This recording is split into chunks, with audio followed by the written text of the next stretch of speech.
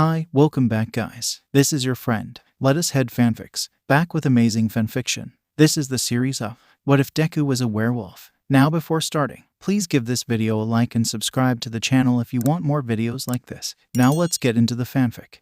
Izuku Midoriya was anything but normal. Call it what you will. He wasn't like the other students that attended his middle school. While all of his classmates possessed some type of superpower, he fell short. Quirkless. Needless to say, his classmates wanted nothing to do with him, and when they did it wasn't for good reason. Maybe it was his quirkless status, his fidgety nature, or maybe his cloudy left eye. He didn't know why they hurt him so ruthlessly. It frustrated him. Not having a power he could show off, but he wasn't powerless. He just wouldn't allow himself to fight back. Izuku was not human. You all want to get into UA, don't you? The teacher asked as the classroom exploded into cheers, showing off their quirks. I'm going to get into UA. One cheered. Me too. Another cheered. Izuku didn't know any of their names. How was he supposed to know? The only times people talked to him were to hurt him. All of you just shut up. A blonde-haired kid sneered. I'm the only one from this damn school who has any chance of getting into UA. You think you're better than us? Some random kid yelled. Hell yeah, you damn extra. The explosive blonde smirked. The teacher rolled his eyes. Settle down. He grumbled as he looked through his papers. Well, Katsuki, you certainly have the strength and the grades. Maybe you will make it into UA. The teacher looked slightly proud, like he somehow had something to do with it. Of course, I'm going to make it. Have you seen me? I'm going to be greater than All Might himself, he declared confidently. As the teacher scanned the papers in his hand, something caught his eye. Hey, Midoriya, didn't you want to go to UA too? Deathly silent. The teacher tried to hold back his own chuckle as the class burst into laughter. Of course, Midoriya wanted to go to UA. The little freak in the back of the classroom, he just loved watching him squirm. He was quirkless anyways, he didn't belong in his society. Izuku shoved his face into his arms and tried to make himself smaller as his classmates ruthlessly barraged him with insult after insult. Seriously? You're quirkless, you know. Of course he knew. That has to be a joke. It wasn't a joke. That's so pathetic. Yeah, it really was. Deku, the explosive blonde named Bakugo, yelled loudly. Izuku flinched at his voice and tried to curl even smaller before he was propelled out of his seat by an explosion. Izuku violently snapped his head up to look Bakugo in the eyes before shuffling on the ground until his back hit the wall. Trapped. Do you actually think you could make it into UA? He yelled. All he did was yell. Izuku didn't like it. And maybe if I try my hardest, his stutter always made his arguments sound weak. And he guessed made Bakugo even more angry that he usually cut him off mid-sentence. There's no way in hell they'll let some quirkless, useless freak into a place like that. He smirked again. I guess Izuku really had a hard time. And he knew that pissed Bakugo off even more than he already was. Bakugo's face scrunched up and he reared back his fist. Trying to listen to you talk is so exhausting. Just shut up. Before his fist made its way to Izuku's already scarred face, the teacher finally decided to speak up. He told Bakugo to go back to his seat and be quiet. No apology. Izuku stayed on the ground for another second before scrambling to his feet and putting his desk back in the right spot before sitting down. The teacher continued on with the day, as if nothing had happened. Izuku wanted nothing more than to strangle his teacher, but obviously he couldn't do that. Heroes don't strangle teachers. No sir. Once class ended, Izuku hurriedly stuffed his belongings into his backpack. Before he could even get up from his seat, Bakugo slapped a hand on his desk and gave him an ugly smile. One that said, "You're not leaving yet." Izuku felt shivers run down his spine, but he had to comply. If he tried to run, he would surely get chased and beat up. Even with his extra boost in agility, Bakugo could catch up to him easily with his quirk. If he did as he was told, there was still a chance he could get away from this without any bruises, or worse, burns. Hopefully Bakugo just wanted to talk and nothing more. Once the class emptied out except for Bakugo and two of his lackeys, Bakugo shoved Izuku out of his desk and reached into his backpack to pull out a notebook. Izuku quickly jumped to his feet and made noises of protest but was silenced by Bakugo's glare. The notebook that Bakugo pulled out read, Hero Analysis for My Future, number 13. I saw you writing in this. What the hell is it? He growled. Izuku couldn't respond and helplessly reached for it. Dude, look at the cover. One of his useless friends chirped. Bakugo turned it over and frowned at it. He looked Izuku in the eyes and glared at him fiercely. Izuku noticed how Bakugo's eyes hovered over his left eye for a little too long. Izuku knew his cloudy eye, and the little bit of scar bothered him, especially since Izuku had yet to give him an explanation of how it all happened. All Bakugo knew was that when they were kids he was fine. Then one day he had a bandage over his eye for weeks, and then a scar. Bakugo never asked him about it. Whenever someone asked Izuku where he got the cloudy eye, he just lied and said he was born with it that way. When they asked about the scar, he just said he was uncomfortable talking about it, and truthfully, he was. He knew he couldn't use those excuses on Bakugo, and he was glad he never asked. But he knew, one day, he would. This is useless, he snarled, his eyes focusing back on the notebook. Very funny, Izuku pleaded. Just please, give it back. Bakugo didn't even respond before he crushed the notebook in between his palms and exploded it. Izuku only squeaked as he proceeded to chuck it out an open window. Izuku only tensed up in fear as Bakugo's hands did not cease burning and placed one on Izuku's shoulder. His mind went blank. Stop, stop, stop. It hurts. It hurts. He didn't even hear what Bakugo said as his hand burned into his skin. Once he lifted it, Izuku slumped in relief and pretended to know what Bakugo had said. Got it. His voice laced with venom. Izuku nodded wordlessly, his eyes trained at the ground. You know, Bakugo spoke again on his way out the door and Izuku wasn't expecting it. If you want to be a hero so badly, there's a quick way to do it. Just pray for a quirk in your next life, and jump off the school roof. Izuku felt himself snapping. His eyes still locked on the floor. He spoke. Don't you ever say that to me. He snarled. Bakugo's eyes widened in surprise before hardening back into a glare. The F did you just say to me? He took a threatening step forward. Izuku lifted his eyes off the ground and glared at Bakugo with such intensity that he reeled back a bit. His stare was menacing. Bakugo looked scared. It made Izuku feel powerful. And then Izuku realized there was no way Bakugo would be scared of him unless... Crap. Panic ripped through Izuku as he covered his face with his hands. There was no doubt in his mind that his eyes had flashed yellow and stared straight into Bakugo's soul. Izuku peeked at Bakugo through his hands and noticed he still looked shaken. Even his friends looked jittery. Bakugo shook his head like he was coming back to reality and glared at Izuku before saying, "Whatever, you freak," before storming off with the two other boys following him. Izuku dropped his hands and stared at the floor. He had been so careless. "Izuku, you idiot," he said to himself as he grabbed his backpack and left dejectedly. Once he was outside, he looked around for his book. He grew frustrated when he didn't see it at first, only to find it floating in the koi fish pond. He fished it out and tried to shake some water out of it. Hopefully the pages were still salvageable. He held the book in his hands and felt anger rising to the surface as he thought of what Bakugo had done. "Don't be an idiot. If I really jumped, then it would be your fault." Izuku looked at his own reflection into the pond. He looked pretty plain in his opinion. He didn't stand out. Izuku's green eyes stared back at him. Useless green eyes, he thought. He let them flash yellow, and even though the pond was muddy, he felt pride in the way his eyes glowed. "Mom, hurry," a young Izuku called. "Again, Izuku?" his mother asked. She was tall and her long green hair was beautiful. "Yes, the video," the small child exclaimed. "I'm coming." And Ko stood over the computer and pulled up an old video. One of the greatest heroes, All Might. She turned to walk back out of the room and heard her son squealing with excitement at the hero, and Inko giggled a little. She hoped he would have a quirk so he could follow his dreams. But that was all shattered. "Sorry, it's not going to happen," the doctor deadpanned. Izuku let the All Might toy he was holding slip out of his hands as he stared forward. "So, you're saying he's not going to develop a quirk?" Inko asked worriedly. "With the evidence we have, it's safe to say Izuku will not develop a quirk." Izuku cried that night, watching All Might as tears welled at his eyes. He looked back at his mom and his voice shook with uncertainty. "Mom, can I be a hero too?" Her heart broke at his question because she knew the answer. "Izuku." She could barely finish the sentence as she rushed over to him and engulfed him in a hug as her own tears fell down her face. "I'm sorry, Izuku." His tears slid silently down his face. And then it happened a couple of days later. Mom, come quick," little Izuku yelled loudly. Inko quickly jumped off the couch and ran to the bathroom to see Izuku standing on a stool in front of the mirror, entranced by his own eyes. Golden yellow eyes. "Mom, look. This must be part of a quirk. I must have won. I can be a hero." He bounced up and down as he stood on a stool to reach the mirror. Inko stared wide-eyed at him. It was just like her own father. "Izuku, you must never tell people what you are," she whispered. Izuku shook his head as the memory disappeared. He pulled up his left sleeve to stare at his other scar for a moment. It was large and covered most of his forearm. The scar over his left eye and the one on his arm were both burned scars. They didn't have much color to them other than an ugly pinkish color. He thought of his cloudy left eye. It was a miracle he didn't go blind in that eye considering what happened. A normal person would have. Obviously, Izuku was not a normal person. Izuku entered a tunnel on his walk home. He didn't think much of it until he heard a sloshing sound. He whipped around and saw a sludge thing appear from the manhole. He stood frozen in fear, his body paralyzed with it. It was a second too late for his true instincts to kick in as he was engulfed in sludge. The wolf inside Izuku started thrashing around and the sludge villain wasn't expecting it.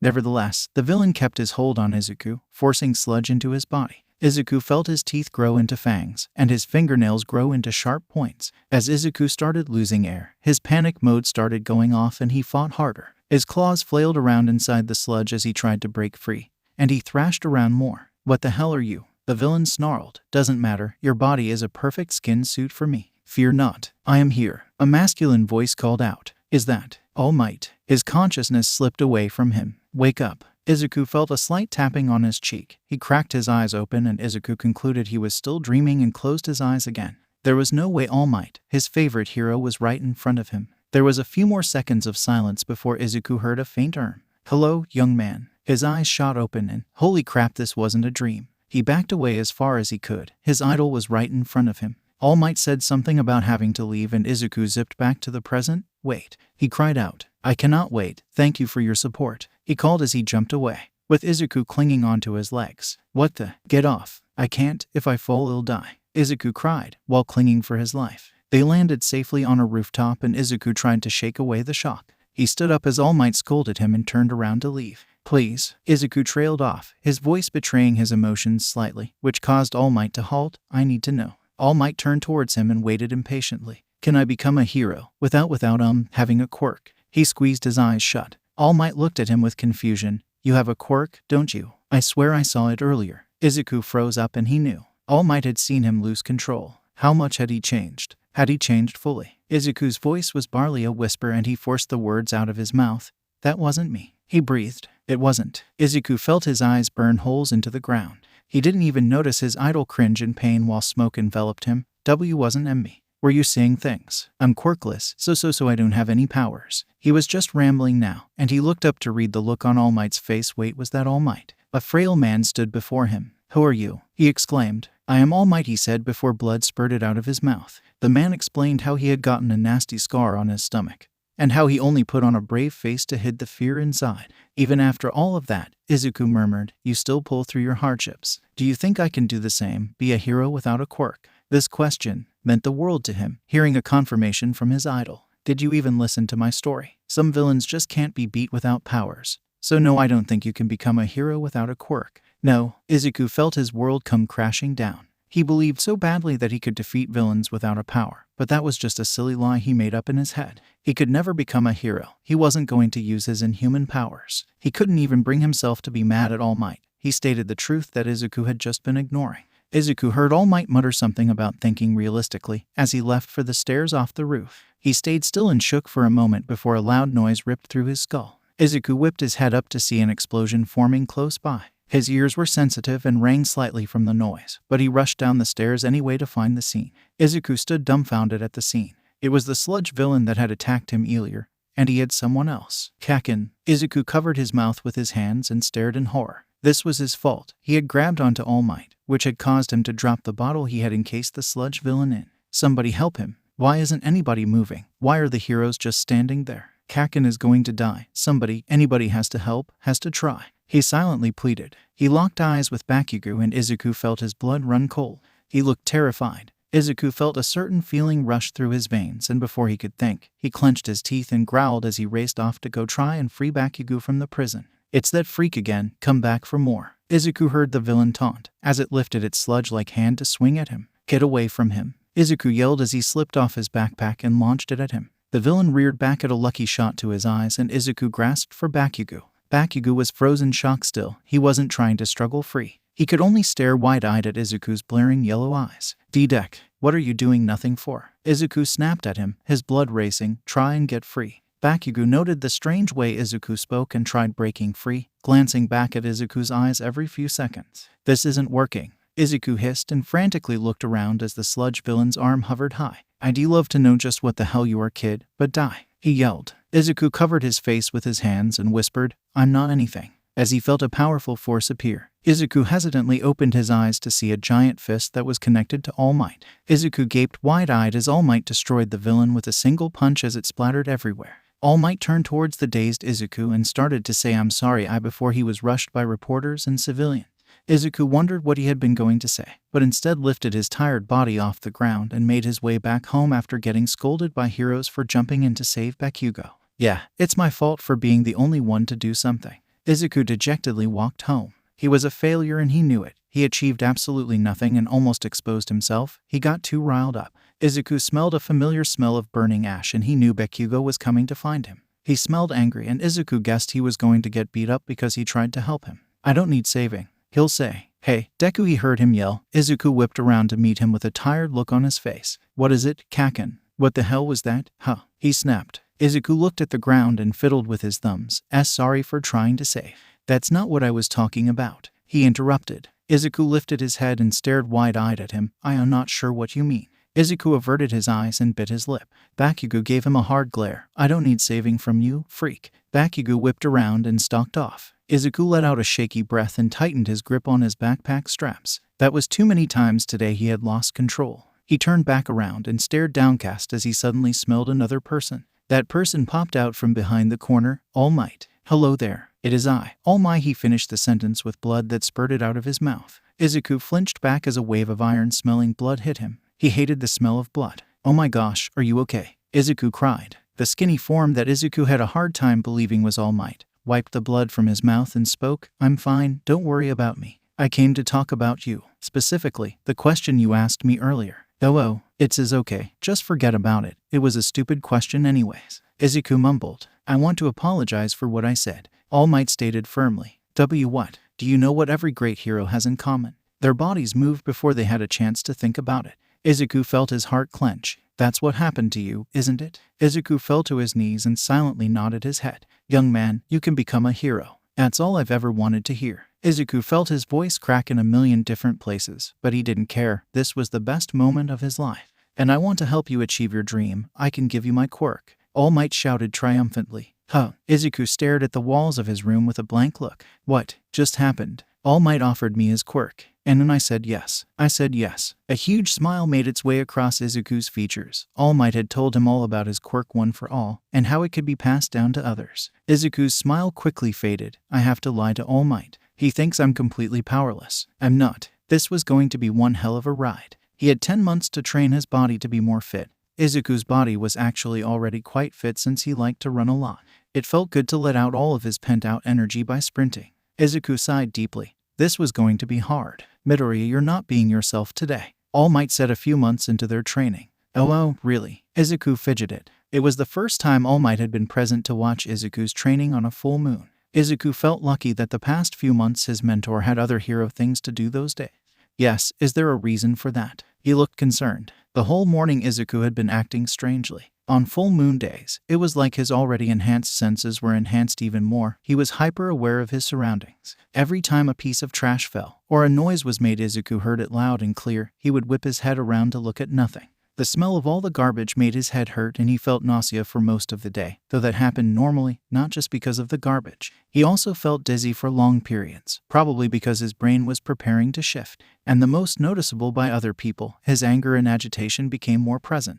Not really, he replied, just tired. You sure? Yes. Izuku hissed lightly. Oh, right, yes. All Might seemed a little uncomfortable at Izuku's sassiness but ignored it as he supervised his training. After another hour of hauling trash, Izuku seemed completely tired. Though All Might noticed he was lifting heavier things than usual. Maybe he could give him one for all earlier than expected. Will you be staying the whole time? Izuku asked casually. Yes, I think I have the time too. All Might replied cheerfully. Izuku internally cursed. Now he had to lie. I was thinking of leaving early, before the moon rises. Why is that, young Midoriya? He held a concerned expression. I'm feeling kind of sick today. It wasn't an entire lie. But that wasn't the true reason. If you think you need the time off, then do it, he smiled thoughtfully. Thank you, All Might. Izuku smiled back. It was 2 months before the entrance exam when All Might stopped Izuku from training and announced something very important.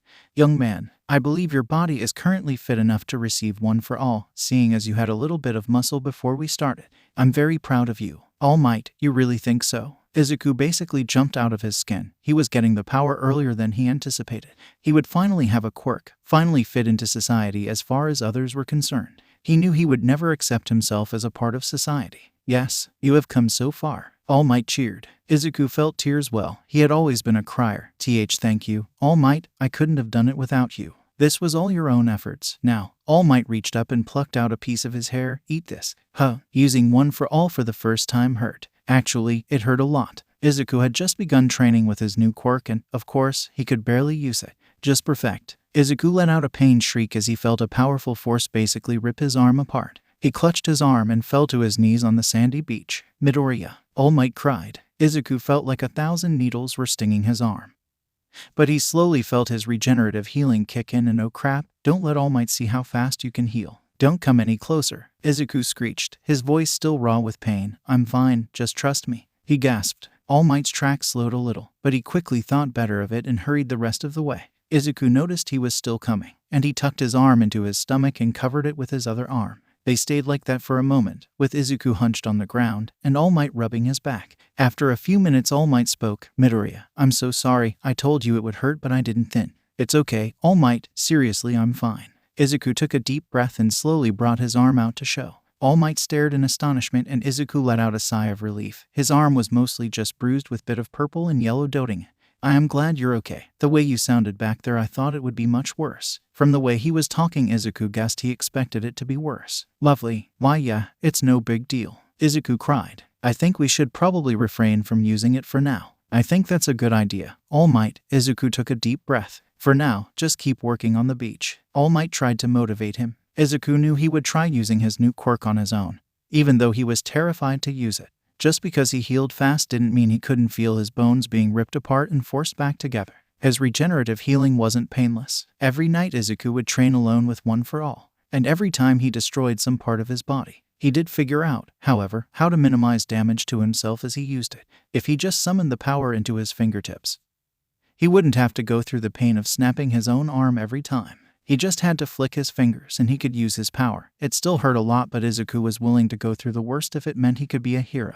Before he knew it, it was the day of the entrance exam. I can't believe I'm actually here. Izuku stared wide-eyed at the school. He took a few hesitant steps forward, then immediately stopped when he smelled nitroglycerin. He looked behind him to see the ash blonde stalking towards him. Deku, he snarled, stay out of my way. All right, sorry, Kakin. Izuku moved his arms around frantically, but to his surprise Bakugo didn't stop to yell at him. He just kept walking, which caused Izuku to sigh in relief. He's been taking it easier on me. I wonder why. Izuku took a wobbly step forward, which caused him to trip on his own 2 feet. He braced himself to make contact with the pavement but was surprised to find that it never did. He opened his eyes to see the ground a few inches from his face with himself hovering over it. Hey, squeaked. Are you okay? A girl chuckled. Izuku just stared at her with wide eyes. I didn't think you would mind me catching you. It would be bad luck if you fell, right? She smiled at him with pink cheeks. She smelled like strawberries and cotton candy. Izuku liked it. She carefully maneuvered him back to standing positions and Izuku felt gravity return to him. He still couldn't believe someone was being nice to him, someone actually talking to him. A girl no less. The only female he'd ever talked to was his mother when other girls were forced to be his partner in middle school.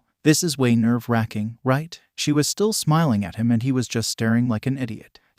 Anyways, good luck. She turned and walked away. Izuku stared dumbfounded. Someone his age was being nice to him. Izuku was annoyed. Her SNET mic had explained the rules of the entrance exam, and they were fighting robots. The only way he could see himself getting points was by breaking all of his fingers. Even then he didn't think he could get enough points. He stood at the entrance of the exam site. He thanked the gods that he wasn't in the same place as Bakugo. He stared at his hands and growled. He didn't want to break his fingers. It hurt. He looked up and noticed the nice girl from earlier. He decided he should go thank her since he didn't before. He felt a hand land on his shoulder and he tensed up instinctively. It wasn't uncommon for bullies to grab his shoulder. He hated it. Are you trying to mess up her chances? The perpetrator asked. Izuku turned around. That girl over there, she's clearly focused. The boy said sternly. Izuku cringed when he recognized the guy that called him out for muttering before. No, of course not. Izuku started waving his hands around. I would knee and start. A voice yelled. It was really loud. It hurt his head. Izuku covered his ears for a second before realizing what that meant. Crap, he was behind. Izuku sprinted in. His extra boost in agility helped him pull ahead and catch up. He looked around widely. He smelled an overwhelming amount of gasoline, which he guessed was used to make the robots run. But there was so much of it, he couldn't pinpoint a single one. He had to rely on his sight. He saw a 3-pointer and rushed over. He readied his fingers and flicked the giant robot into pieces. He turned around to look for another one in. Fear. He smelled fear. He couldn't just leave someone if they were in danger. He rushed over to the source and discovered a participant who was cowering from a robot inching closer. My quirk isn't suited for this, she wailed as the robot charged her. Izuku acted quickly and ran over to her. He grabbed her hand and pulled her away. He then produced another flick from his fingers which destroyed the robot. Are you okay? Izuku asked the girl. She looked at him with wide eyes. Why yes. If you can't continue the exit should be that way. He pointed his finger, "Be safe," he said as he let her hand go and rushed off to find more points. As he started scanning, he smelled it again. More fear. Izuku clenched his teeth and growled. He should be focusing on getting points and not saving examinees. But he couldn't just stand still. Not with this scent flooding his nose. He rushed over and found a boy hanging from a building. It wasn't tall enough to kill him if he fell, but tall enough to break his bones. Izuku used his knowledge of Parker to get his way to the roof, using the sides of the buildings to get to the top. Once there, he leaned over the side and looked at the boy hanging from the building. The boy looked up at him. "Please help," he cried. "Don't worry, I'll get you," Izuku reassured as he bent down to grab the boy's shirt. "Just hold still." The boy nodded. Izuku grabbed his shirt and hauled him up. He was heavy, but not heavy enough that Izuku's increased strength couldn't handle it. "Okay, do you need help getting down?" Izuku asked. "And no, I'm good," the stranger replied. "Okay, good luck." Izuku jumped down from the building and sprinted off. He was getting frustrated. He kept smelling fear, and he kept rushing off. He must have saved at least 7 examines from being hurt, and he wasn't getting enough points. Just 2 minutes left. Present Mike's voice called out. "What? Only 2? He had to hurry, he had to hurry, he had to." Izuku heard a large crashing noise, and then he smelled it. Lots and lots of fear. He immediately rushed to the source and found a large amount of people running. He looked up. Holy crap, that thing is huge. Izuku kept running forward, looking for people who needed help. He helped people who tripped or people that seemed hurt. "Help." The voice was so small, normal human ears would not have heard it. Then he saw it. The nice girl from earlier was stuck under a piece of rubble. He didn't have time to think. The robot was too close. He wouldn't have been able to make it in time to help her. He didn't. The only thing he could do. He activated One for All. He felt the power rip through his legs and he jumped upwards to face the monster. The power surged through his arm as he reared back to deliver an overpowered fist. Once it made contact, he watched as the robot crunched up and started exploding. He felt One for All tear apart his bones and he screamed as he started to plummet downward. He felt his arm and legs start to heal, but no fast enough. If he hit the concrete, he could die. Even if he lived, he would probably go unconscious and wouldn't be able to get any more points or hide his healing factors. He felt tears overflow and he pondered his limited options. To prevent from dying, he would try and punch the ground, but what would that do? He neared closer and closer. He squeezed his eyes shut. He suddenly felt a hard slap on his cheek as his stomach filled with nausea. He had gone from falling with immense speed to just floating in midair. He looked for the source of the slap and noticed the girl from earlier. She had saved him. He felt more tears slip out of his eyes. The girl stared at his eyes for too long. Was it because he was crying or? She brought her fingers together and mumbled release. As Izuku felt gravity return to him, he fell to the ground, but at a much lesser height. He looked at the girl and smiled, before his eyes rolled into the back of his head and he lost consciousness. Time's up. As he laid unmoving, his body slowly tried to repair itself. The girl from earlier threw up the contents in her stomach, then watched in awe as this boy's body repaired itself in front of her. She guessed he had some type of enhancement quirk that enhanced everything about him, like his strength and healing. After many minutes of waiting, Recovery Girl finally stopped by, but it was just as his body had finished healing. She checked him over for many major injuries before deciding he was fine and requesting a few helpers to carry him back to the UA facility. Izuku stared blankly at the fish on his plate. He had surely gotten no points, maybe a few, but that was it. He had wasted his entire time running around helping other examinees, that he hadn't saved any time to destroy robots on his own terms. "Izuku, what's wrong?" his mother asked worriedly. "The full moon's not close, is it?" She glanced over his shoulder at the calendar. Izuku moved his blank look from the fish to his mom. "And no, Mom. What is it? Is it UA?" Izuku nodded weakly. "I'll go check for the letter, okay." She smiled at him and walked off. Izuku returned his attention back to the fish. He stared at it some more before finally deciding to stuff it in his mouth. He wondered for a brief moment if a fish would be scared of him. Everywhere he went, an animal was afraid of him or acted hostile. It was frustrating. He remembered when he was little and first discovered his abilities. He went to go pet a dog at the park. The second he came close, the dog bared his teeth and snapped at him before turning tail and running into the forest. He remembered the dog's owner looking at him in anger before trying to chase after their dog. At first, he thought it was a one-time thing, and then it happened again. His mother had found a stray cat and brought it home. The cat wouldn't even go near Izuku and hissed when he got too close. The second day, that cat was gone.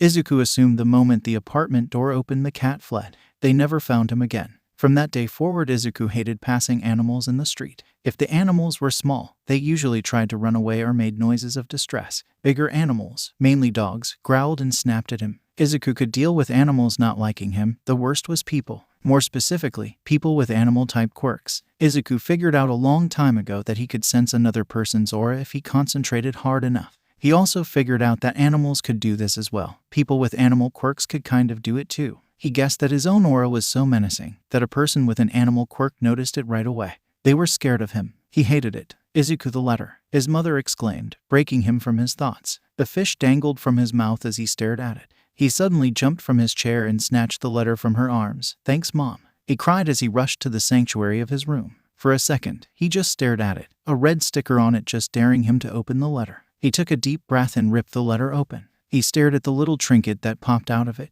What the? Boom, I am here. All Might's voice suddenly filled his room. Why, All Might, Izuku cried. This is from UA, isn't it? Izuku ended up with 8 villain points and 85 rescue points. Needless to say, he wasn't expecting that. This was it. He was finally on his way to becoming a hero. Izuku scanned the halls looking for the right classroom. When he found it, he squeaked in surprise at the size of the door. He stood still and took a deep breath. Please don't let Kaken, that Ida guy, or any people with animal quirks be in my class. He swung the door open and there was Bakugo and Ida. Izuku immediately tensed up when he smelled 2 animals. He whipped his head around to see one girl and a guy with a bird head looking at him in shock. They probably already sensed his aura. Izuku smiled weakly and waved his hand. See, I'm nice, he said internally. The bird guy narrowed his eyes and turned away, which Izuku didn't take as a good sign. The girl stared at him with wide eyes. She looked just as suspicious of him as the bird guy did. Izuku sighed in frustration. This was gonna suck. Ew, Izuku heard someone yell. He whipped his head forward and saw Ida coming towards him. Why yes, Izuku stuttered. He realized the entrance exam was more than just villain points. My name is Tenya. Yeah, I know. Izuku interrupted. I'm Izuku Midoriya. Midoriya, I must say you are superior to me. Ida started. What? I was clueless during that exam. Izuku laughed, relaxing a little. Izuku looked behind Ida to see Bakugo glaring at him. Izuku gulped and smiled at him, which caused Bakugo to scowl and turn away. Hey, I know you. A high-pitched voice cheered. Izuku jumped and turned around to see that nice girl from the entrance exam. You were so cool saving me back there. Where did you get that scar? Are you blind in one of your eyes? Izuku covered his face in his hands. It was only the first day and people were already asking questions. Well, he sputtered before being interrupted. If you're just here to make friends, you can leave. A yellow caterpillar. What kind of quirk does that count as an animal-type quirk too? Izuku's internal panicking was quickly cut short when he saw a man emerge from the yellow thing. Izuku mentally face-palmed when he realized it was just a sleeping bag. Idiot. I'm Shota Aizawa. And I'm your homeroom teacher, he announced as he reached back into his sleeping bag and pulled out a gym uniform. Now put these on and head outside. Izuku's stomach was twisted in knots from the nerves. He stood outside with the rest of the class, dressed in gym uniforms, listening to their teacher explain the tests they were going to do. His teacher said that whoever placed last would be expelled. Izuku wasn't extremely worried. If they were just normal fitness tests, he had enhanced abilities, it wouldn't be hard. That didn't calm his nerves though. His scores actually started taking a turn for the worst. For the long jump, his stance was all wrong, earning him a score less than he was capable of. For the short distance running, he tripped over his own 2 feet. He got less than the average human because of that. Sidestepping, his brain wasn't coordinating correctly. At this rate, he was going to place last. He did, however, manage to squeak out a few decent scores. Seated toe touch. No werewolf or quirk could help him out on that one. He got a great score on grip strength, seeing as he did have slight wolf strength. He even added a little bit of one for all to it, which hurt like hell, but got an amazing score. For the long distance run, he held back slightly. He didn't want his run time to stand out without quirk usage. He caught the girl with long green hair and the guy with the bird head staring at him a lot. The girl always had a blank face. Izuku couldn't read her at all. The bird guy's face had a permanent glare. He couldn't read him either. It was scaring him. Lastly was the ball throw. Aizawa instructed him to stay inside the circle. Izuku stared at the ball resting in his hand and pondered his options. Throw the ball with one for all. Izuku quickly decided that he would use the power in just his fingertip to minimize the pain. As he reared back to throw his ball, his stomach felt uneasy. His wolf instincts were screaming at him that something was wrong. It was then that Izuku realized he couldn't feel the power of one for all dwelling inside him. It was gone. Izuku snapped his head to the side to see his homeroom teacher staring at him with red glowing eyes. Izuku's instinct was to glare back and flash his eyes, but he suppressed himself. He saw cloth floating around Aizawa, and before Izuku could do anything, the scarf had wrapped around him, and Izuku found himself suddenly in front of his teacher. Izuku's eyes widened at the menacing glare of his teacher. What do you think you're doing? Aizawa hissed. What? You're holding back. His teacher snarled. Izuku tensed up, his shoulders rising. What? Aizawa continued. I saw the power you displayed when you destroyed that giant robot.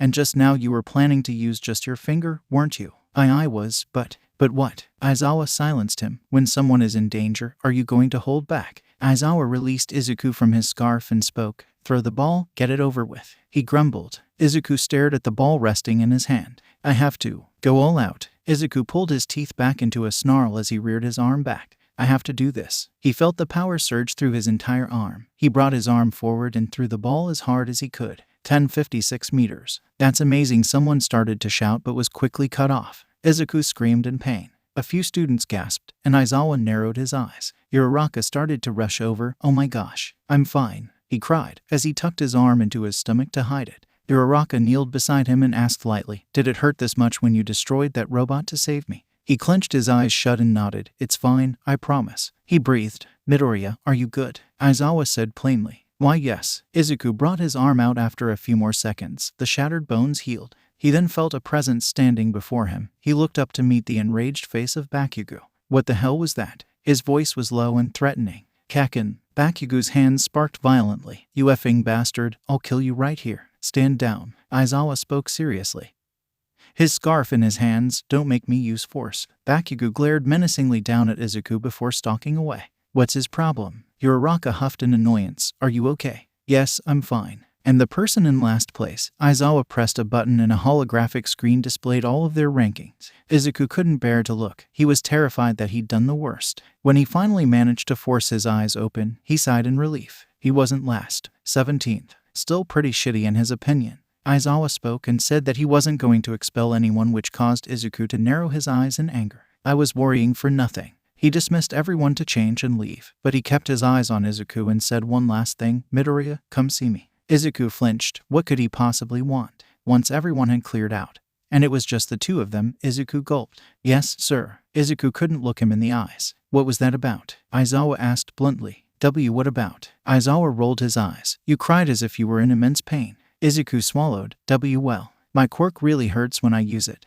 Aizawa raised an eyebrow. How much? A lot. Izuku whispered. Aizawa stared at him for a second longer. You can go now. Thank you, sir. Izuku stared at his fist as he walked out of the school. Midoriya, a cheery voice called. Izuku smelled some type of engine oil and orange juice, which he immediately recognized as Ida. Izuku turned around to face him. Oh, hi, Ida. He smiled. Do you mind if I walk with you? Ida asked politely. Oh, that's fine. Izuku felt a warm feeling inside. He wasn't used to having friends. That was a weird day of class. I'm not sure I like how unorganized the teacher seems. Izuku chuckled. Ida's not scary at all. He's just super serious. He was interrupted from his thoughts when he heard someone yell, Hey, wait for me. Izuku jumped in surprise. It was her again. Can I walk with you guys? Izuku and Ida nodded happily. Let's see. You are Tenya Ida. She pointed at Ida. And you are Midoriya, right? Deku Midoriya. Deku. Izuku's face heated up in embarrassment as Uraraka gave him a confused look. That's just what Kaken calls me to make fun of me. Oh really? I'm sorry then, she smiled apologetically. But you know what? I like Deku. It gives off a you can do it vibe. Deku it is. Izuku cried. Ida's mouth dropped. I thought it was an insult. My whole world is upside down. Izuku covered his face in his hands. Uraraka laughed it off, her face suddenly growing calm. Deku, can I ask you something? Izuku unfolded himself from his arms and stared at her in curiosity. Sure, what's up? You don't have to answer if you don't want to. And it's probably personal. But what happened to your left eye? Izuku looked at his hands with worry. He used the same lie he told everyone. I was born with it all cloudy like that. Oh really? Are you blind in that eye? Ida asked curiously. Actually, no. I can see fine. Izuku smiled weakly. What about the scar? Sorry if I'm prying. Her face turned red. It's fine, really. I fell on a rock when I was younger. Oh, that sucks, but at least you got a cool scar. Uraraka pumped her fist into the air. Uraraka, Ida scolded. Izuku smiled. It's okay. Little did Izuku know that Bakugo had heard part of their conversation, and he sure as hell knew Izuku wasn't born with that cloudy eye. The next day of class was combat training. Izuku wasn't really excited. He didn't want to fight anyone yet. It was only the second day. He was more excited to see everyone's costume. His wasn't very special. It was mint green with a hood and some accessories. He didn't realize how bunny-like his hood looked like until he put it on and stared in the mirror. The ears were supposed to be a tribute to All Might, but he looked ridiculous. Everyone else's costume was so cool. Izuku's eyes gleamed with excitement as he examined everyone's costume. There were a few that stood out to him, and a few that left him wondering why. Minda had a diaper thing. One girl who was invisible didn't really have a costume. Another guy had half his body encased in ice. Could he even move like that? The more Izuku examined the ice guy, the more he became uneasy. The aura he gave off was cold and intimidating. His glare was fierce, and his words were harsh. Izuku wasn't going to mess with him. But he also wondered, why was he like that? He knew he was Endeavor's son. He must have an amazing quirk. So why was he half covered in ice? Izuku lost his train of thought when All Might started explaining how the combat part was going to go. Izuku shivered at the thought that he could be put up against Bakugo. All Might suddenly presented a box in front of Izuku he had spaced out again. Izuku reached his hand into the box and pulled out a small ball. It had the letter printed on it. Deku, I got that too. Uraraka jumped up and down excitedly. Izuku was glad his mask covered his face because it was bright red. He didn't have any experience with girls. I have to make a good impression. I don't want everyone to hate me like middle school. The first team that will be battling is. He pulled out 2 random balls, Team A and Team D. Izuku froze. It was Bakugo, and he smelled angry. To make matters worse, the full moon was tomorrow night, and right now, he was trying to sneak into a building to fight his bully. Thankfully, Uraraka's quirk helped him get into the stupid place. Once inside, Izuku led the group. He secretly listened and sniffed around for the opposing team. He stopped suddenly when he heard footsteps. He's coming, Izuku whispered to his partner. Hey, Uraraka whispered back. Izuku sniffed the air. Kaken. He concluded with a shudder. How did he know who? Uraraka wondered silently, but she followed her partner as he turned the other way. Just follow me. We can find which floor the bomb is on without encountering Kaken, Izuku ordered. Uraraka nodded as she continued to follow him. Uraraka was very curious about Izuku. He just seemed weird in a way. Not in a bad way. Uraraka couldn't really put it into words. He seemed to be moving around the building really well, which was strange to her. He'd never been here before, right? Uraraka guessed that his quirk just enhanced every ability he had. She would ask him about it later. Uraraka liked being in his presence. He seemed like such a sweet guy after all. However, Uraraka's new friend Asui didn't think the same. I don't like him, she'd said, which was crazy. She'd just meet Izuku. How could she judge him already? Right now, it didn't matter, cause Uraraka had to focus. There was suddenly a loud explosion, and Izuku covered his ears. Where are you, Deku? Izuku faintly heard Bakugo scream, which caused him to flinch. We have to find Ida quickly, Izuku mumbled. Before Kaken finds us, before he finds us. I don't like that Bakugo guy, Uraraka said seriously. It was like he had a personal mission to hurt Deku, and she wasn't going to let that happen. Yeah, he can be like that sometimes, but I wouldn't hate on him too much. Izuku smiled weakly. His smile changed very quickly. I hear something. I don't hear anything. It's Ida. How does he know this? Let's go then. Uraraka clenched her fists. Right, Izuku said unsurely. He looked nervous. What's wrong? Uraraka tilted her head. I'm afraid Kaken will find us. We can't win if we fight both of them. Have some confidence, Deku. Izuku smiled thoughtfully at her. Then, I found you. A voice snarled. Izuku felt his body tense up, and his blood run cold. Izuku felt an explosion ring in his ears as he yelled, Uraraka, go. Deku, she cried. Bakugo was suddenly aiming a fiery right hook at Izuku's face. Izuku quickly ducked down and aimed his own punch at Bakugo's stomach. It connected and Bakugo's face twisted in anger. He went in for another punch which caught Izuku's ribs. Izuku clenched his eyes shut in pain and awaited another quick jab. Bakugo was fast like that, but it never came. Izuku opened his eyes to see a floating Bakugo. Hey, Bakugo yelled. Deku, we have to hurry. Uraraka grabbed Izuku's wrist and started dragging him. Izuku did not like when people grabbed his wrist. His father did that. His bullies did that. Uraraka, Izuku tried to keep his voice calm. Let go. He growled. She gave him a horrified look. Oh, I am sorry. Her voice quivered as she released him. As trauma. Izuku took a deep breath. It's fine. We have to find Ida before Kaken gets used to exploding through the air. Let's hurry then.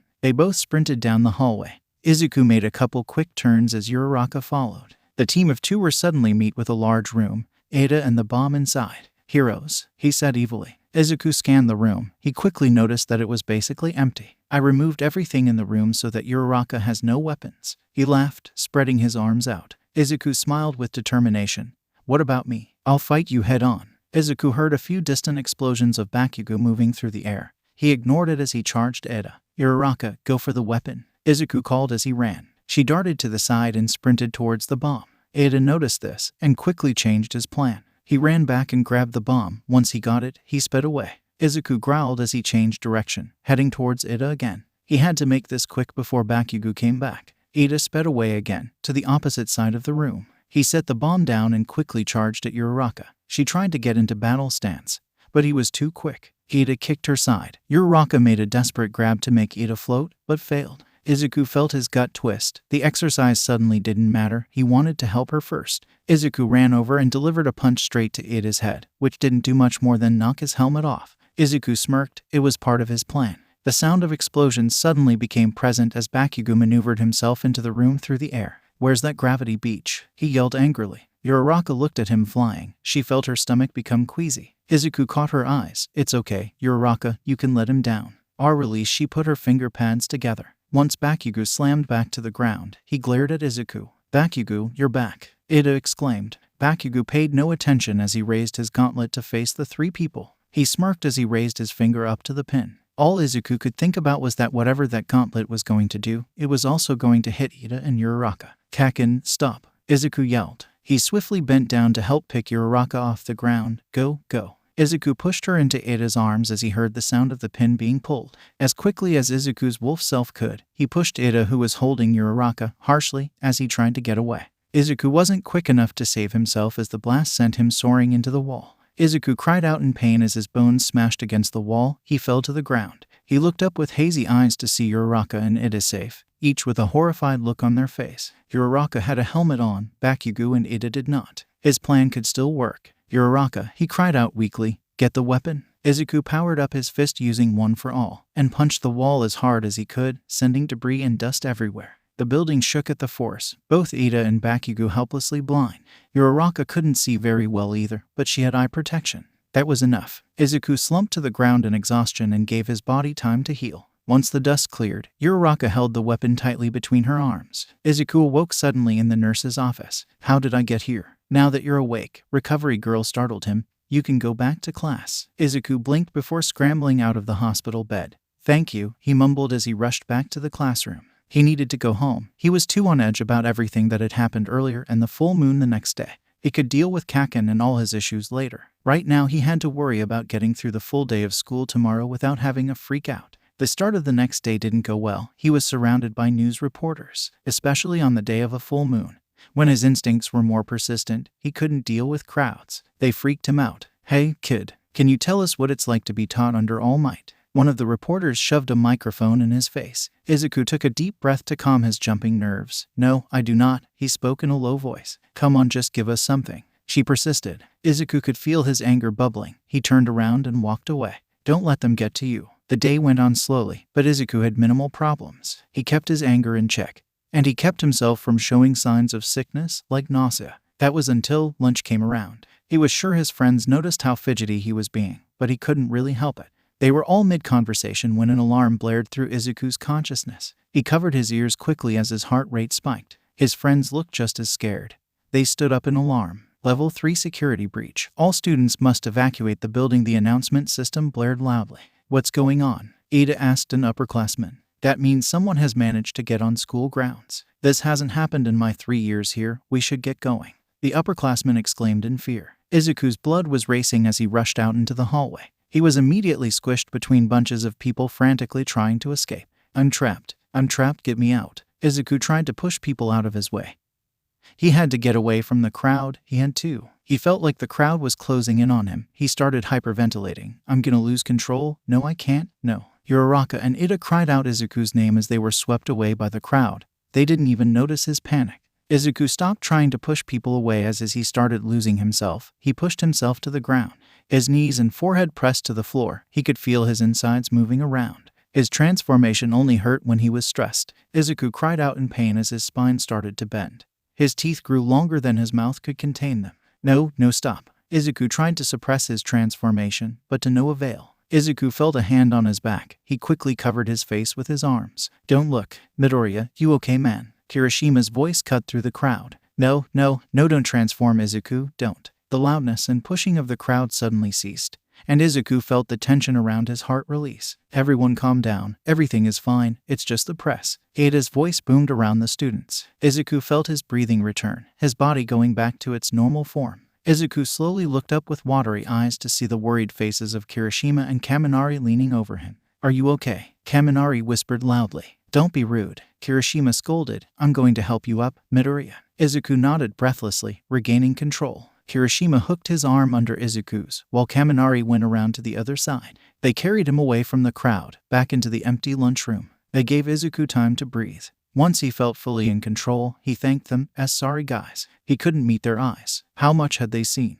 It's not a big deal, man. Kirishima smiled softly. Not good with crowds? Kaminari asked awkwardly. Izuku sighed in relief. Yeah, we all got our issues, just glad you're okay. Kirishima comforted. It was scary. Kaminari exclaimed. Dude, you can't say those kinds of things. No, it's fine. Izuku waved his hands around. He was just glad to have a cover-up for his strange behavior. I should probably go home though. I heard we're choosing class rep though, so you should leave after that. Kaminari chimed in. I guess I can stay for that. Izuku just wanted to go home. They decided to choose the class representative based on a voting system. Izuku obviously voted for himself. It would have been cool to be class rep. When the results came in, Ida won of course. He had 5 votes and Izuku heard Ida didn't even vote for himself. What surprised Izuku the most was that he was in 3rd place with 3 votes. 2 other people had voted for him, which warmed his heart. He was a little calmer for the rest of the day. Izuku stood nervously in front of his mother. Are you ready? She smiled. Izuku gulped and nodded. Full moons always stressed him out. He knew once he shifted all of the worry would disappear, and he would feel alive. He fidgeted nervously as his mother leaned in and hugged him. I know you had a rough day at school. I hope the transformation doesn't hurt. She held a worried look. It won't hurt. I feel normal for a full moon. She smiled. All right. I love you, sweetie. Be safe. Love you too, Mom. Izuku hurried out the door. He stole a glance at the darkening sky. He had to hurry if he wanted to make it to the spot in time. The spot he went to was a protected forested area. It was large and not many people went there at night. Hunting wasn't allowed there, but there were always a couple people who ignored that rule. So far, no one had seen him in wolf form in that forest. He intended to keep it that way. Izuku stopped at the edge of the trees and looked to the sky again. He only had a couple more minutes. He could feel his body preparing to change, so he ran faster. He got to the normal spot and breathed a sigh of relief. He looked back up to the full moon with shining eyes, a smile growing on his face. Because he was calm, his transformation was painless. Izuku found himself growling in excitement as the night awaited him. Once in full wolf form, he sniffed around for anything different. Once he detected nothing, he sprinted off into the darkened night, bouncing off the ground. His paws thundered with excitement at the rush of freedom, the feeling of content in the forest. He suddenly halted when he smelled an overwhelmingly powerful scent. His sharp eyes pinpointed at another pair of glowing eyes, yellow like his own. Izuku bared his fangs and he growled loudly. Who's there? The glowing eyes narrowed in amusement. It stepped out from its cover. Izuku went stiff. It was another werewolf. The wolf was larger than him. It had shaggy light gray fur, contrasting Izuku's curly dark green fur. It had matching yellow eyes and scars around its mouth. Izuku stopped baring his fangs and stared in wonder. You're like me. The wolf nodded and stepped forward. It didn't seem threatening, but it reeked of blood, causing Izuku to recoil back slightly. Who are you? Izuku questioned. The other wolf stayed silent and mysterious as it eyed Izuku. It turned around and spoke. I will find you. It turned tail and ran. Izuku wondered the rest of the night. Once the sun made its ascent to the sky again, Izuku headed home when the moon disappeared. He was a little unnerved at the fact that another werewolf was around, but just as excited. There was someone else like him, someone who understood everything that he felt and went through. Izuku's mother had always known about him being a werewolf. She was always supportive and comforting, but she didn't understand exactly what he was. If this other werewolf was legit, Izuku could finally have someone to talk to. Once he got home, he changed and ate large portions of breakfast. Being a wolf made him hungry. He tried not to kill too many animals when he transformed, but most of the time he had to hunt. Once Izuku got to school, the teacher informed them that they were going on a field trip. They loaded on the bus, and to Izuku's dismay, the girl with the animal quirk sat right next to him. He learned her name was Tsuyuasui. Her quirk is frog, right? Why is she sitting next to me? The bus started moving, and Izuku grew uncomfortable. Should he move? Everyone on the bus started chatting, and he relaxed slightly. The open layout of the bus ruined my boarding strategy. Ida complained. Izuku chuckled. Ida, it's not a big deal. If we're pointing out the obvious, Asui spoke, which caused Izuku to jolt. I want to say something. She turned to Izuku. About you actually. Izuku paled. Would she really say something? Your quirk, she started. Isn't it a lot like All Might's? Oh, that's not so wait, what? Izuku internally freaked out. You're forgetting that All Might doesn't hurt himself. The boy with spiky red hair chirped. But you're lucky to have such a flashy quirk. Mine doesn't stand out at all. He frowned as he hardened his outstretched arm. Izuku's eyes sparkled. You don't need a flashy quirk. Your quirk is amazing. You can use it for offensive or defense. That's so awesome. You really think so? The boy named Kirishima smiled. I have one more thing I want to mention. The frog girl spoke, putting her finger to her chin. Midoriya. Izuku froze up again, like a deer in headlights. Why do I feel so threatened by you? Her volume was low, so not many people heard it, Kirishima and Uraraka being the only ones to hear, each of them tilting their heads in confusion. Izuku and Asui stared at each other intently. Guys, Kirishima asked worriedly. Izuku opened his mouth to speak, but Aizawa announced over the bus's speakers, "Everyone get off, we're here." Izuku gulped and exited the bus. That was close. Once inside, the students were greeted by a rescue hero named 13. He explained about his quirk and how he used it. Aizawa mentioned that All Might was supposed to be there, and 13 raised 3 fingers. Izuku became worried. He had an idea of what that meant. As the teachers continued a small conversation, Izuku felt his gut twist. His instincts were screaming at him to run. That something was wrong. "What's wrong, Midoriya? You look a little pale," Ada questioned. Something's not right," Izuku breathed. Aizawa caught what Izuku had said and stared at him with confusion. Just as he did, a purple mist suddenly appeared in front of them. "Hey, what's that?" one of the students questioned. "Is this a part of our training?" "Stay back," Aizawa hissed. "This is real, those are villains." A few students gasped in fear as people started to pour out of the purple portal. Some students started to take a couple steps back towards the entrance. They had to get out. Izuku was stuck frozen in place, his eyes blown impossibly wide. Someone shook him, but Izuku couldn't break out of his trance. He smelled another werewolf. His eyes trailed to the center of the purple mist, where a man stood. He was covered in severed hands. His hair was a light grayish blue. A hand obscured the other's face, but Izuku knew. He was the other werewolf. The man's head swiveled to look at Izuku. Izuku couldn't see the sinister grin held beneath the hand that covered his face. Laughter filled the complex. It was an ugly, cackling laugh, one that filled your heart with fear. The excitement that Izuku once felt for finding someone like him vanished. This man was his enemy. "Oh my." The man's cracked voice spoke with amusement. "Kurogiri, stop the students from leaving." The purple portal suddenly appeared in front of the fleeing students. Izuku finally broke out of his trance, anger present on his face. "Deku, are you all right?" Uraraka asked worriedly. "I'll be fine," Izuku growled, turning towards the exit where the mist was. "We have to get out. All Might was supposed to be here. How unexpected." The warp villain rumbled. Izuku started to sprint forward, but Bakugo and Kirishima jumped towards the mist. "Idiots," Izuku cursed. "You don't know if that thing has a physical body or not." The purple mist suddenly surrounded all the students. Izuku felt fear wrap around his heart. His instincts screamed at him to get out, but he didn't know what to do. He suddenly felt himself falling. And once he regained his ability to see, he screamed as he plunged towards water below. He hit the water harshly and started to sink. His senses were cut off by the water, which sent Izuku into a panic. He hated not knowing where everyone was. He spotted a fish man with sharp teeth heading towards him quickly. Izuku felt paralyzed with fear, and he covered his face with his arms as he squeezed his eyes shut. Izuku opened them once he felt himself being dragged to the surface. He looked down to see a pink tongue wrapped around his midsection, hauling in through the air. Izuku was thrown roughly onto a ship. He looked to the side to see Minda thrown next to him. Izuku sat up, trying to catch his breath. He looked to the side to see Asui. Izuku tried to read her, but her face was blank. "What's going on?" Izuku cried. "Villains, ribbit." Asui spoke. She avoided looking at Izuku. "We're gonna die." Minda screamed. "I can't die yet, I haven't seen Yaoyorozu's." "Don't finish that sentence." Izuku snarled at him. Minda clamped his mouth shut. Izuku took a deep breath to calm himself. "The villains. They said something about All Might. Do you think they've come here to kill him?" Asui questioned aloud. "That seems like the most obvious reason." Izuku answered. "Right now, we should worry about getting out alive." Minda screeched. "They must have found a way to kill him," Izuku concluded grimly. "Their plan must have been to split us up and kill us in groups." Enough chit-chat. One villain yelled. A giant water hand came crashing onto the boat. Shigaraki said to wait. One of the villains hissed. "We can't underestimate them." "I'm tired of waiting." The villain hollered back. "I think I have a plan." Izuku said quickly to his classmates. "Midoriya, I don't trust you," Asui said bluntly. Izuku was stunned. "Titsu. My friends call me Tsu." Izuku's heart dropped. "Oh, I see." Izuku felt tears spring to his eyes.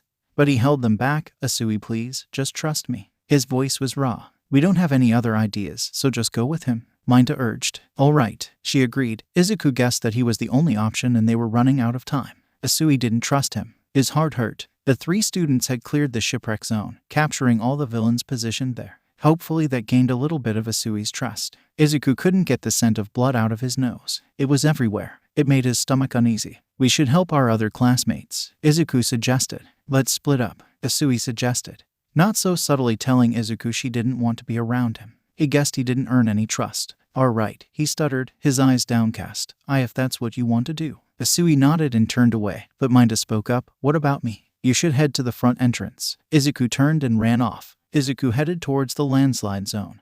His enhanced hearing picked up silent pleas and cries for mercy. Izuku was shocked to find that the ones crying were actually the villains, each once encased in ice. Todoroki, Izuku exclaimed, astonished. He'd captured all the villains, and he wasn't even hurt. What are you doing here? Todoroki said coldly. I don't need any help. I'm fine on my own. Izuku ignored him and caught a scent in the air. Hagakure. Todoroki raised an eyebrow, and Izuku grew embarrassed. I'm pretty sure she's here. How did you know I was here? A girly voice whined. I was just watching Todoroki interrogate these villains. Hagakure huffed. Izuku grew interested. Please, tell me what they've been saying. He pleaded. Todoroki huffed in annoyance. They've come here to kill All Might. Izuku nodded sadly. I guessed that part. Todoroki ignored him and continued. The leaders here are the portal and the guy with severed hands. Izuku bit his lip and screamed in his head. Leader. Why?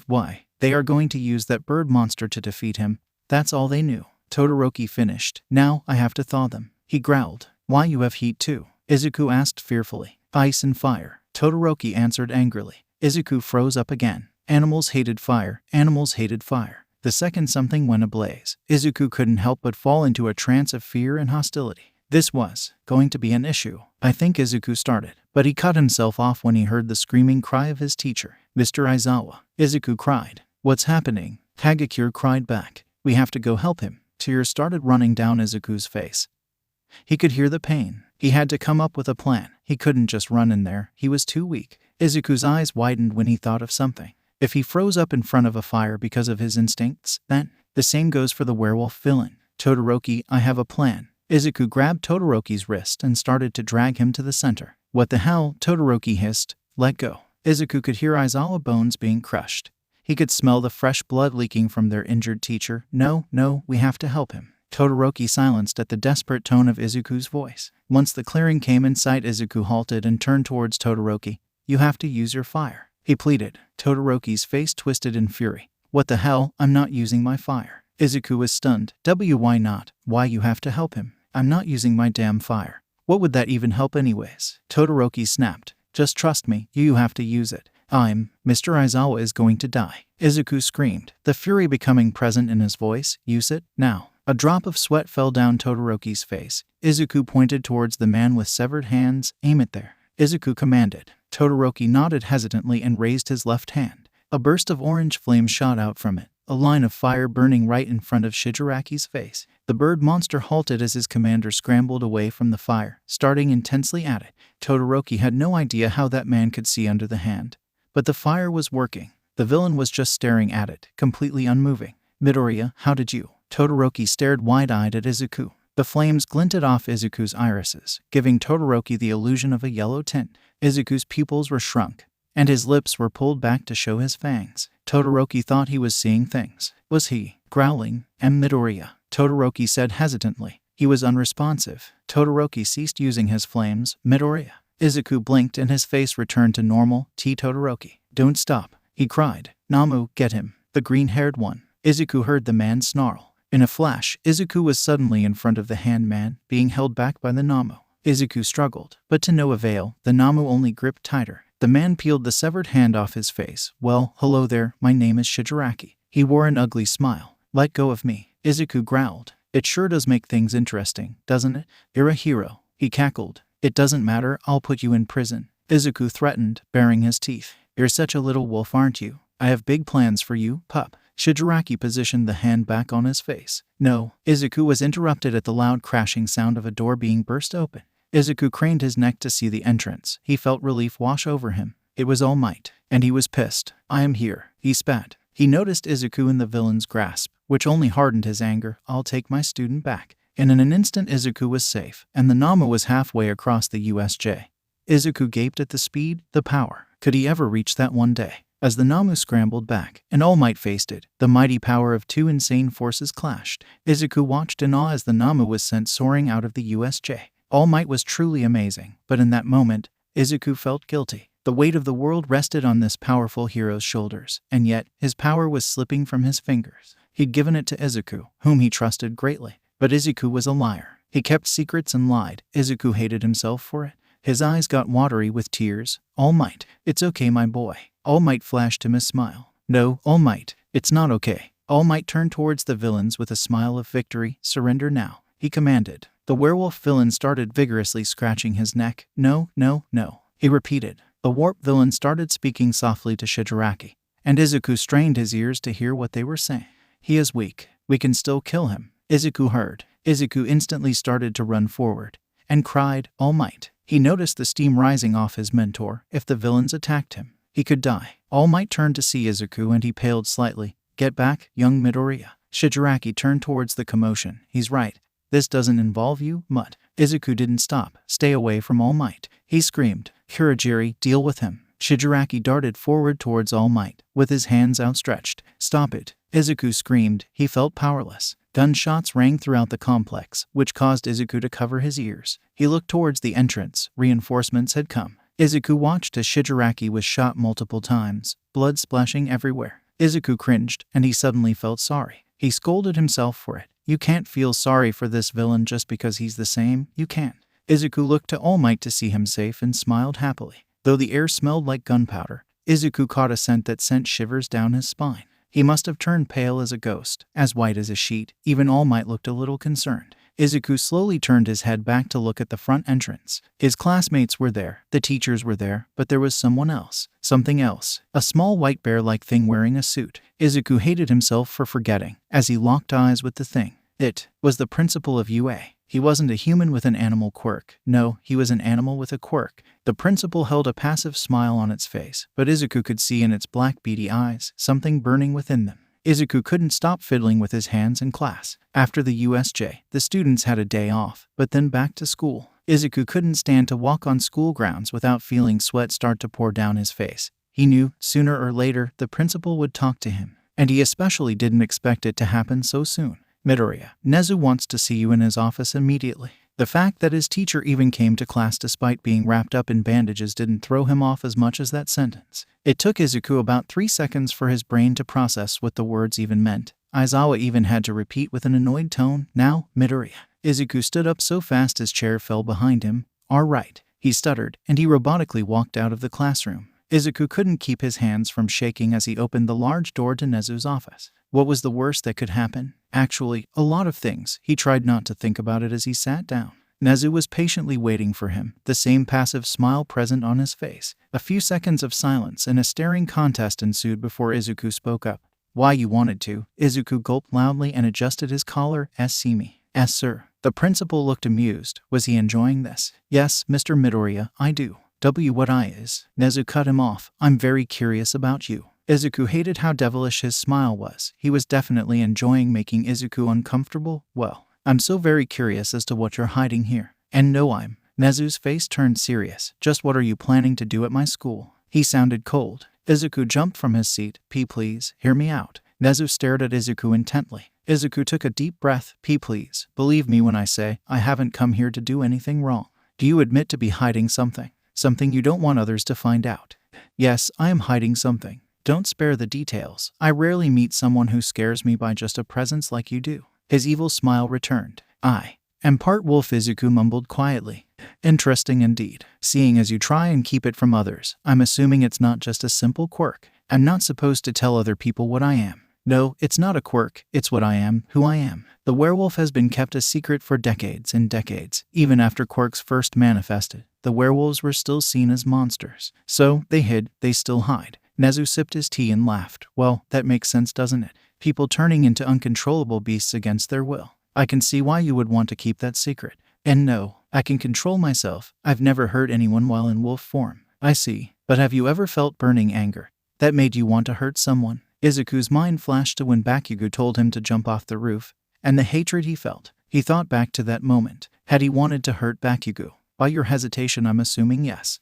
I don't understand. How do you know so much about this? Nezu chuckled. I knew a werewolf once. What? I don't tell many people this, but I was experimented on. Nezu spoke. That's horrible. Izuku's mood darkened. I wasn't alone. One of the others there was a werewolf, and I observed her frequently from my cage. She looked miserable in that place, and she cracked under the pressure. I don't need to go further, do I? Izuku shivered. I understand. Are you? Izuku's voice started to become raw. Are you gonna expel me? Nezu smiled again. Of course not, but I will be keeping a close eye on you. Thank you, sir. Thank you so much. Izuku rubbed his eyes. I will, however, be informing recovery girl and your homeroom teacher about your condition. Izuku flinched. Do that many people have to know? He said quietly. It is necessary for me to watch you carefully. I understand. When are you going to tell them? Izuku looked at his feet. Nezu waved the question off. I'm curious, can you transform at will? Izuku flinched at the question, his face turning red. Yes. What else can you tell me? Can you transform right now? Nezu was practically bouncing in his seat. I really don't want to talk about this. Izuku squeaked. Can I please go back to class? Nezu laughed. I understand. You should hurry back to your homeroom. I think Aizawa has something important to say. The last part confused Izuku greatly.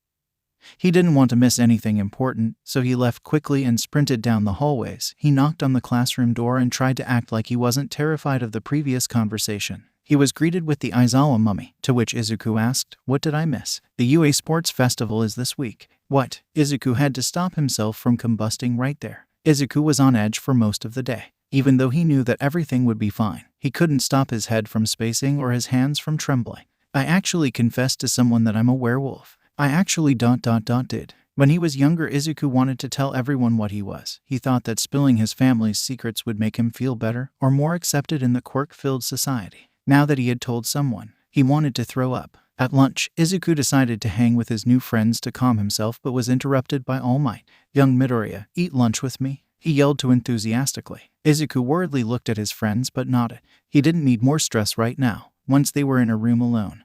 All Might spoke. So, the sports festival. You excited? I guess so. I'm mostly nervous. Izuku responded. I understand. He chuckled. I hate to make you more nervous, but the sports festival is very important. I know. Izuku gulped. That is where you show the world who you are. You announce to the world your presence. Izuku willed himself to feel some ounce of excitement, some remnant of happiness, but all he felt was a dark pit swirling in his stomach. He was a liar. He lied to his friends, his teachers, his mentor. He lied to the world. His mind split at his thoughts. He cried internally for someone to tell him what to do. Should I tell? Are you okay? All Might smiled. You've been awfully silent. I'm just nervous, is all. Izuku smiled reassuringly back at him. I'll be okay. Glad to hear it. Now All Might was interrupted at the knock of the door. Who is it? I'm looking for Midoriya. It was Aizawa. All Might raised an eyebrow and looked over to his successor. Izuku looked a little pale, and maybe even scared. He's with me, All Might said worriedly. Can I speak with him? Aizawa sounded serious. It's urgent, apparently. Apparently, I suppose. All Might turned towards Izuku. Well, you might as well go. I'll wait here for you. Izuku's hair cast a dark shadow over his eyes. Right. Izuku exited the room to see Aizawa with the bandages off his face, which surprised him. What is it, sir? Izuku tried to keep his voice steady. Is it about Nezu? Actually, it is. Aizawa sounded bored. He said you had something important to tell me, so I took the bandages off so we could talk face to face. Izuku's eye twitched in fury. That damn principal. That evil bastard is forcing me to tell Aizawa myself. So, what is it? Aizawa asked. And what's with that look on your face? Izuku felt himself growling. He's making me tell you. Aizawa suddenly realized that this must be a big deal. What is it? His face hardened. Izuku wanted to rip his own hair out. Was this a test? Was Nezu testing him to see how angry he got? He couldn't let him win. Izuku took a deep breath and calmed himself. I'm a werewolf, sir, he said bluntly. Aizawa stared at him for a couple seconds. Okay, so what's the real thing you have to tell me about? That is the real thing. What? You don't have to believe me. I didn't want anyone to know. All right. Izuku turned away. I hope Nezu is happy. He snarled. The day of the sports festival came way quicker than Izuku would have liked. To add to his stress, Mr. Aizawa wasn't really speaking to him. He was flat out avoiding him. As he waited in the waiting room for the event with the rest of his classmates, the last thing he expected was for Todoroki to come up to him. Midoriya. Izuku jumped but managed to meet his eyes. What is it, Todoroki? I think it's safe to say I'm stronger than you, right? He rumbled.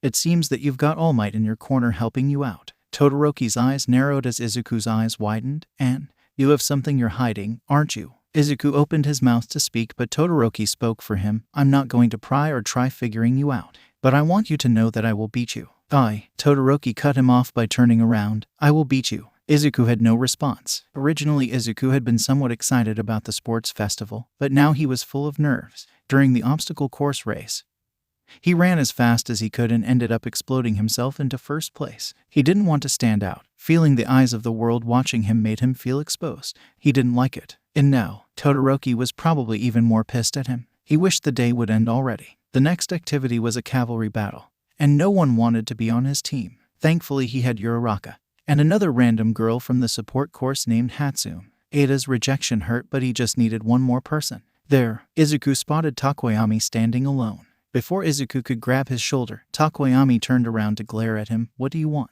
Takoyami, join me. I don't trust you. It was a punch to the gut. The aura you give frightens me. I couldn't be on a team with someone like that. Takoyami continued. Please. Izuku hung his head down. Let me prove to you the type of person I am. Takoyami raised his eyebrows in consideration. I don't have to be the rider if that makes you feel better, Izuku said weakly. All right, I'll join your team under that condition. With that, the team concluded that Hatsume would be the rider. During the competition, Izuku felt largely unimportant, just another member of the team. Uraraka was amazing with how she made everything weightless but herself to make the team fly. Hatsume's gadgets were incredible, and Takoyami's dark shadow was doing a great job defending against attackers. However, Hatsume wasn't the best leader. She was too eager to show off her gadgets, and they lost the 10 million points Izuku had gotten from the first round fairly quickly. Izuku was afraid to order them around in fear of angering Takoyami, so he stayed silent. Uraraka gave him a few worried looks, but Izuku shrugged them off. They placed fourth, which cut it way to close for Izuku's liking. Of course, Todoroki's team ended up with the 10 million points, and Izuku caught himself glaring at Todoroki for far too long, and Dark Shadow hissed at him. Izuku was half tempted to hiss back. Midnight announced that the next competition would be a fighting tournament, but they were allowed to have a little break in between. Where's Midoriya? I want to have lunch with him, Ida asked Uraraka. I'm not sure. Izuku gulped loudly. You brought me here, so what do you want? Todoroki stared back at him coldly as the two of them stood alone in a hallway. We should go back so we can eat lunch. Izuku pleaded to him. He was getting an uneasy feeling about all of this. I saw you glaring at me after the cavalry battle. Todoroki ignored his plea. You stood out so much after the obstacle course race but did practically nothing in the cavalry battle. What does that have to do with anything? Todoroki's eyes were eerily calm. I overheard Takoyami talking to Dark Shadow about your presence being overwhelming. What does that mean? How should I know? Izuku's voice was quiet. If you just brought me here for that, I'm leaving. Todoroki ignored him and continued. I was overwhelmed by the force of your quirk when you first used it in class. It's so similar to All Might's quirk. So tell me, are you All Might's secret love child? What? Izuku's mood took a whole 180 as he had to keep himself from laughing. Of course not. It's nothing like that. So, you admit there is something then? Izuku was back to nervous. Todoroki changed subject. You must know that my father is the number 2 hero, Endeavor. Why are you telling me this? He was getting fidgety and needed to get out soon. Have you ever heard of quirk marriages? Todoroki explained the terrible story of his father, his birth, and his childhood. How the scar he got on his face was because his mother poured boiling water on him. How he refused to use the fire part of his quirk because he rejected his father and wanted to win the tournament without using it. Izuku felt a pit of unease grow in his stomach. The whole story didn't sit well with him. Without thinking, Izuku spoke. I had a horrible father too. He whispered. He'd kept this secret with himself for so long. Only his mother knew. But he just felt a sudden urge to tell Todoroki. You see my cloudy eye? Izuku paused and rolled up his sleeve to reveal the burn scar he never showed anyone. And this, the small burn scar on my face. I tell everyone that I was born with my cloudy eye and that the scars were from some stupid accident as a child. By the tone of Izuku's voice, Todoroki's face grew grim. He knew where this story was going.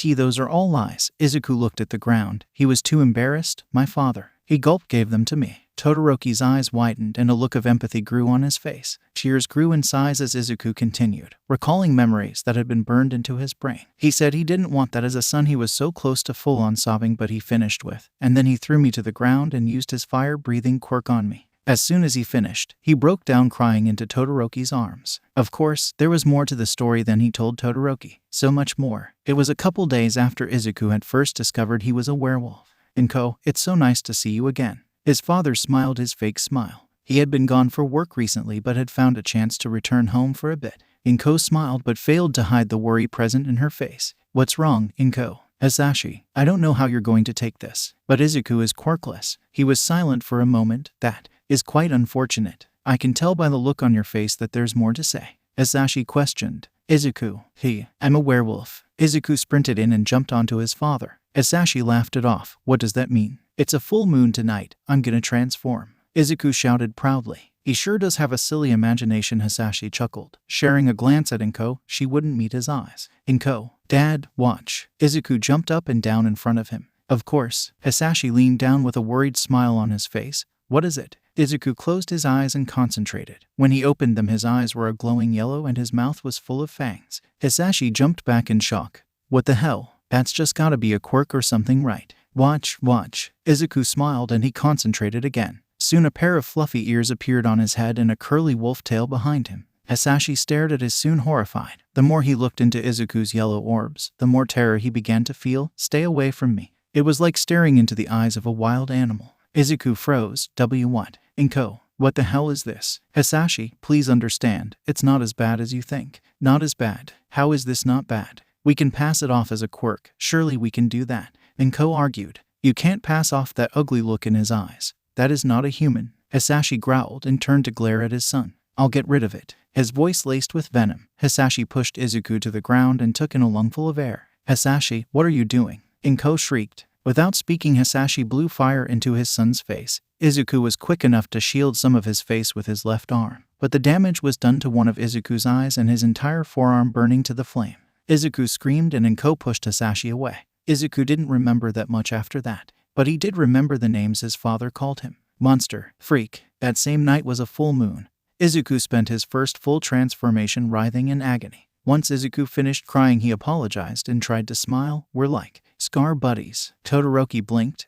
Okay. He was still a little shaken from having to deal with Izuku's feelings. He had no idea how to comfort anybody. Let's do our best. Izuku was too distracted to notice the scent of nitroglycerin nearby, listening to the entire conversation. His first match was with this guy named Shinsu. Ajiru had pulled him aside to warn him about his possible mind control quirk. The whole idea of mind control freaked him out. Could he make him do anything? All Izuku had to do was not speak. Start. Present Mike shouted loudly. As Izuku was about to charge, Shinsu spoke. You should probably just give up, right? Don't talk. It's not like you could ever be popular with that pathetic face you have. He was really trying to make Izuku talk. That dumb monkey was going on about his pride earlier, but he's just a loser for throwing away his chance like that. That caused fire to well in Izuku's chest. Don't you dare talk about my friends that way. And just like that, he lost all conscious of what he was doing. When he finally came back, his vision was blurred and he tried blinking a couple of times. Izuku caught a glance at his hands covered in blood, which caused him to shriek and back away. He finally saw the damage he'd done. Shinsu was unconscious on the ground. Blood, bruises, and scratches littered his entire body. The winner is Izuku Midoriya. Present Mike announced over the loudspeakers. His head was spinning, but he managed to find his way off the arena and into the bathrooms. He stared in the mirrors with horror as his face was covered in Shinsu's blood. What did I do? Izuku splashed water from the sink onto his hands and face to clean the blood off. Kaminari walked into the bathrooms. Oh, didn't know you'd be in here. He chuckled. I gotta say, Midoriya, for someone so nice, you sure fight dirty. I mean, that was brutal to watch. Izuku quickly exited the bathroom. He went to go find his phone in the athletic locker, which was already ringing. He snatched the phone and accepted the call as quickly as he could. Mom. Izuku, oh my god, are you alright? I'm okay. He already felt himself crying. Mom, what did I do? Izuku, was that you out there? His mother questioned seriously. And no, I don't remember a single thing from that match. I'll send a video of the fight I recorded from the TV. She ended the call, and not long after, Izuku received a text from her. He hesitantly pressed play to watch the video. He was standing there, facing Shinsu, when he fell under the brainwashing quirk.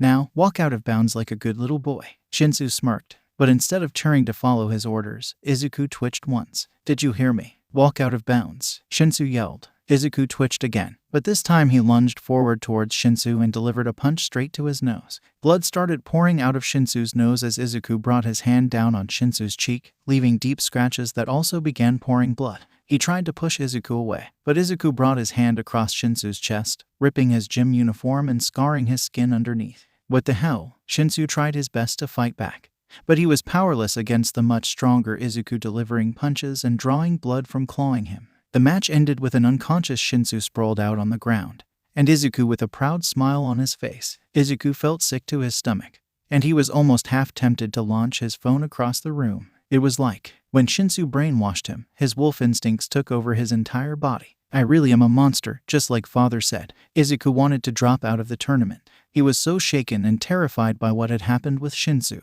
Maybe he could say he was feeling sick, which wasn't actually too far from the truth. He quickly chased the thought away. If he dropped out, everyone who was counting on him would be disappointed. So he swallowed his fear and anxiety and walked back out to join his classmates. Watching Todoroki destroy Zero and not even giving him a chance to fight was hard to watch. Maybe it was Todoroki's sad expression that gave him the most feelings of unease. Uraraka's battle with Bakugo might have been even harder to watch. She gave it all she had, but in the end Bakugo had shown no mercy. When he went to the waiting room, he found her there. She preached she was fine, but by her body language and the slight stiffness in her voice, Izuku knew she was lying. He couldn't do anything to help her. Even when he left the waiting room, he could hear her quietly sobbing. But right now, he had bigger things to worry about. His fight with Todoroki. Izuku's hands shook with anxiety, his heart pumping with fear. No matter what happened, he had to help Todoroki. How far would he go to do that? He didn't know yet. He stepped up to the arena with a look of determination on his face, his fists clenched tightly. He dared to meet Todoroki's icy glare. The two boys stared at each other intently. Ready, start. Present Mike yelled loudly. The fight started off with Todoroki's ice, but Izuku easily flicked it away while breaking his fingers in the process. They'll heal, he told himself. Todoroki immediately recognized that Izuku was trying to wear out his ice side so that he would be forced to use his fire. An endurance match. He rushed his classmate, sending more ice to trap him. The ice caught his foot and Izuku was forced to make a decision. He used one for all in his entire arm and destroyed the ice that trapped him.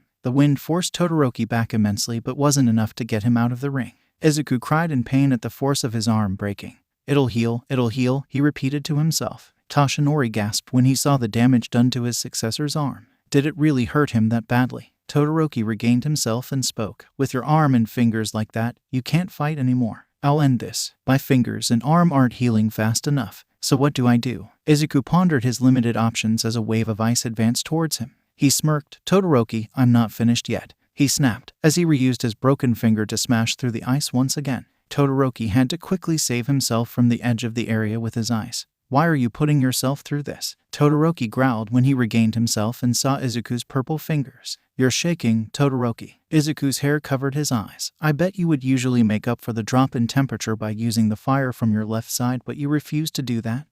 Listen here, everyone is giving it their all, and you think you can win by half-assing it. You haven't managed to hurt me yet, so come at me with everything. Izuku screamed. What the hell is wrong with you? You want my fire? Todoroki snarled at Izuku as he rushed him. But as Izuku quickly realized, Todoroki's movements were painfully slow. Izuku went in to deliver another punch to the stomach. His fingers burned with pain. Todoroki didn't let up on ice, but it soon became easier to dodge. Izuku continued to jump out of the way and flick his fingers. Why are you putting yourself through this? Todoroki hissed at him. Izuku didn't hesitate. I want to be the greatest hero in the world, so I have to give it my all. Everyone here is giving it their all. You can't call yourself number one if you're not going to give everything. Shut up, Todoroki yelled. I understand if you want to reject your father, but it isn't his quirk, it's yours. Izuku screamed at the top of his lungs. The last thing Izuku remembered was fire engulfing his entire vision. The wolf inside him snapped and snarled at the warm flames swirling about Todoroki's body, but somehow it knew these flames meant something good.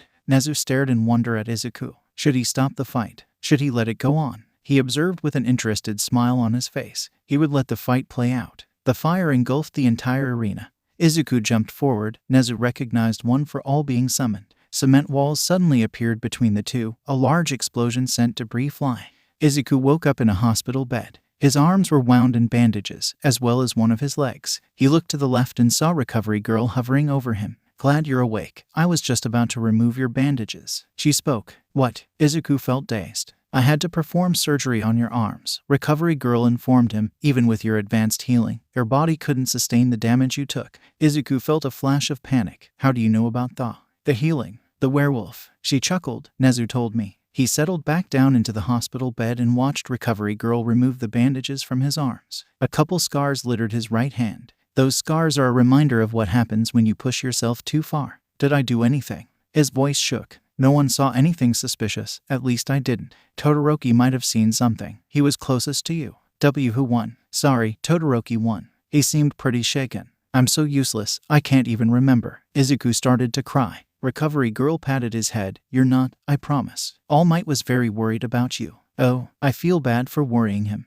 You haven't told him? I haven't. Izuku couldn't meet her eyes. The longer you wait, the worse it's going to be if he finds out. She informed him, but the secret is yours to tell, not mine. Izuku nodded. You can head back to your classmates. I think the festival is almost over. Thank you. During the final round, Todoroki versus Bakugo, Todoroki started to use his flames, but he stopped. Izuku wondered in sadness what more he could have done to help. Bakugo ended up winning, but Izuku felt like the biggest loser. He'd lost control twice. He noted Shinsu's quirk and Todoroki's fire as triggers, something to avoid. Izuku went home and cried that night. Utterly helpless, all of Izuku's classmates were getting scouted for internships. He, of course, got no offers. He was disappointed, but not really surprised. Todoroki was avoiding him. In class, they picked their hero names. He picked Deku. Izuku, surprising, got one offer for an internship.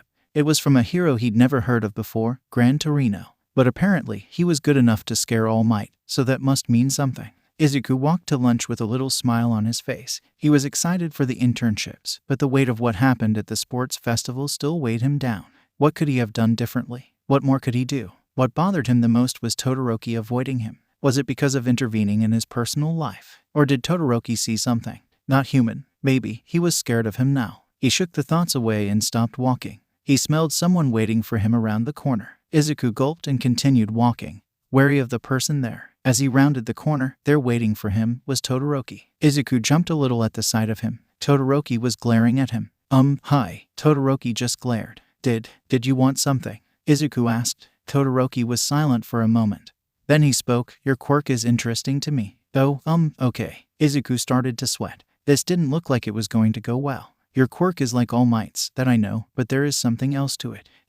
Before Izuku could say anything, Todoroki raised his left hand. A small flame produced from it. All Izuku could do was stare at the flames. The flame disappeared. Your eyes, they're yellow. Izuku blinked a couple of times to process what he was hearing. They turned yellow at the USJ too. And when I was fighting you in the sports festival. And it's not just that. Your whole demeanor changed. Izuku couldn't speak. He couldn't think of anything to say. I'm not going to force you to talk, but when I look into your eyes, the yellow ones, I suddenly feel fear, and I don't know why. I know there's something going on. I'm curious about you. Todoroki turned and walked away. Izuku felt like he couldn't breathe. Izuku was excited to start the internships to get away from his classmates. He was afraid of slipping up around them, and he was even more paranoid after his encounter with Todoroki. What if he told everyone else what he'd seen? He pushed the thought out of his head. Ida was acting weirdly. After Izuku heard about Ida's brother getting hurt, he tried to comfort his friend. Ida pretended like everything was fine, but Izuku could tell he was putting on a facade. Izuku could smell a hatred coming from him. It honestly scared him. He told himself to keep contact with him and check up on him. Gran Torino was something. He scared the crap out of Izuku when he first walked into the house, pretending he was dead. Izuku quickly realized he couldn't smell any blood in the room, or the scent of death. Gran Torino suddenly popped up. I'm alive. This was going to be interesting. Gran Torino challenged him, which Izuku failed. Gran Torino ordered him to go out and get food. When he came back, Gran Torino was able to help him figure out a better way to use one for all. Full cowling. Something was worrying Izuku to no end. Tonight was a full moon, and he and Gran Torino were going out. On the train, Izuku's anxiety was reaching its brim. He did everything he could to calm his nerves, hoping Gran Torino wouldn't notice his behavior. Izuku watched the sky intently, waiting for the moon to rise into the sky. He needed to get off this train soon and disappear. Suddenly, a hero slammed into the train, followed by a Namu staring intensely inside. Izuku felt his blood run cold. So many feelings rushed through him. He needed to get off this train now. Gran Torino jumped out first, telling Izuku to wait on the train. Like hell he was. Izuku quickly jumped off the train, running along the rooftops. He soon realized he'd made a grave mistake.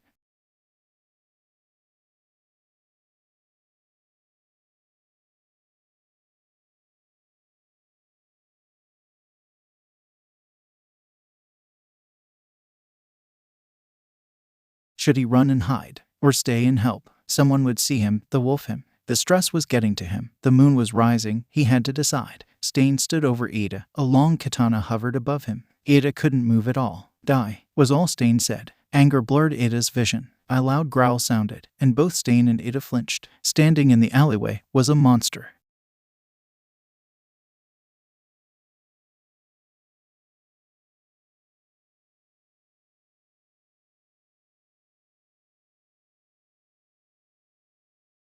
Izuku suddenly got a sinking feeling in his stomach. He ran along the streets, trying to pick up Ida's scent. His transformation drew closer and closer. He finally got a scent and ran. When he saw what was in the alleyway, He couldn't breathe. Ada and another hero unable to move. If it was just Ada he could run away, but not with another hero there. Izuku whipped out his phone and hastily sent the Class 1A group chat his location. He dropped his phone as his body convulsed in pain. He heard Stain tell Ada to die, and the moon reached its peak. Izuku screamed in pain as he transformed into a monster. He growled at Stain and bared his teeth. Stain just stared at him in wonder. "Who are you?" Stain asked. Izuku glared at him. "Are you an animal? Or a human with a quirk?" Izuku snarled at him. "Get away from him." Stain shrugged. "I'll kill you if I have to." He turned back to Ada and plunged his katana straight into Ada's arm. Ada cried out, and Izuku lunged forward, knocking Stain to the ground. Stain swiped a knife at Izuku, but he jumped away in time, sending another warning growl. Izuku was shaking in fear. He'd never fought anyone in this form. He'd never shown any human.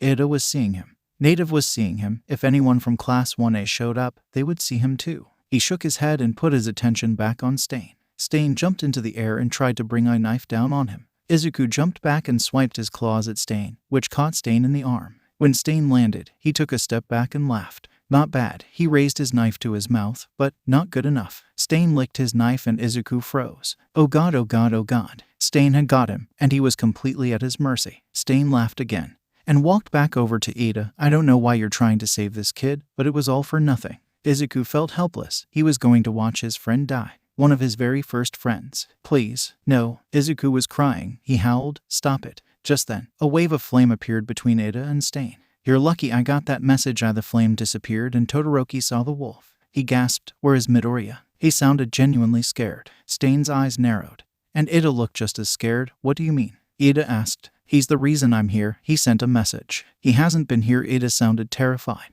Todoroki looked and he saw Izuku's phone on the ground. "What the hell?" He breathed. What is it?" Ada strained to look. "His phone. It's right here." Todoroki looked back up at the wolf. "What is that?" "Enough with the talk." Stain growled and ran at the students. Todoroki kept Stain at a distance with his flame. He sent waves of ice to try and trap him, but Stain continued to dodge. Izuku strained to move. He needed to move. Of course, he dropped his phone and Todoroki saw it. Damn it. Suddenly he lurched forward. "I can move." He shakily got to his paws and watched in horror as Stain was about to chop one of Todoroki's arms off. He jumped without thinking and bit Stain's arm. Stain grunted and tried to throw Izuku off. When that didn't work, he swiped a knife at him, and Izuku let go. Izuku landed in front of Todoroki and looked back at him. Todoroki had his eyes wide, his guard still up, ready to attack the creature if needed. Todoroki was staring intensely at him. The wolf looked back at Stain and snarled. Before Izuku could move, Ada was suddenly on his feet and kicking Stain in the head with a high-powered recipro burst. Stain tried to cut him again but flew back due to the kick. Izuku ran forward, grabbed Stain's arm with his teeth and slammed him into the wall. Stain slumped to the ground. He was unconscious. They'd won. Izuku felt his paws encase in ice and he tensed. He looked up to see Todoroki glaring defensively at him. Izuku tried to move but Todoroki shouted at him, "Don't move or I'll burn you." He held up a flame to prove it. Izuku was stiff. "Who are you?" Todoroki stared intently at the creature. Those yellow eyes. The left one cloudy. It reminded him of someone. Someone he knew. Someone whom had the same yellow eyes. When he looked at his flames, Todoroki turned to Ada. "This thing, it has the same eyes as Midoriya." Izuku was lucky Todoroki was looking away, because he flinched. "What are you trying to say?" "I don't know." Todoroki looked back at the wolf. Izuku bared his fangs. "Get away from me. I have to get away. Now, I can't use one for all. They'll recognize me." "Do you think it will hurt us?" Ada asked. Izuku stopped growling. He almost started crying. He would never, ever hurt his friends. Would they still be his friends if knew? And then, Izuku was howling in pain. Stain was still conscious, and he dug a knife into Izuku's ribs. Everything happened so quickly. First, the ice around Izuku's paws was melted, presumably by Todoroki acting quickly. Then, before Izuku could even think or process, one of Stain's arms was ripped off with his teeth. And then he ran. Izuku ran. He couldn't stop running. He didn't know when to stop running. The taste of Stain's arm lingered in his mouth and made him gag. He couldn't get the horrified look on his friends' faces out of his head. They knew he was a monster. They knew he could hurt. Izuku howled a sad sound at the moon, wishing he could forget the entire night. Izuku ended up back at Gran Torino's place, where he waited for him to come back. When he showed up, Gran Torino praised the boy for following his orders and not engaging in combat. All it did was make Izuku feel sick. All he could taste was human blood in his mouth. All he could feel was the rush of anger as he attacked Stain. The satisfaction he felt when he heard Stain scream. The internships were over soon after the incident. Izuku realized he'd left his phone in Hasu City, and he hoped he would be able to get it back soon.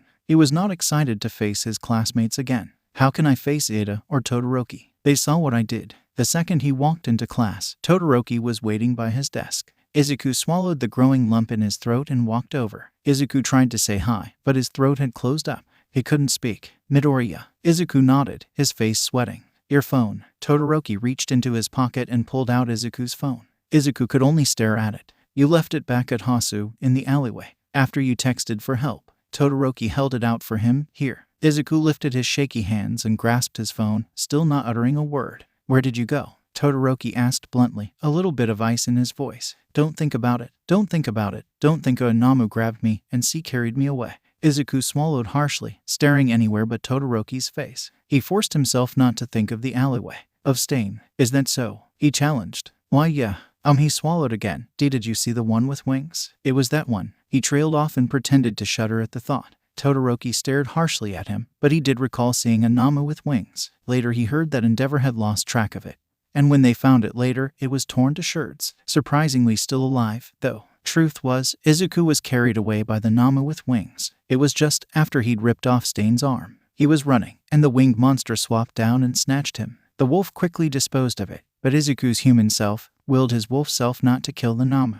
How did you get away? Todoroki didn't sound as defensive anymore. Oh, a H-hero saved me, haha. He laughed awkwardly. Well, if you're wondering about me and Ida, we lived, obviously. Todoroki went back to his own desk. He didn't mention anything about the wolf. Is that a good thing? Kirishima and Kaminari knew Izuku was hiding something. That day when the alarms went off, they'd seen something happen to him. Something strange. They'd tried to keep a close eye on him, but it was hard to tell if anything was off. He was a nervous, but usually happy guy who kept his personal life to himself. A couple of times they had actually tried to follow him, but Izuku always seemed to know when someone was around, which only deepened their suspicions. They hadn't found anything incriminating yet, only that some days he seemed more nervous and on edge than others. And Todoroki really seemed to make him uncomfortable. Aizawa also seemed a little different around Izuku than around the other students. Today, they'd seen him walk into a room with All Might alone.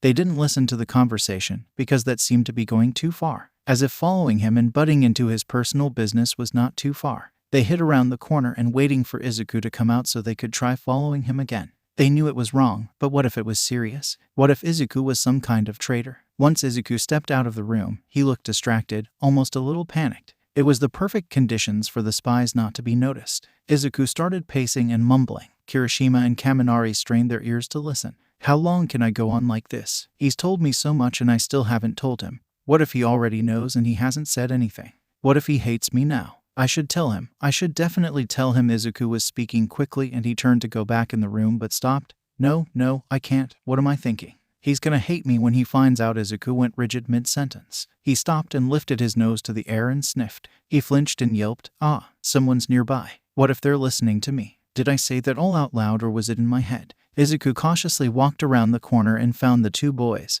He began to grow panicked. What are you doing? Kirishima and Kaminari stood up straight. We're sorry. Kirishima exclaimed, we just heard you talking. Izuku grew pale, trying to replay back what he said earlier. Did I say anything about one for all? Or about me? Why would you do that? Izuku hissed, this is personal. It's not like we meant to listen. Kaminari tried to play it off. Izuku grew defensive. Why were you hiding behind the corner? Kaminari became pale but he shot back. How did you know we were there? Izuku hesitated, but spoke. That's not the point. He took a deep breath, trying to calm himself. He definitely didn't need his eyes to flash yellow right now. That would make things way worse. Can you guys just forget what I said? He looked away. Both boys hesitated. Can we ask what you were talking about? I can't explain. Please just forget it. He pleaded. Kirishima and Kaminari suddenly felt guilty. We're sorry, dude. We won't tell anybody. Kirishima spoke. Thank you. Izuku turned and hastily walked away. Kirishima and Kaminari looked at each other and nodded. We have to find out more. Exams were coming up, and of course, a full moon during exam week. Izuku couldn't stop replaying his conversation with Kirishima and Kaminari in his head. He knew they were watching him, waiting for him to slip up. What do they know? Izuku had a hard time talking with Ida. All he could think about was Stain. But soon he felt better, and things started to return to normal. Ida didn't ask him about that night in Hasu. Things were going okay. Exam day finally came, and the first part was the written test. The full moon was in a couple days, so Izuku was rigid, but not completely worried. He thought he would be fine. He thought everything would go fine. So why did it go wrong? Everything started fine. The written tests were passed out and everyone was silent. Izuku read the first question and smiled slightly because he knew the answer, some confidence forming inside him. Suddenly, he jumped at a loud noise. He looked around to see if anyone else had heard it, but no one had reacted. He heard the noise again and frantically looked around the room to find its source. It was just Zero, tapping his pencil. Once Izuku noticed, he let out a sigh and tried to push the sound out, but it was all he could hear. He jumped again at the sound of someone flipping their paper over, the noise ringing in his ears. Someone was chewing gum, someone else was biting their pencil. Uraraka was tapping her fingernails on her desk. Kaminari was tapping his foot on the ground. The noises were overwhelming. He couldn't concentrate. "Can you all shut up?" He stood up and hissed loudly. Everyone stared at him in bewilderment. Izuku swallowed and gained control over his senses again, panic seeping into his brain. I have to go. He scrambled out of the room, leaving everyone staring in his wake. Izuku sprinted into the bathroom and splashed water onto his face. Sometimes, near the full moon, he became hypersensitive. He took deep breaths to calm his rapidly beating heart. His hearing was back to normal, but that didn't stop him from crying. He had freaked out and now everyone probably thought he was a weirdo. Back in the classroom, most of his classmates were quiet with shock.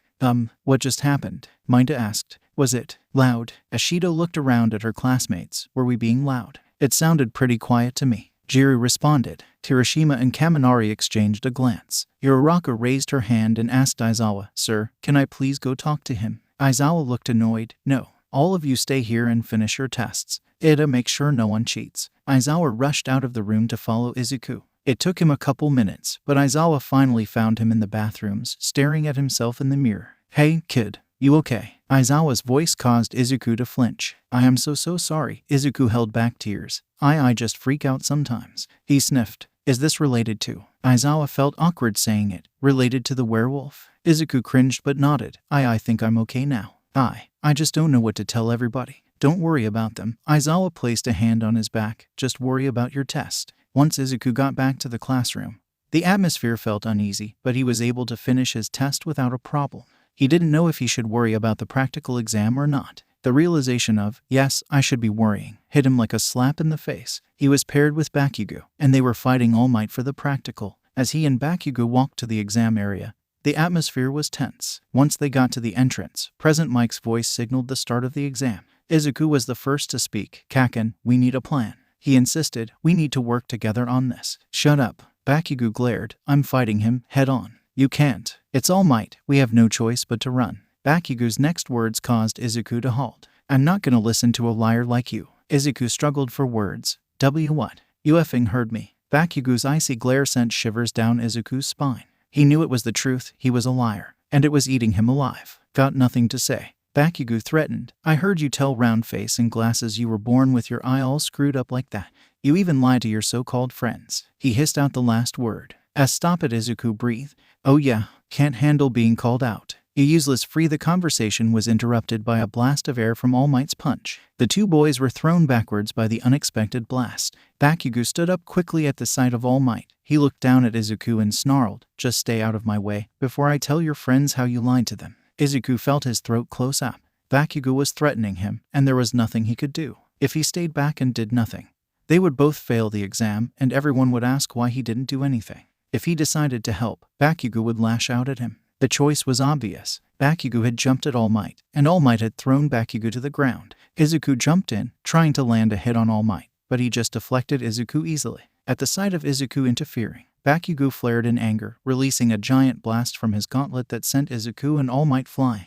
Izuku slammed against a wall and gasped for air, his heart ramming against his chest. All Might zoomed back to Bakugo and destroyed both his gauntlets. Izuku slumped on the ground in defeat. He wasn't done fighting, but his spirit was cracking. He couldn't find the energy to fight. He couldn't fight his mentor, who he lied to. He couldn't fight alongside his childhood friend, who he lied to. He'd been lying to himself, thinking everything would be okay. Izuku's brain didn't register much, but he did find himself standing up and slowly walking towards the exit. His mind was clouded with doubt. Todoroki, Kirishima, Kaminari, and Bakugo. They all knew that something was off. How long was it before they told everyone else? Bakugo was planning to tell Uraraka and Ida he was lying, and then they would turn on him. Izuku was sprinting. As he neared the exit, he heard All Might's booming voice, "Don't think you can get away that easily." Izuku suddenly found himself knocked off his feet. He tried to stand, but he felt his mentor's foot press against his back. It was so tempting to give in to his wolf self. If he transformed right here, he wouldn't have to lie anymore. Everyone would know. Everything okay? All Might asked worriedly. I know this is an exam, but you're not saying much. Izuku felt himself break into tears. I am sorry, All Might, I'm such a liar, he sobbed.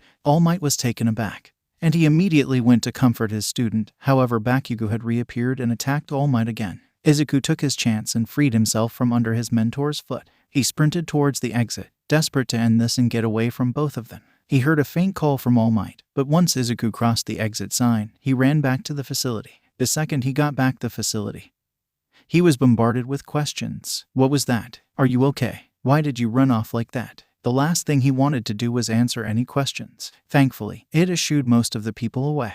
It was just Ida and Uraraka left. Izuku was the first to speak. How many were watching? He sounded ashamed. Not many in the class, I'd say around 6 or 7. Ida replied, sitting down next to Izuku. Oh, Izuku trailed off. What happened out there? Uraraka asked softly. It looked like you just started crying and then you bolted.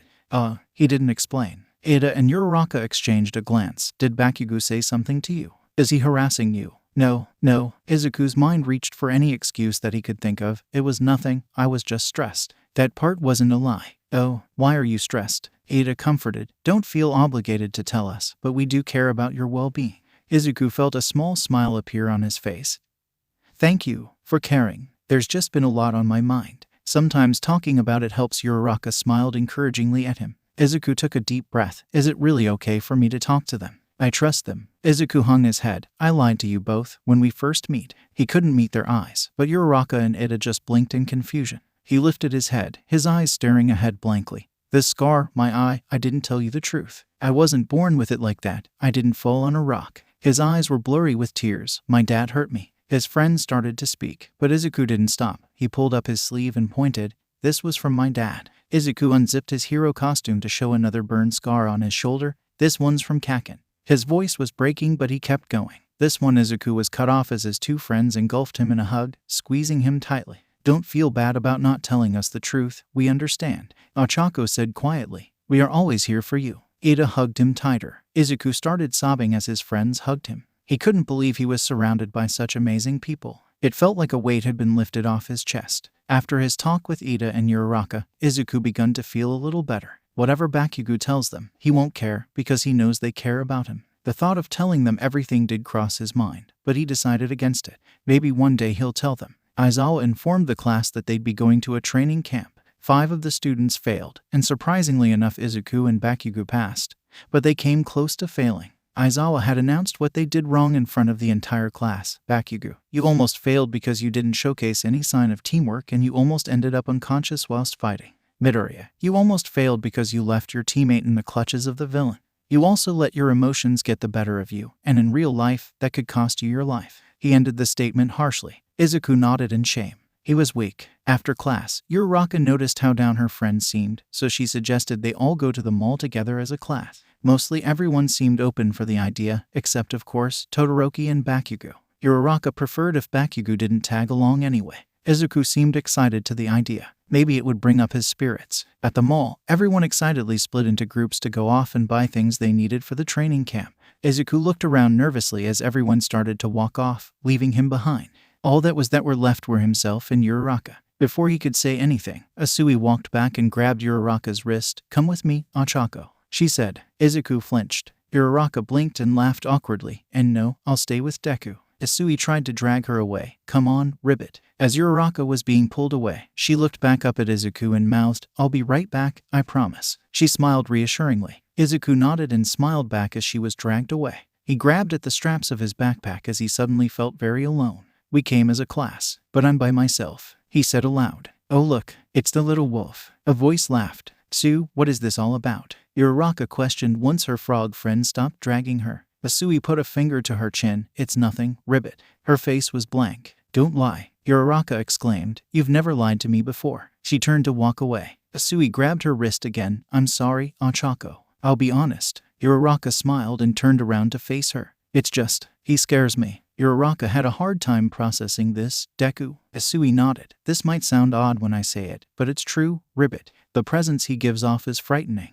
Uraraka blinked dumbly. His presence. People like you don't give off an aura, but people like Takoyami do. I don't follow. People with animal quirks, or just animals in general, give off an aura. And You can sense auras, because your quirk is related to a frog. Isui nodded. Do you see where I'm going with this? Deku has an aura, but that doesn't make any sense. Uraraka's eyebrows furrowed in thought. Not just that, Isui added. Animals like rabbits give off a small, non-threatening aura. Animals like tigers give off a calm, but dangerous aura. And Deku has an aura like a tiger. No, Isui said the word darkly, something much more frightening, like nothing I've ever sensed before. She shuddered. Uraraka pondered her thoughts for a moment. He's not a bad guy though, he's actually really sweet. Then why? Isui started, but Uraraka continued. I have no idea why you sense any kind of presence from Deku, but he's an amazing guy. Her mind flashed to after the exam, when he cried in her and Ida's arms. He's my friend, and I won't leave him. I'm sorry. She turned to go. Isui wrung her hands in worry. Be careful, Achako.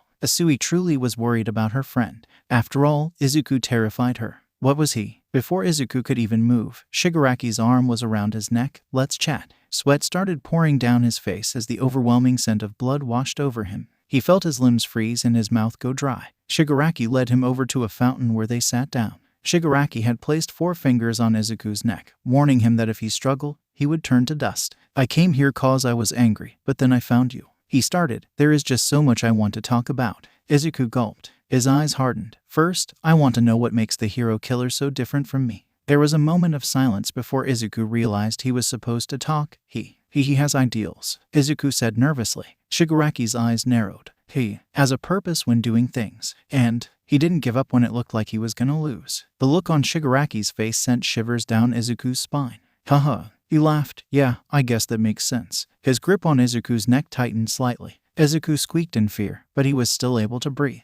Have you ever killed anyone before as a wolf? Shigaraki wore an ugly smile. Izuku's mind flashed to when he lost control and ripped off Stain's arm, to when he wanted to hurt Bakugo, when he told him to kill himself. Why so silent? He cackled. Killing someone as a wolf is exhilarating. Izuku shuddered. His grip tightened even further as he started laughing. I have such big plans for you, he exclaimed, a large smile drawn across his face. I want to tell you all about it, but that would ruin the fun. Izuku reached to pull the hands of his neck, as he felt himself panic. He couldn't breathe. He faintly heard Uraraka's voice. Hey, what's going on? Izuku looked up, his eyes blurry with tears. Get back, it's fine. He choked out. He felt the tension around his neck release as Shigaraki held up his hands. Oh, I didn't know you came with friends. He smiled as he stood up to leave. Uraraka looked unsure, but she rushed over to Izuku, placing a hand on his back. See you soon, little wolf. Shigaraki whispered quietly enough for only Izuku's ears to hear. Izuku grabbed his throbbing neck, trying to breathe normally. Uraraka rubbed his back with a concerned look on her face.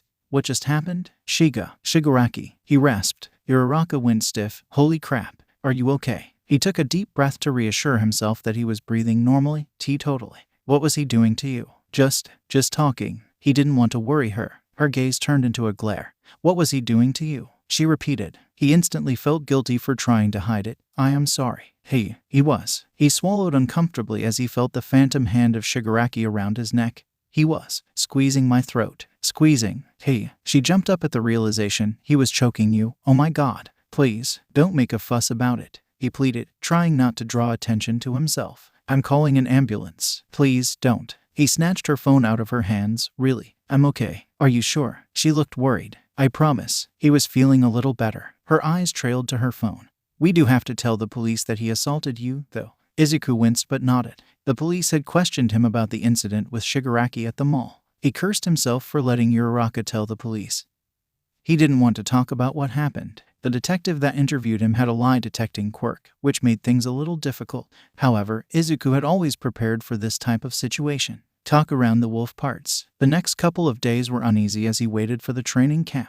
Was that where Shigaraki would execute his plans? Thankfully enough, the full moon was not going to appear during his time at the camp. That would be a disaster. If Shigaraki did have a plan for the camp, he couldn't use the full moon against him. What is his plan? Izuku's skin crawled at the thought of it. Have you ever killed anyone as a wolf before? Shigaraki's words rang in his ears. He shuddered. Uraraka kept a close eye on him after the incident, presumably because she was worried about him. It bothered her that Izuku seemed to brush off the incident like it was nothing. He knew Shigaraki wasn't going to kill him. He was part of the plan, right? But since she was watching, Izuku feared she would notice there wasn't any bruising on his neck from being choked. His healing made sure to take care of that. So, he swallowed his embarrassment and wore bandages around his neck for a couple days, just in case she noticed. Everyone in class knew about what happened, so they didn't bother him about it. He noticed that when he talked with people, their eyes would glance at the bandages. Izuku imagined Bakugo ripping them off and calling him a liar again. Iz was glad to finally take them off the day they left for the training camp.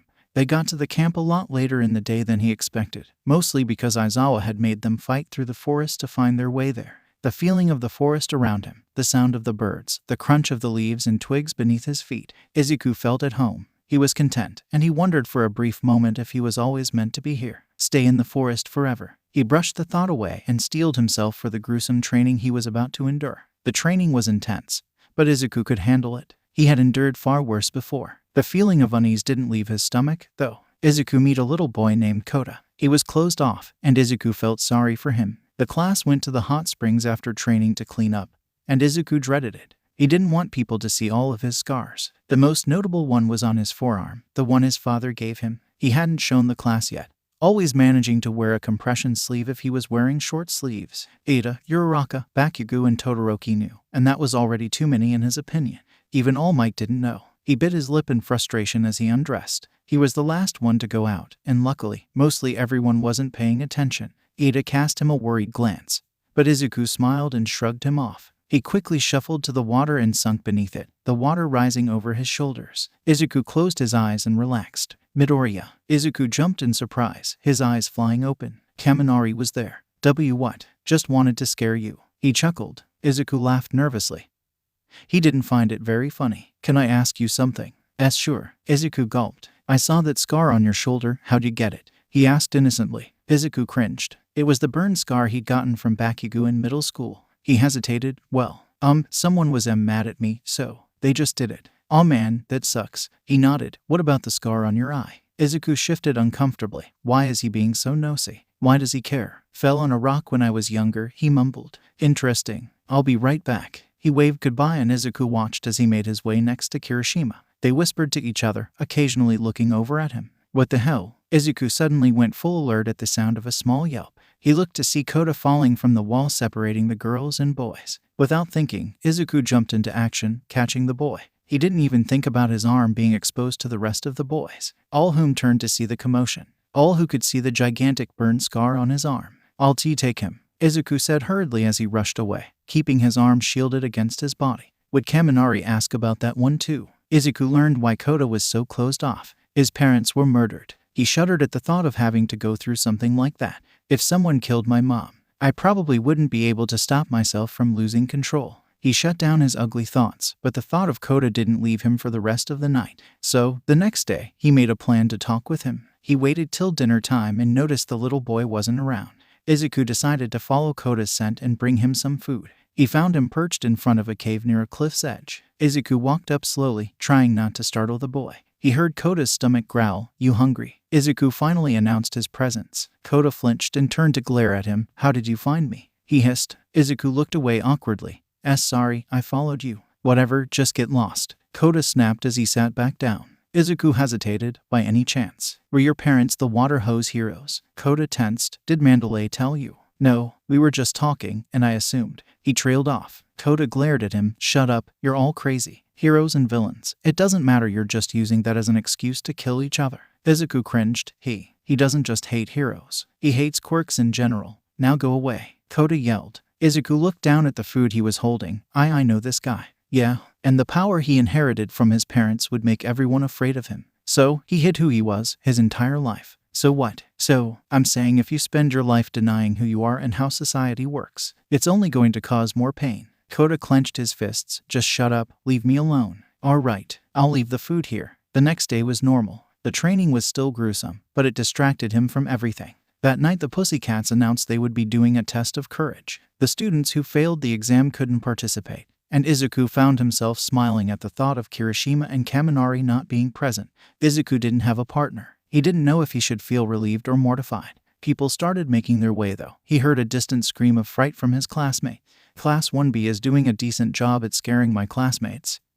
He chuckled. He closed his eyes and absorbed the sounds of the forest, the smell of smoke. His eyes snapped open. Smoke. He looked around widely to see if any of his other classmates noticed. A couple people seemed worried too. Ada pointed to the forest. Is that smoke? A couple of people gasped in shock. Get back. One of the pussycats yelled as a few villains appeared from within the forest. One of the villains looked like a lizard. He stared at Izuku and laughed. You. Izuku ignored the lizard, but the comment made him uneasy. He saw Mandalay's look of worry. Mandalay. He shouted, getting her attention, I know where he is. Izuku went tense as he saw the small boy cowering in fear from a large villain. His feet moved before he could think. Koda was suddenly trembling in his arms. Izuku seethed with anger, but he kept himself in check. He couldn't lose control now, not when Koda was counting on him. He looked at Koda and gave a wary smile. I'm gonna save you, he declared before turning to face the giant man, his face twisting into a snarl. The villain named Muscular stared at Izuku for a moment before smiling. Haha, you're on the list.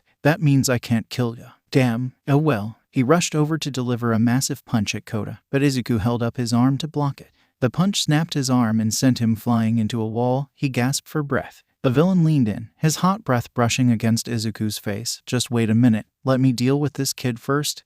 Get away from him. Izuku screamed. The villain turned and smirked. All right then, Shigaraki said I couldn't kill you, right? That doesn't mean I can't hurt you. Show me your blood. Muscular kicked Izuku so hard in the stomach that it sent him flying and vomit spit out of his mouth. Izuku scrambled up from the ground and tried to deliver a one-for-all powered punch, but against the villain's muscle quirk, it did nothing. Kid, that was way too weak. He laughed as he threw Izuku back. You know, before I knock you out, I gotta ask, do you know where I can find a kid named Bakugo around here? He smiled devilishly. Kaken, what? What could they want with him? No answer. You don't know. Oh well. He raised his hand menacingly. Hope this doesn't kill ya. Izuku winced, but the impact never came. Koda had thrown a rock at Muscular's head. The pebble didn't do much, but it did gain Muscular's attention. Koda was trembling, tears pouring out of his eyes. Did you torture water hose my mom and dad like this before you killed them? He cried. Water hose, you're their kid. Haha, I hit the jackpot. He walked toward Koda slowly, his muscle fibers dancing outside his skin.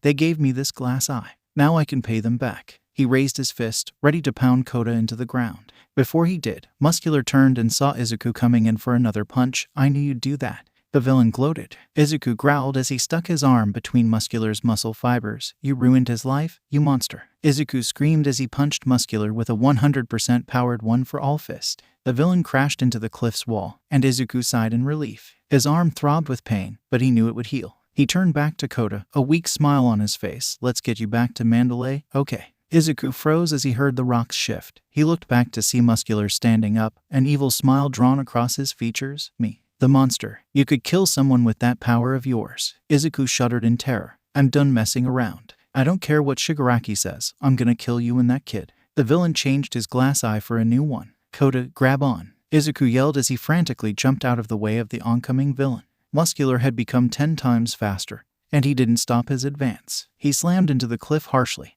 Getting somewhat stuck, I'm getting too excited. He laughed. Izuku slowly set Koda down. The realization had sunk in, the hard, painful truth. I can't win, even with all of All Might's power, I can't win. I have to transform. If I want to save Koda, I have to transform. I'm so weak that I have to rely on the wolf. I'm pathetic. Listen, Koda, he said darkly, his hair shadowing his features. When I attack, I want you to run. Run back to camp and find a pro. Koda looked at him with wide eyes. What about you? He cried. Don't worry about me. Izuku whispered, I'm sorry for what you're about to see. Please don't tell anyone. Koda shuffled back slightly. What are you saying? Izuku looked back and gave a small smile. It'll be okay. He turned back to face the villain who had regained his footing. Izuku grunted in pain as he placed his hands and feet on the ground.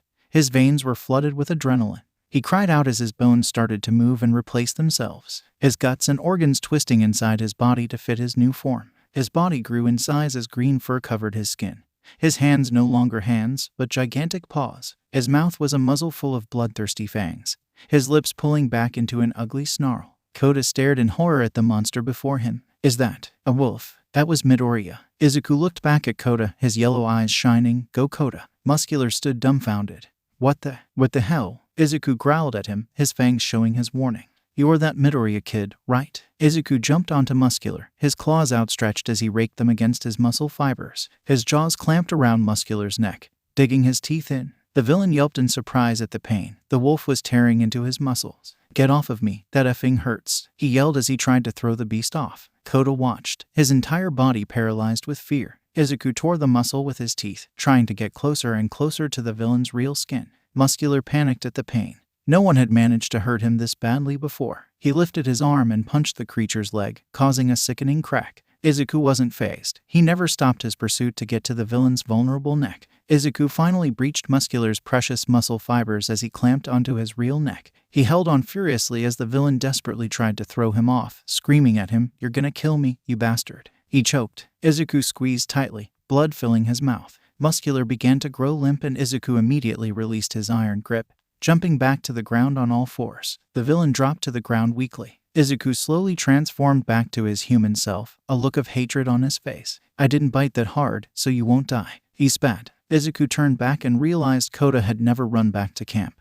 Izuku limped over to him. "I'm glad you're okay." Kota stared at him, his body trembling. Izuku had blood all over his face. He stopped at the sight of Kota. "Oh, I am sorry. That was probably really terrifying to watch. I was gonna carry you back to camp, but I understand if you don't want me to. I won't hurt you." He looked down. Kota stood up slowly on shaking legs. "I'm not scared of you, if that's what you think." Izuku blinked. "You're not." "No." Kota walked over to get on Izuku's back. That was really cool." Izuku jumped in surprise. It was." "Yeah, what are you anyways?" Kota jumped onto his back. "That's definitely not a quirk." "Why yeah." Izuku gulped. "Werewolf." Kota was silent for a moment. "I can't believe they really do exist. It's like straight out of a fantasy book." "Why yup, that's me," he said awkwardly. "Kota, will you tell anyone?" "No, I'll keep your secret." Izuku let out a breath he didn't know he was holding. "Thank you. You should probably wipe the blood of your face though."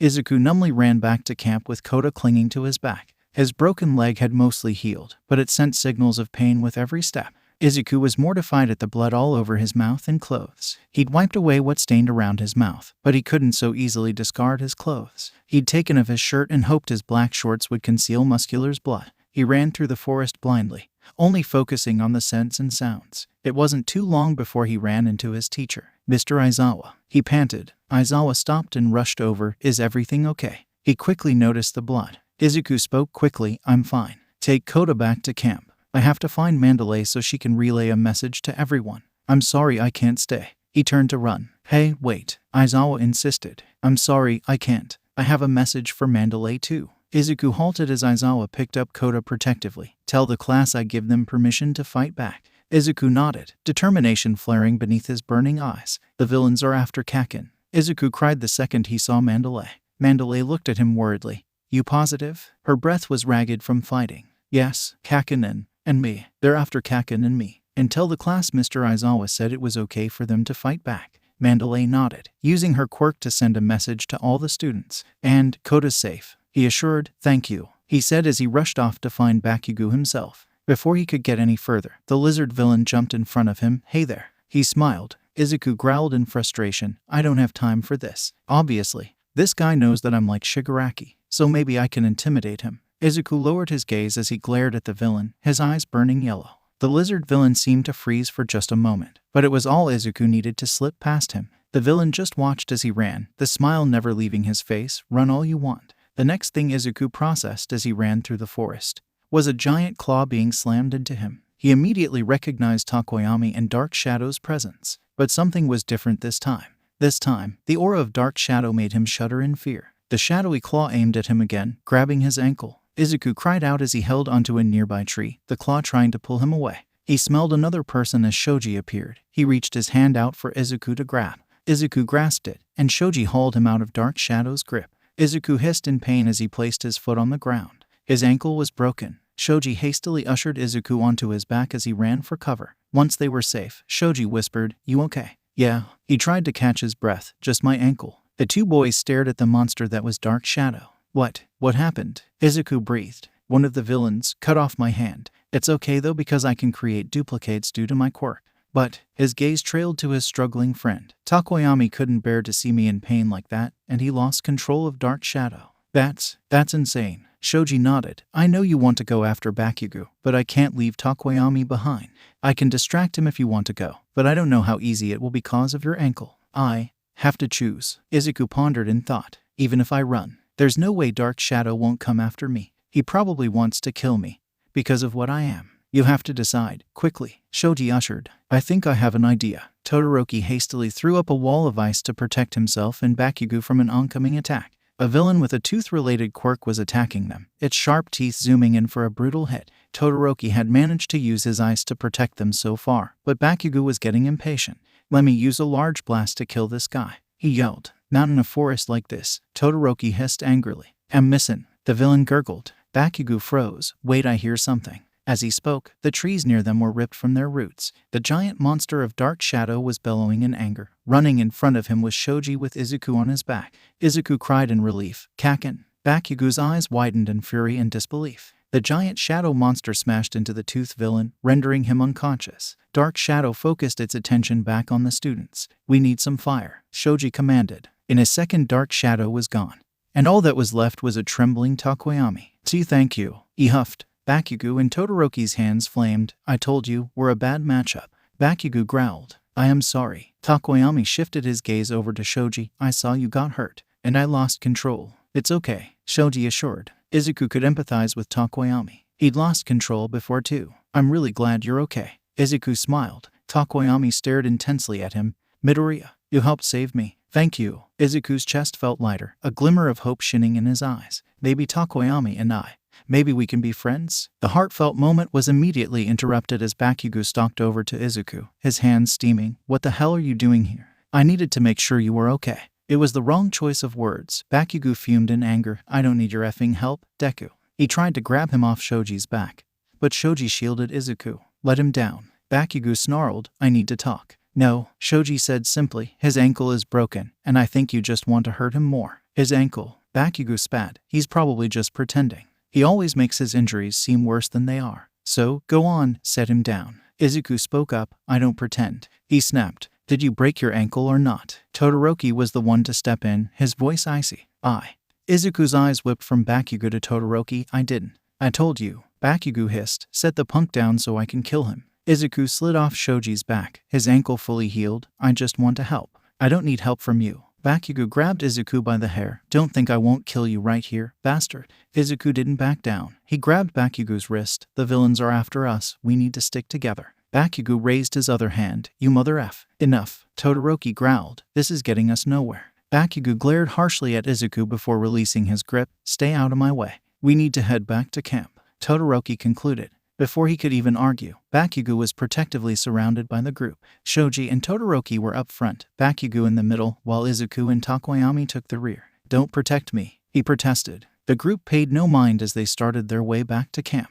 After a couple minutes of walking, the group heard commotion up ahead. They sprinted to the source to find another villain, and two of their classmates. They found Uraraka and Asui, both looking a little beat up, but not gravely injured. The villain saw more people arrive and immediately took off, not wanting to be outnumbered. "Is everyone okay?" Shoji called out. Uraraka and Asui nodded. "We're okay. But that girl was crazy." Uraraka shuddered. "You guys can come with us. We're guarding Bakugo." Both girls blinked. "Then, where is he?" Uraraka asked. Both Shoji and Todoroki stilled as they looked around widely. "What? It was only the two of them. How did this happen?" Todoroki hissed, losing his cool. "They were just here, all of them behind us." Who? Uraraka asked fearfully. "Bakugo, Takoyami and Midoriya." Shoji sounded stressed. "They can't be far, Ribbit," Asui reasoned. "You would have noticed earlier if they were taken, so it must have happened right before you ran into us." "Right indeed." A voice sounded. The students looked to the sound of the voice in the trees. "You see, I've taken them with my magic." The villain held up 3 marbles. "They really are important to us." The mask the villain was wearing smiled down at them. "Give them back," Uraraka yelled.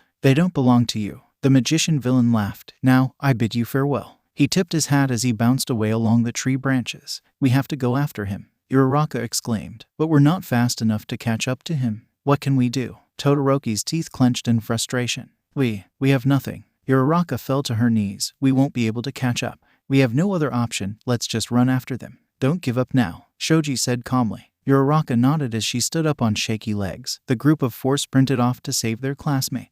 Compress was more than pleased with himself. He had managed to grab the 2 targets, and an extra pawn that seemed dangerous on his own. It was perfect. He had already radioed in that he accomplished the mission, so he waited patiently in a clearing for his other comrades. Toga was already waiting, and soon Dabai and Twice showed up. "I can't believe you got both of them," Toga exclaimed. "It was painfully easy." Compress laughed. He held up the 3 marbles containing his hostages, grinning in triumph. "What's taking that warp gate so long?" Dabai said with annoyance. "I know. Be patient," Twice yelped. For warning, some UA students may have run after me. Compress chuckled. I couldn't resist flaunting in front of them. You're just causing more trouble. Dabai grumbled. Speak of the devil, Compress exclaimed as the 4 UA students burst through the trees. You can't do this, Uraraka cried. Todoroki sent a blast of flame, which sent the villain staggering backwards. Shoji ran toward Compress, his arms outstretched, but he ducked at the last moment as blue flames soared over his head. Toga jumped towards Uraraka, her knife raised high. You're so cute. I wanna see you bleed.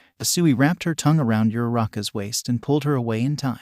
The warp gate finally appeared near Compress, Twice, and Dabai. Toga sighed and made her way over. The UA students exchanged a glace before charging at them. Toga and Twice went through first. Dabai laughed at the struggling students as he sent a blast of burning flame. The students ducked, pressing themselves against the ground as the inferno raged above them. Poor little Shoto Todoroki. Dabai grinned evilly. Let's go, Compress. He ceased his flame. Compress bowed. Thank you for being a wonderful audience. Please, don't go. Uraraka screamed. No, Todoroki yelled. The gate closed, and they were gone. Izuku blinked hazily as he tried to comprehend his surroundings. He looked to his right and saw his 2 classmates, Bakugo and Takoyami. They were both chained up and restrained to a chair. Bakugo's hands were completely encased in metal handcuffs. He noticed the villain with the patchwork face sitting in the corner, seemingly bored. Izuku tried to move, but he was heavily chained, more so than the other 2. There was even a chain adorned around his neck. He could barely look over. Bakugo was awake. He was staring at Izuku. His angry face tried to hide his obvious worry. Deku, they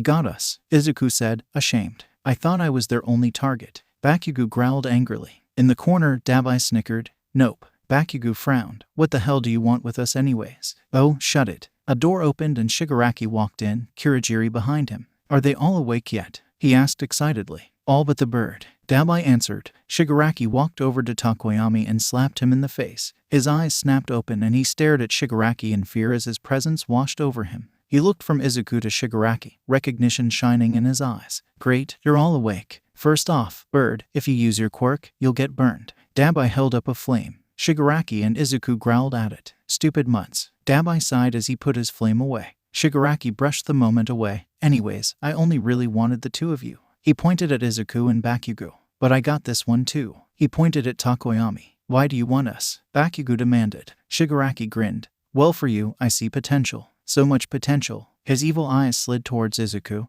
And for you, well, I bet they don't know about you, do they? Izuku went still as he felt Bakugo and Takoyami's eyes on him. He couldn't look at them. He just stared downward, panic seeping into his brain. Shigaraki was obviously trying to rile him up. You know, the were. Shut up. Izuku screamed so fiercely that Bakugo and Takoyami flinched. Haha, so angry. He walked over to Izuku. They don't know how truly dangerous you are. You're just too cowardly to show off. See, that's not. He couldn't speak. He couldn't breathe. Shigaraki laughed and he turned to Takoyami. What about you, bird? Tell me what you think. Takoyami struggled to find the right words. About what? You know what I'm talking about. Just say what you truly feel about Midoriya. He grinned devilishly. Takoyami gulped. Why, yes. Well, he's very frightening to be around. Shigaraki stared at him, waiting for him to continue. Honestly, Takoyami looked away. I'm so scared of you, Midoriya. And then we end up here, and I feel just as frightened from this villain. So, I don't know what to think. Shigaraki laughed as Izuku stared in utter fear. And, what about you? He looked at Bakugo. Bakugo's face was a mixture of anger and confusion. I always knew that he was a freak. I just don't know how much of a freak. Stop this, Shigaraki. Izuku snapped, hating how much his voice quivered. Why are you doing this? Shigaraki thought for a moment. This chat, honestly, is just for fun. He smiled. Shigaraki leaned in and whispered to Izuku, don't worry, I won't tell them outright. But shaking their trust in you is just too funny. Shigaraki pulled away, like this for example. He gestured toward Dabai. Dabai walked over to Izuku and held a flame right in front of his face. Izuku yelped in fear at the flame, but then all he could do was snarl and stare at it. Dabai pulled the flame away and went back to the corner to sit. Once Izuku regained full control, he stared straight ahead. He knew that Bakugo and Takoyami were staring at him again. Deku, what the F? Goodbye now. Shigaraki and Kirigiri exited the room. I'll be back later. Izuku slowly turned to look at his 2 classmates. They both looked confused, utterly confused. I always thought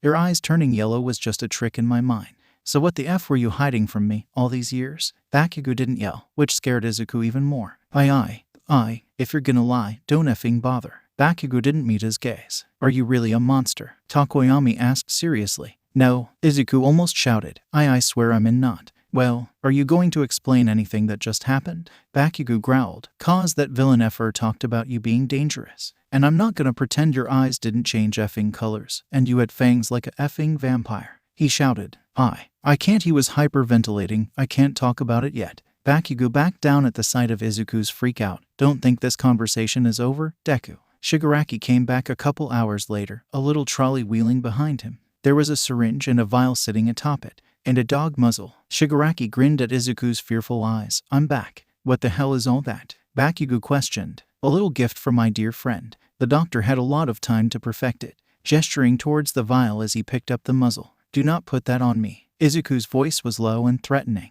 Shigaraki laughed and stepped towards Izuku. I said don't, he lashed, snapping his teeth. If you bite me, I'll cut off a finger from each of your classmates, Shigaraki said coldly. Izuku hung his head in defeat. Good boy. He fixed the muzzle around Izuku's mouth. What's the point of this? He sounded scared and humiliated. Shigaraki picked up the vial and stuck the syringe inside. Well, I can keep you from biting me now. I can't say the same when I give you this. What is that? It was Takoyami's voice. Shigaraki ignored him as he filled the syringe. The test subjects couldn't handle this until we got it right. So annoying and time-consuming. What are you gonna do to me? Genuine terror stared to seep into Izuku's voice. With the needle filled, he walked over to Izuku. What is that? He pushed Izuku's head to the side slightly, to expose the veins in his neck. Get away from him. Bakugo snarled. Stop this, Takoyami yelled. Shigaraki grinned at their pleas. Oh, this is gonna hurt, isn't it? Please, Izuku cried, tears starting to fall from his eyes as Shigaraki stuck the needle in his neck. His body tensed at the pressure. Shigaraki dispensed the rest of the liquid into Izuku's veins, and he slowly stepped back, tossing the used needle on the floor. Izuku screeched in pain. His body jerked uncontrollably, his pupils dilated and constricted rapidly. Deku, Midoriya. His classmates cried out weakly. Their voices were nothing to him. The foreign substance that had invaded him made him feel like his veins were on fire. He felt like his bones were bending to the wolf form 1 minute, then snapping back into human form the next. Like a switch, his jaws were snapping at the air, trying to find anything that could ground him. His eyes looked around widely, trying to decipher anything out of the blurry mess. His sharp nails were digging into the chair that restrained him. And then in a moment it was over. He passed out. He didn't mind the darkness. Shigaraki looked at him wide-eyed. Wow. A smile appeared on his face. What a show that was. What? The Bakugo was trembling at the scene. Takoyami swallowed thickly. Is he dead? No. Shigaraki started to roll the trolley away. He'll wake up eventually. He left the room laughing. Bakugo turned to stare at Izuku with wide eyes. Deku. Hey, Dabai sat in the corner. Jesus. What the hell? I didn't know that would happen. What the hell did he do to him? Bakugo screamed at Dabai. Like I would tell you. Bakugo, we have to stay calm, Takoyami reasoned, even though he himself was shaking. Yeah. He breathed deeply. Yeah, I know. The air was tense. Izuku's screams still echoed in their ears. The sight of him writhing in pain burned into their retinas. It was a little bit before Izuku opened his eyes again. He opened them slowly, like waking up from a bad dream. He looked at his classmates, but they were still a little blurry. His head pounded. Kaken, he said unsurely. Deku. If Izuku wasn't so hazy, he might have heard relief in Bakugo's voice. Izuku tried to blink the blurriness away from his eyes. He could barely focus. What happened? Bakugo hesitated. Well, Shigaraki injected you with something, and then you passed out. He stiffened at the word, injected, as the memories flooded back. What could he have given me? A little gift from my dear friend. The doctor had a lot of time to perfect it. Shigaraki's words rang in his ears. It was something they made. For him. For werewolves. Are you okay? Takoyami asked worriedly. Why yeah, my head just hurts. His body felt numb. His neck stung. He felt a deep pit of anxiety rest in his stomach. But mostly, he felt fine, considering all the pain he felt before. The raging fire in his veins had subsided into nothing. His bones and organs were all normal and stable. His head hurt, but it didn't feel like it was about to explode like before. Does anything seem off or something? Bakugo asked, concern laced in his words. I just feel different, but I don't know why. His wolf instinct was always there. Even when he was fully human, he could feel its presence. It was a part of him. It tried to have a say, but most of the time Izuku didn't listen. He was able to act human almost all the time. But now, things felt off. He felt like the wolf could grab a hold of him if he let his guard down. Its influence and presence had suddenly become greater and angrier. Was that what Shigaraki did? But Izuku didn't understand. I still have control. The wolf can't overtake me easily. So, why? What the hell did he do, then? Bakugo asked angrily. His head pounded, and the wolf snapped, I don't know. Yellow eyes, again. Bakugo shot back. Can we not talk about that right now? Izuku hissed. And why not? Bakugo didn't back down. Bakugo, please, Takoyami pleaded. Pause, I can't even think straight. Izuku shouted, so, F off. No one spoke for a while. It was the next day when Shigaraki came back. All the villains who played a part in the training camp attack arrived in the room first. I'm so tired of watching these dumb kids. Dabai groaned. Without you, they could escape. You're useless, Twice argued. Did Tamura already give him the drug? Toga pointed at Izuku. Dabai nodded unenthusiastically. You know, Toga walked over to Izuku.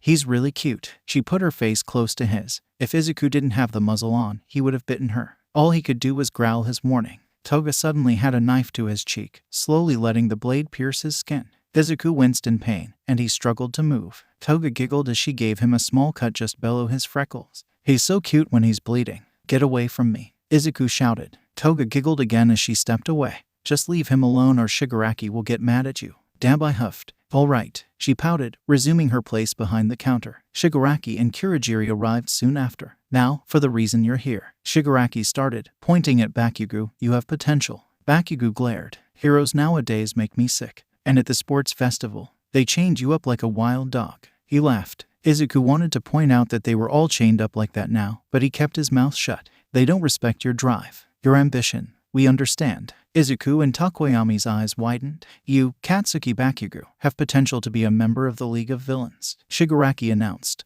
Things were silent for a moment, but Bakugo finally spoke. What a joke. He scoffed. Shigaraki's eyes narrowed. You may be unwilling now, but I think in time you'll understand. The room went silent as a knock was heard at the door. Pizza delivery. And the next thing anyone knew was the wall being smashed in, and All Might appearing. Izuku smiled brightly at the sight of All Might, while Bakugo grumbled, about time. Kamui Woods swapped in and swiftly captured all the villains with his lacquered chain prison. Gran Torino flew in and knocked out Dabai, while Edshot took out Kurogiri in one move. The relief was visible in All Might's face as he saw all three missing students. He rushed over and destroyed all the restraints containing Bakugo and Takoyami. He hesitated when he saw his successor, and Izuku suddenly grew red in embarrassment. I'm so heavily chained. And I'm wearing a dog muzzle. He removed the muzzle, then destroyed the rest of the restraints. Are all of you okay? He asked. I'm all right. Takoyami brought out Dark Shadow. Sorry I couldn't bring you out, buddy. All Might turned to Bakugo and Izuku. And you guys? Fine. Bakugo grumbled. He turned to Izuku, curious about his response. I'm good. Izuku swallowed thickly. His head still hurt, and he felt uncomfortable in his own body. I'm glad you're all safe. He boomed. Now, to deal with these villains. Are you kidding me? Shigaraki was shaking in anger. I hate you, he screamed, his eyes gleaming yellow as Namu burst into the room through a black liquid substance. What's happening? Kamui asked in panic. I don't need the effing mutt or the bird anymore. I just need him, Shigaraki said coldly as Bakugo started vomiting the same black liquid. He vanished in seconds. Kaken, Izuku cried. Bring him back. He yelled at Shigaraki. Young Midoriya, let me handle it. Rage burned behind All Might's words. Suddenly, all the villains spit out the same black liquid, and they vanished as more Namu appeared. Damn it, All Might growled as he disposed of a couple Namu that tried to attack him. All Might, go. Gran Tornio yelled. Will you all be okay? He asked. Just go, he ordered. Protect young Midoriya and Takoyami. Take them to safety. All Might zoomed off to find the missing student. I'm stuck watching from the sidelines, Izuku said in dismay. I won't be able to help at all. Gran Torino took both Izuku and Takoyami to the police station, then left immediately to go back and help. They watched All Might's fight with All for One on a little TV. Is Kaken okay? Where did he go? He couldn't see him anywhere on the scene. He wanted to be there, he wanted to help, but he was stuck. If All Might died, Izuku wondered if he would just lose all consciousness, appear near All for One, and tear him to shreds. His heart raced with anxiety. All Might just had to win. Izuku Midoriya. All for One sneered. That's the child you passed your power to. All Might hardened his glare. I wonder if you know about that child's secret. Do you know about it, All Might? All Might visibly froze. What? What the hell are you talking about? Don't lie to me. What would I get from that? He laughed. So he didn't tell you? Your own successor doesn't trust you with his biggest secret. He's hiding it from you. Laughter filled the area. All Might finished All for One with a gigantic punch that left everyone in awe. Everyone cried and cheered, knowing their symbol of peace had not failed. Izuku cried just knowing that his mentor was alive. Once All for One was secure, the reporters swarmed the scene. All Might looked at the camera and pointed. You're next, Izuku cried profusely. He had been informed later that Bakugo was rescued by some of his classmates. Kirishima, Todoroki, Yaoyorozu, Ida, and Uraraka. They got him out of the way so All Might could fight at full force. Izuku wondered briefly if the group had originally gone out to save all three of them, but only managed to get to Bakugo. But did Kirishima and Todoroki really want to save him? He didn't know. Izuku didn't tell any authorities about the injection he'd been given. He knew they would try to run tests on him to figure out what it did, and that was the last thing he wanted. The shot was clearly targeted to the wolf. When the medical examiner looked him over, he found 0 injuries, so they didn't question anything. When he returned home, his mother engulfed him in a hug. She made his favorite dinner that night. Izuku decided that if he was going to tell anyone about what happened, it should be her. Mom. He swallowed the pork from his cadiston. Yes, sweetie. She smiled warmly at him, happy to have her son back. I meet another werewolf. The food almost dropped out of her mouth. Honey, that's great. Where did you meet them? Her smile dropped as she saw the look on his face. He's a villain. Oh my gosh, Izuku. Honey, I'm so sorry. She placed her hand on top of his. While they had me, I was chained up pretty heavily. You don't have to talk about it if you don't want to, she said calmly, noticing his shaking hands. No, I need to tell you. He wiped away the tears. The werewolf villain injected me with something that's messing with me. She squeezed his hand, messing with the wolf's side. She questioned. He nodded. And you don't want to go to the doctor? No, he shouted before calming himself. Sorry. No doctors. Well, we'll just have to keep an eye on it, okay? I'm sorry, I wish I could do more. She reached over and hugged him. The feeling of her touch and the smell of the katsudon helped him calm down a little. The next day, Inko got a letter from UA informing her of the dorm systems. She didn't mind if her son were to stay on campus, though she knew she would miss him terribly. The big issue was Izuku and the full moon. Could he somehow slip out of the dorms all night? Sure, he could stay in his room, but he'd probably go insane. She gave her son the letter so he could read it and process. Izuku smiled once he finished. Dorms sound awesome. But what about the full moon? Izuku just shook his head. My teacher and principal both know about my predicament. What if there are no woods nearby? Izuku paused. I didn't think about that. And you'll be with your classmates all the time. You won't be able to just walk around in wolf form occasionally like you do here. She added, I mean, I could probably stop doing that. It clams you down, doesn't it? She argued. I know, I'll be okay. I'm worried, Izu. But if you think you can, then it's fine with me. Looking back, he wished he'd never agreed to live in the dorms. Moving into the dorms wasn't as difficult as he first thought. Though, the girls did make fun of his fanboy room, so he was a little embarrassed. The next day at school, All Might requested that they chat as soon as possible. The urgency of the request made him a little nervous. He slipped away from his friends during lunchtime to meet with his mentor. When he entered the room, his mentor's face was downcast. The atmosphere was extremely tense. Hi, All Might. He swallowed nervously. Young Midoriya, hi. Sit. Izuku sat across from him and waited nervously for him to start. My time limit is basically up. My reign as the symbol is over. Izuku tensed. I'm just glad you're okay. I didn't bring you here to talk about that, though. Why does he sound so angry with me? He felt his hands tremble. Did I do something? All for one said something to me. Izuku froze as all the pieces suddenly fell into place. Shigaraki is a werewolf. He knows I'm a werewolf. He told his master that I'm a werewolf. All for one told All Might something. He said that you were hiding something from me. He called it your biggest secret. What did he mean? His stare was intense. He was examining him, looking for any tells. Before he knew it, Izuku was crying.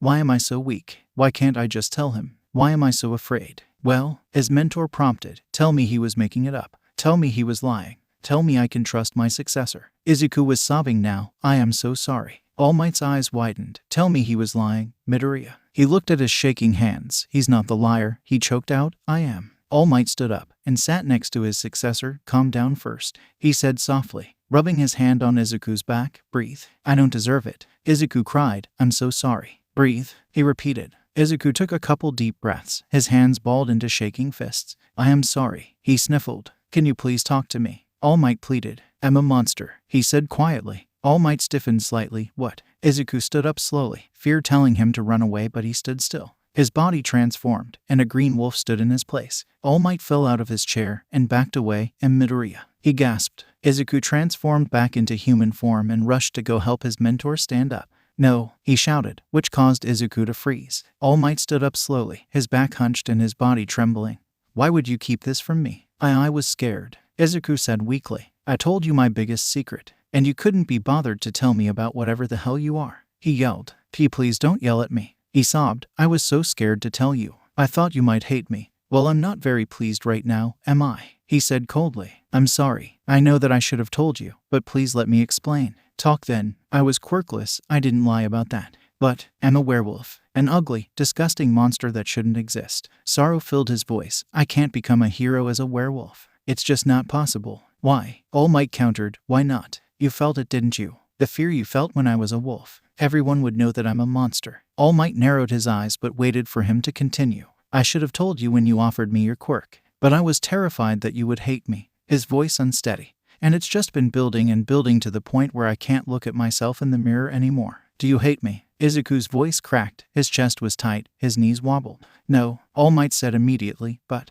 I'm incredibly hurt that you kept this from me. How can I ever trust you? You can. I swear you can trust me. I messed up, so bad. But please, I'm still the same person you always knew. The person I knew didn't keep secrets from me. You can leave now. He wouldn't look at him. But All Might. Go, he said firmly. Izuku hurriedly rushed out of the room, tears pouring down his cheeks. He couldn't breathe. He grabbed at his chest, willing himself to breathe. He stood in the hall trying to calm himself, praying that no one would come down the hall. He had the worst luck. Hey, it's the class of nerd. The voice laughed. Izuku wanted to look up, but he just couldn't. His body was paralyzed. Is a member from Class 1A really so weak that they're crying in the hallway? He recognized that voice. Monoma, the Class 1B jerk. Wait a sec. Didn't you get kidnapped? Anger burst inside him. He pulled at his hair and gritted his teeth. And there was 3 of you who got taken. That's seriously pathetic. Shut up. Shut up. I want to hurt you. Don't make me hurt you. He was battling with himself, trying to force his anger away. Worthless Class 1. He choked on the last word as Izuku grabbed him by the throat. Shut the hell up,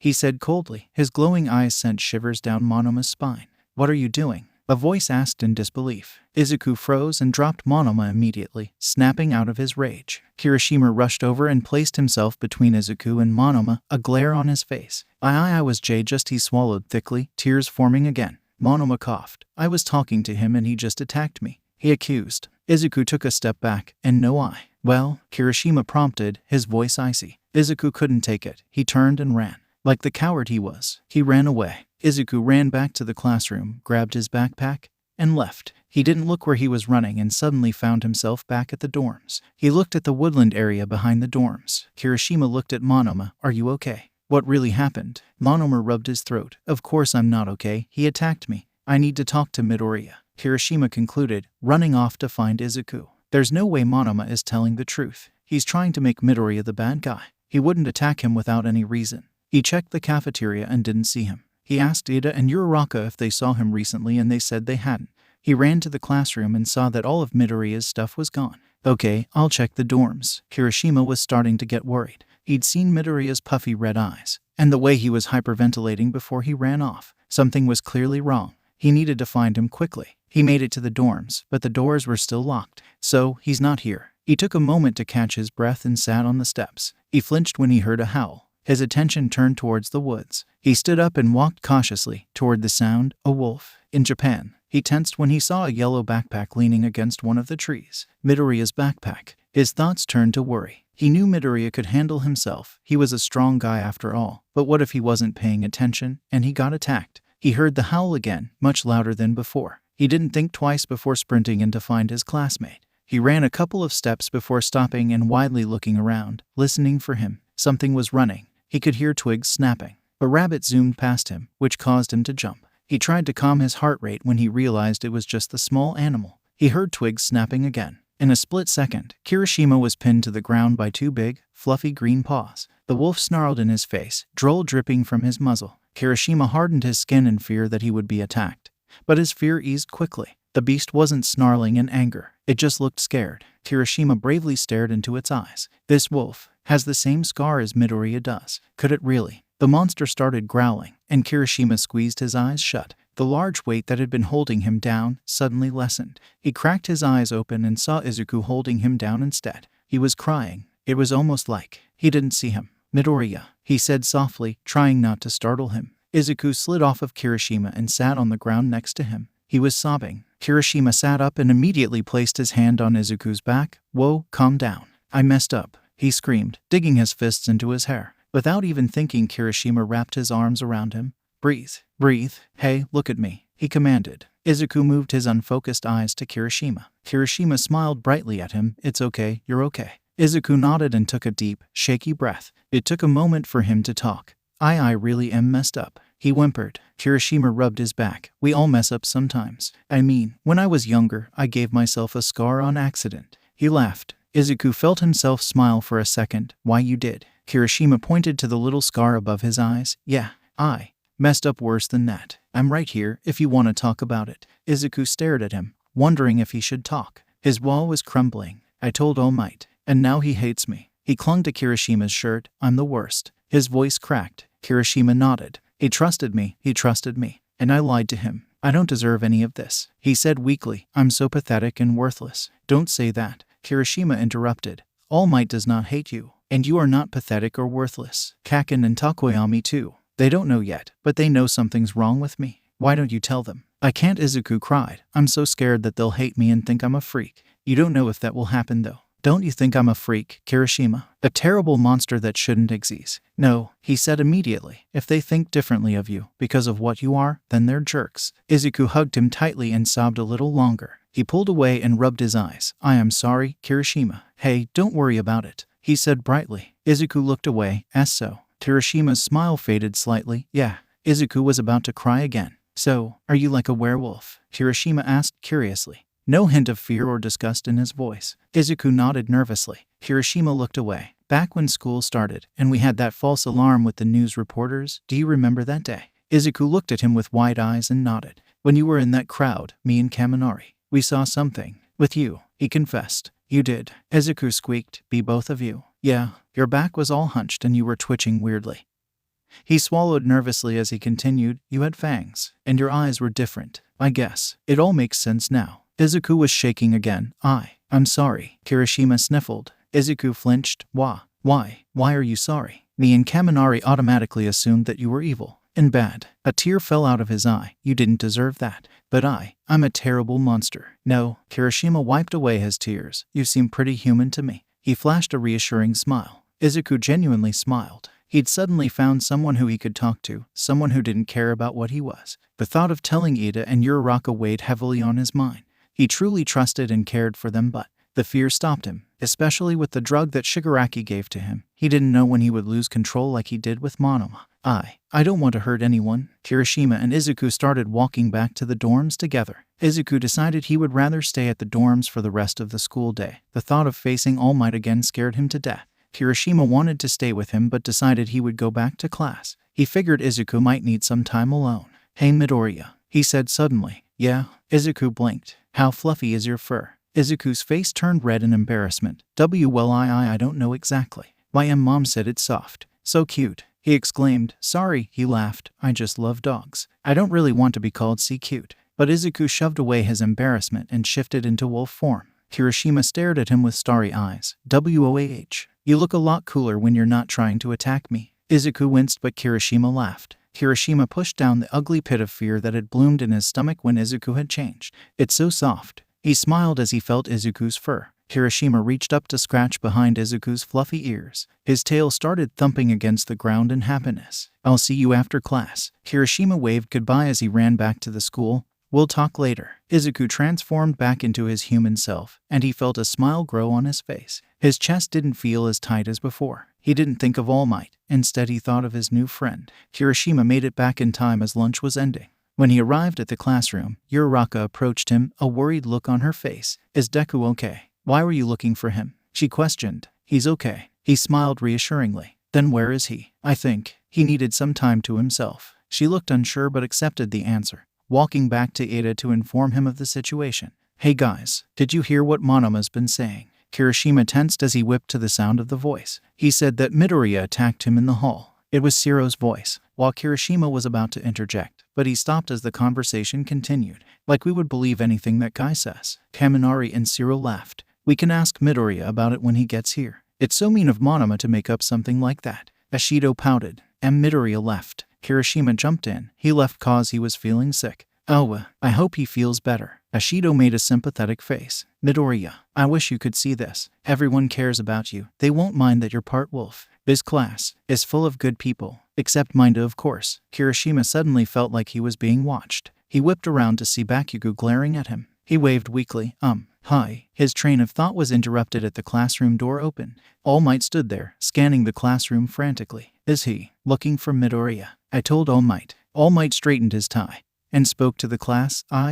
Is young Midoriya around? Kirishima stiffened, knowing he had to speak. Hey, why? Bakugo snarled. All Might seemed caught off guard. Well, I need to speak with him. He trailed off. Kirishima spoke up before Bakugo could escalate things. He left because he's feeling sick, sir. All Might visibly tensed. Oh, is that so? He looked worried. Kirishima winced, knowing that All Might was the real reason Izuku left. That and the fact that he grabbed Monoma's throat. Thankfully, no one had seen but him, and no one would believe Monoma's story anyways. Thank you, anyways. All Might dejectedly turned to leave, and Kirishima rushed out after him, hoping to have some privacy in the halls. Wait, All Might, he pleaded, lowering his voice. He really left because of you. All Might stiffened. Where is he? He was sobbing and hyperventilating, and saying he was worthless. Kirishima swallowed. All because he thinks you hate him or something. Why, he's got it wrong. Then why is he so upset about it? Kirishima questioned. All Might turned away. I was so terrible before. I really need to talk to him. He's at the dorms. Please try to understand how hard this is for him.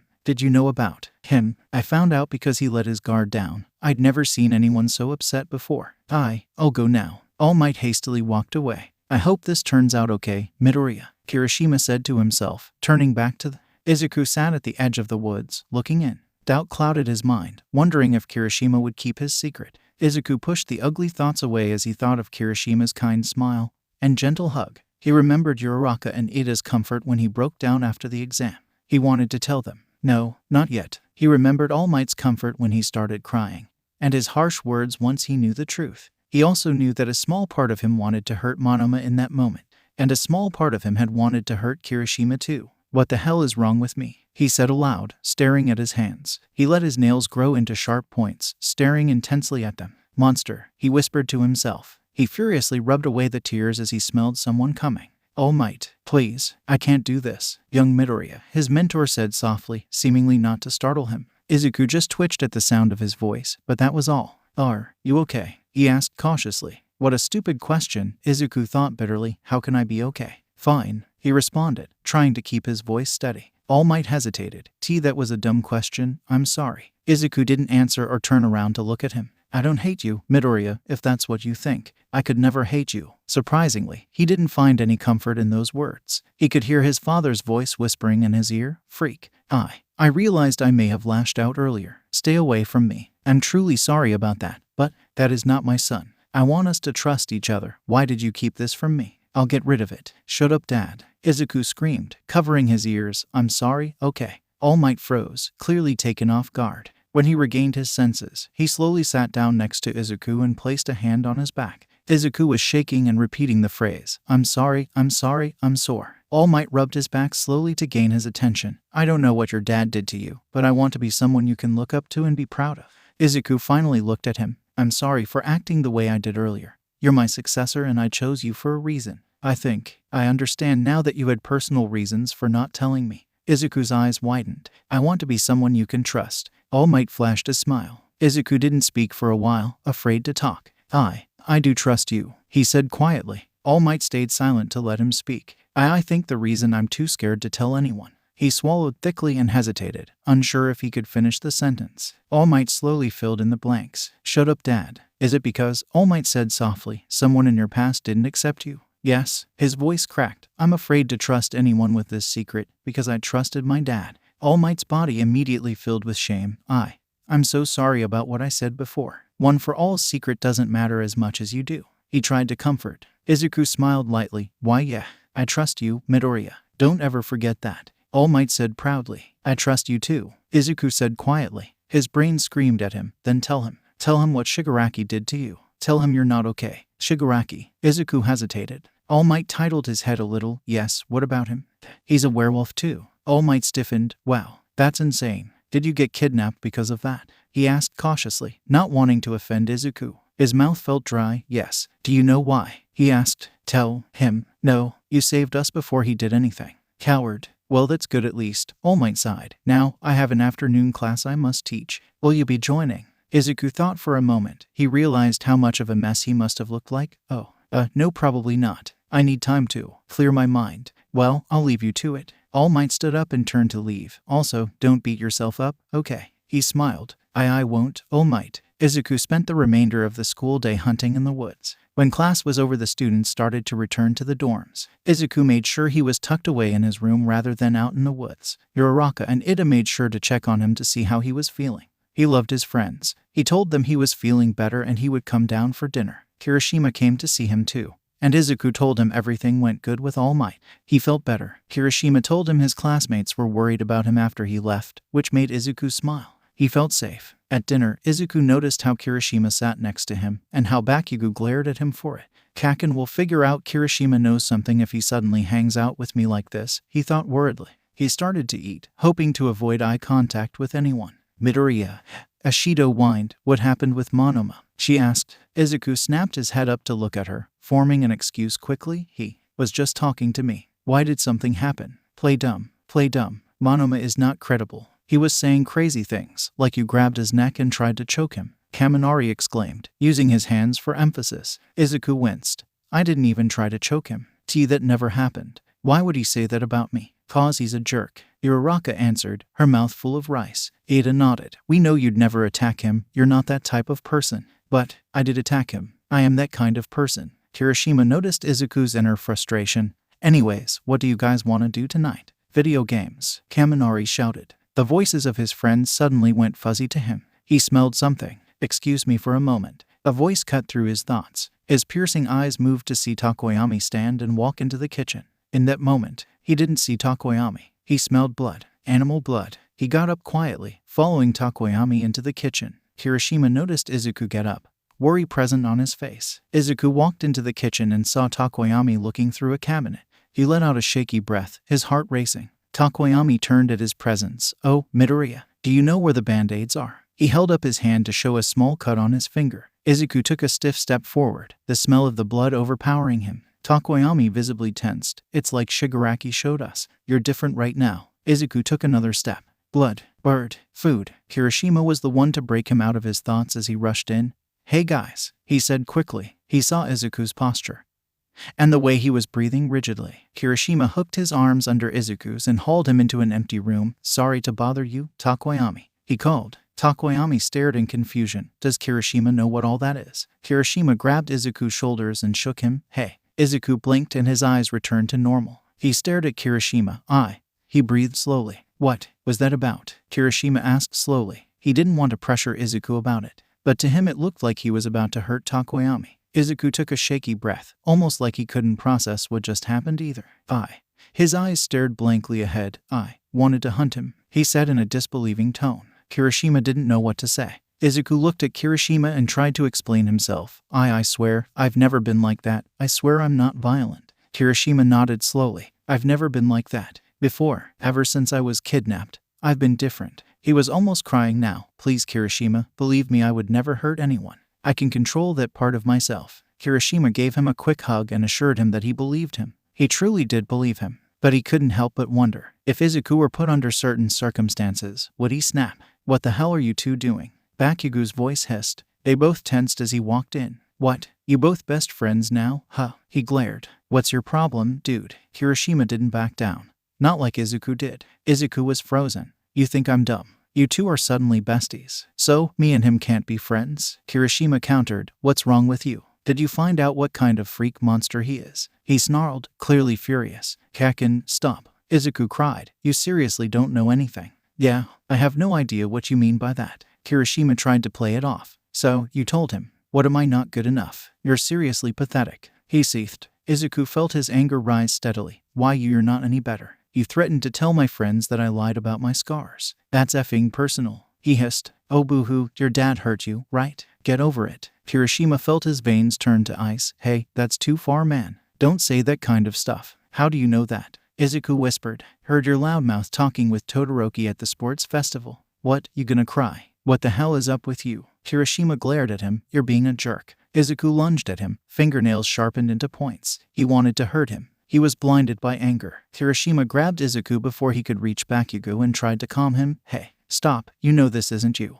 Izuku struggled. You don't know anything. He screamed loud enough for the people eating dinner to hear. His struggling faltered. His ragged breathing slowed. You don't know what it's like to be me. Kirishima heard commotion from the other room. fearing that his other classmates would come to look. He took Izuku outside so the other students wouldn't see how distraught he was. He gave Bakugo one last glare as he left. Outside, Izuku came to one conclusion. Something was very, very wrong. His entire life, he'd rarely ever snapped like that. He knew how to keep a cool head, how to stay calm. Just today, he'd lost it at both Monoma and Bakugo. He'd even lost himself at dinner when Takoyami started bleeding. He buried his face in his hands. The full moon. In a couple days. What if I can't control myself? What if the monster inside of me takes over? He was completely terrified. Deku, are you okay? Uraraka stood at his desk. Izuku snapped his head up, trying to process her words correctly. Oh, yes, I'm okay. You've been so distant lately. She trailed off. Have I? I'm really sorry. I haven't meant to be distant. He looked away. It's okay, it's just, if you ever want to talk, you know me and Ida are there for you.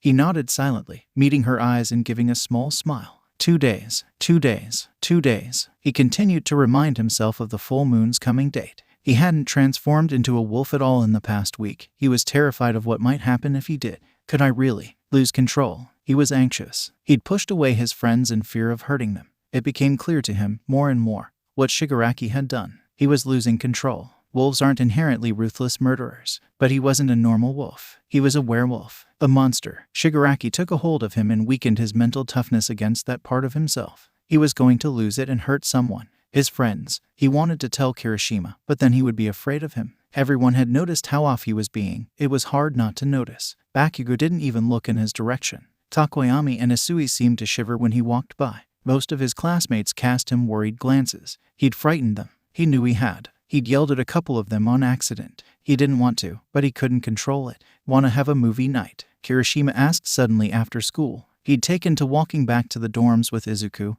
Ida and Uraraka. "With the class, I mean," he added. "Yeah, that could be fun," Uraraka said cheerfully. Izuku only stared at his feet. He didn't want to be around them, especially so close to. "Then, what do you think, Midoriya?" Ida asked politely. "Oh, I don't know. Maybe it will help you cheer up a little." He flinched at being addressed directly. "I'm fine," he mumbled. "We all know something is bothering you," Uraraka said bluntly. "Yes, we won't force you tell us," Ida added. "We just want to bring up your spirits." I said I was fine. He glared. "Is it because it's close?" Kirishima asked. The full moon." The group stopped. Izuku wanted to punch him. Uraraka blinked. "What is?" Kirishima realized he messed up. "Oh gosh, nothing." "What are you referring to, Kirishima?" Ida questioned. "It's nothing, sorry I brought it up." He deflected. Uraraka poked Izuku's shoulder. "Do you guys have a secret?" She whined. Izuku took a deep breath. "Actually, I do have a secret." Ida and Uraraka stared in utter confusion. But he looked up to meet their eyes. "I'll tell you guys when I'm ready." He smiled. Ida and Uraraka couldn't help but smile at their friend. "Of course," they said in unison. Kirishima sighed. "So, about that movie night." "Well, all right," Izuku reluctantly agreed. The group cheered. Izuku put on a happy face, but he knew, deep down, if things didn't go well on the full moon, he might have to disappear forever. The dreaded day of the full moon finally arrived. They didn't have class today, so Izuku found it easier to stay cooped up in his room until he needed to leave. He felt like he was going crazy, trapped in such a small space. But he pushed through it. He couldn't risk exposing himself more. He could hear everything his classmates were doing, what they were talking about, what each one smelled like, who was close and who was far. He could hear a couple of his classmates talking about how worried they were about him. "He hasn't come out of his room all day. Do you think he's sick?" Kaminari asked. "I bet he hasn't eaten today." He picked out Uraraka's voice. "I can bring him up some food." That was Kirishima's voice. "I think that would be wise. It's not like him to neglect eating like this." Ida pointed out. "Can I go with you? I want to talk to him."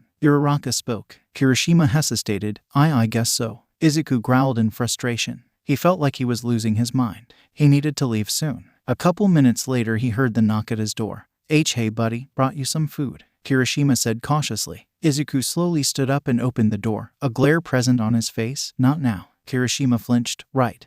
You should eat though." Izuku narrowed his eyes. "I said I don't want it." Okay." Kirishima sighed in defeat. "Is everything okay? You seem out of it today." Uraraka said sadly. "We're worried about you." "I can take care of myself. I just need some time." He gave an annoyed sigh. "Deku," she said seriously, "you can talk to us, we're your friends." Izuku softened for a second. Thank why he stopped as his brain stabbed him with a headache. He clutched his head, waiting for the pain to pass. Achako and Kirishima's eyes widened in worry. "What's wrong?" they asked. Izuku growled as the pain subsided. "It's nothing." He felt dizzy. "What time is it?" Kirishima checked his watch. Let's see. Around 4 in the afternoon. Okay. He let out a shaky breath. I'll leave at 6 so I can get far away. I need to get out of here. I need to talk to Kirishima. Izuku spoke. Oh, I'll go then. Achako gave a worried glance as she left. They both watched as she turned out of sight. Izuku grabbed Kirishima, pulled him into his room and slammed the door. What is it? Kirishima asked, panic appearing on his face. Izuku took a deep breath. I'm losing control. Holy shit. That's not good. No shit. He snarled. Oh, sorry. Kirishima apologized. Anyways, I have a favor to ask. When I leave, I need you to make sure Takoyami and Asui aren't nearby. Why? Kirishima gulped. Cause I said so. He snapped, flashing his eyes. I need your help. Okay, I can do it. Izuku sighed. Thank you. Why can't you just go out the window? Kirishima questioned. I don't want everyone to think I snuck out. They might tell Aizawa. If anyone asks, just tell them I went to my mom's house. If they see me leave, it will be less suspicious. Why can't Aizawa know? Doesn't he know about that? Because I don't want him to try and find me. I'm sure everyone wants to tell him something's wrong with me. He'll get worried and look for me. Will everything be okay? You seem super freaked out. Kirishima asked worriedly. We can get you help from a teacher. No, he snarled. If Nezu finds out that I'm losing it, he might expel me. Oh, okay. Sorry. It's okay. I need some time. I'm leaving at 6. Gotcha. Izuku looked at the time glowing on his phone. 6. He slowly stood up. Each step sent panic through his body. He felt like crying. This isn't me. He wiped away a stray tear and slowly stepped out of his room. He listened intently, pinpointing where each classmate was, what they were doing. He quickly pinpointed Takoyami and Asui tucked away in Kirishima's room. Good. Unfortunately for him, Ida and Uraraka were in the common room, the two people most worried about him and most likely to approach him. Kaminari was also in the common room, the person most suspicious of him. Bakugo, where is? Panic ripped through him. He's walking towards me. Why? Why now? Izuku started to speed walk in hopes of avoiding him, but to no avail. Bakugo stood in front of him like a wall, eyebrows pinched in anger. We're gonna talk now, Bakugo demanded, a growl in his voice. Izuku let out a shaky breath. Bakugo was the most unpredictable. He could mess up everything. I can't talk right now, he insisted, trying his best not to snap at him. Nah, Deku, I'm tired of this bullshit. I'm not gonna walk around here and pretend I didn't see what I saw when we got kidnapped. Kaken, he breathed slowly. I really can't do this right now. Then when Deku, he snarled, you're just gonna keep running around and avoiding me. You told Kirishima. What, am I not good enough for Deku's little secret? I tell you when I'm ready. He raised his voice. It's complicated. You are pathetic, you know that. A loud alarm interrupted the conversation, causing Izuku to jump out of his skin. He covered his ears at the blaring noise. The hell? Bakugo looked around. Both Izuku and Bakugo slowly walked into the common room. All the students had a look of confusion on their faces. Just wait for an announcement from one of our teachers. Ida's voice sounded over the alarm-blaring speakers. To Izuku's utter terror, the open windows were suddenly being covered by metal plates, and a steel wall lowered down from the ceiling in front of the only door leading outside. No, Izuku breathed. The alarm ceased, and a voice spoke over the speakers placed inside the dorms. An intruder has been spotted on campus. All student dorms will be on lockdown until further notice. Please do not be alarmed. The extra security is to ensure the safety of the students. Pro heroes will be sent to deal with the inconvenience. Please remain calm. It was Nezu's voice. That's scary. Uraraka shivered. I wonder if it's the League or something. Kaminari cried. We're safe then, Ida started. No.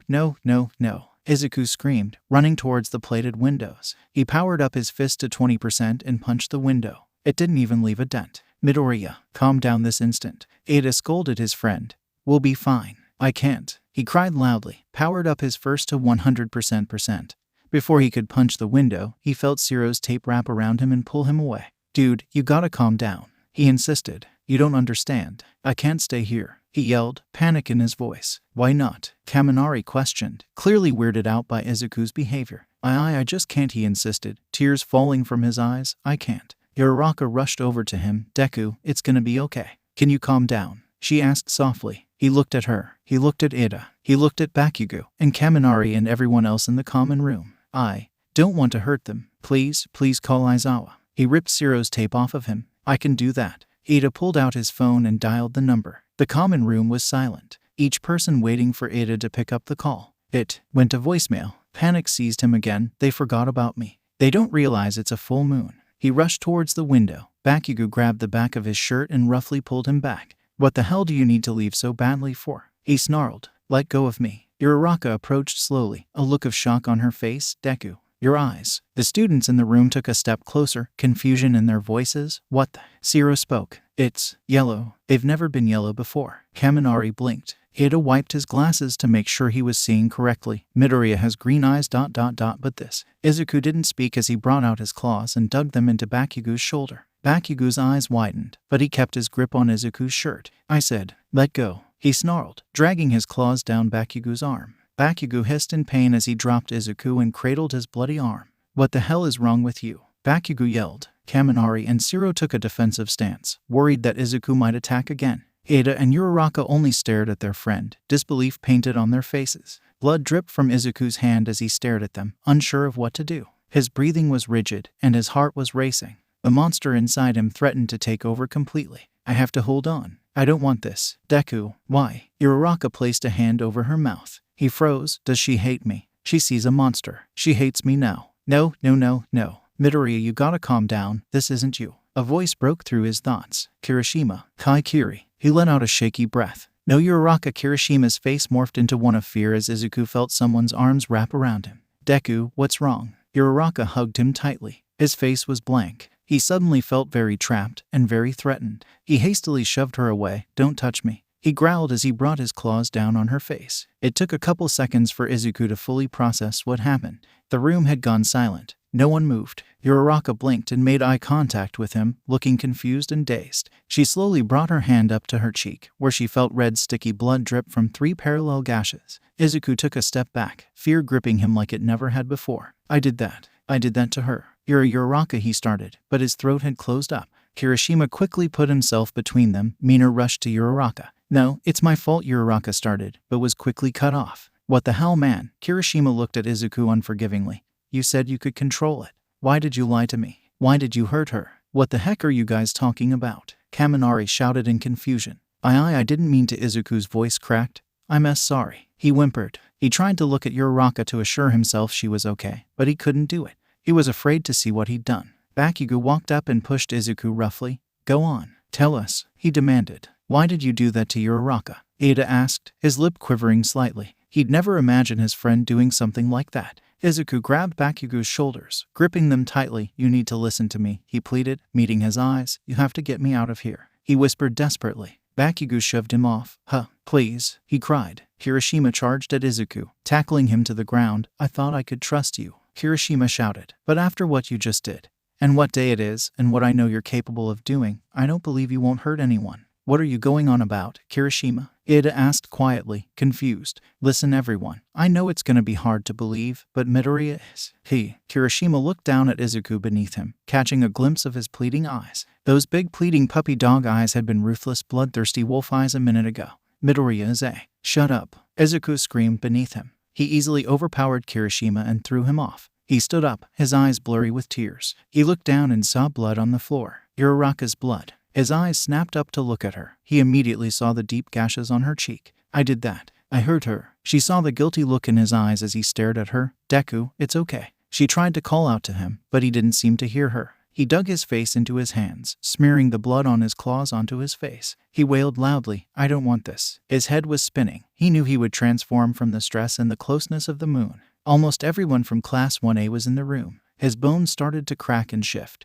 But he tried forcing them to stay in place, crying in pain. He fell to the floor, willing his insides to stay the way they were. Tears blurred his eyes, but he could make out the terrified faces of many of his classmates. We need to get out of here. He could make out Kirishima's voice clearly, ringing in his ears. What's happening to him? Is he okay? Ada's voice. Just stay away from him. That was Kaminari. What the F, Deku? Bakugo, do you know what's happening to him? Zero called out fearfully. Everyone was on edge. There was nowhere to run from him, from the monster. He's turning into a monster. Bakugo answered. Izuku felt the transformation fully take over him. He howled in pain as everything set in place. In an instant the pain didn't matter anymore. Everyone stopped panicking as they admired the creature before them. Izuku silently rose from his place on the floor, each of his claws clicking against the hardwood floor. His glaring yellow eyes fell upon everyone in the room. His lips pulled up into a snarl as a deep growl started in his throat. Kirishima was the first to say anything. Everyone else was simultaneously terrified and in awe of the creature. Guys, he breathed, we're in danger. His words failed to reach any of his classmates. But Izuku's eyes slid over to him. There was no light in them. The wolf threw itself on top of Kirishima, jaws snapping. Kirishima quickly hardened his skin to hold him back. He brought his arm up to cover his neck and Izuku clamped onto it fiercely. His classmates started to panic, none of them knowing what to do. They didn't want to use their quirks on their friend. Bakugo, of course, didn't hesitate as he slammed an explosion into the wolf's side, trying to get him off Kirishima. "Guys," Kirishima shouted, trying to get their attention. "We need to find a way out of here." He struggled. "Right," Ida called. Bakugo had fire in his eyes. "Seriously?" He screamed at Izuku. Kirishima winced in pain as Izuku's razor teeth started to pierce his skin. It was like watching a rabid dog try to tear apart its prey. He tried to punch Izuku with a hardened fist, but he couldn't put any power behind it while pinned to the ground. His teeth sunk deeper into his arm. "Focus on me, you damn Deku," Bakugo yelled, sending another explosion into the wolf's side. Todoroki came rushing down the stairs. "What the hell is going?" He immediately froze at the sight of the creature and the panic of his classmates. "The wolf that appeared the night Ida and I fought Stain." Todoroki sent a blast of fire at the monster's heels, causing the creature to let go of Kirishima's arm and yip in pain.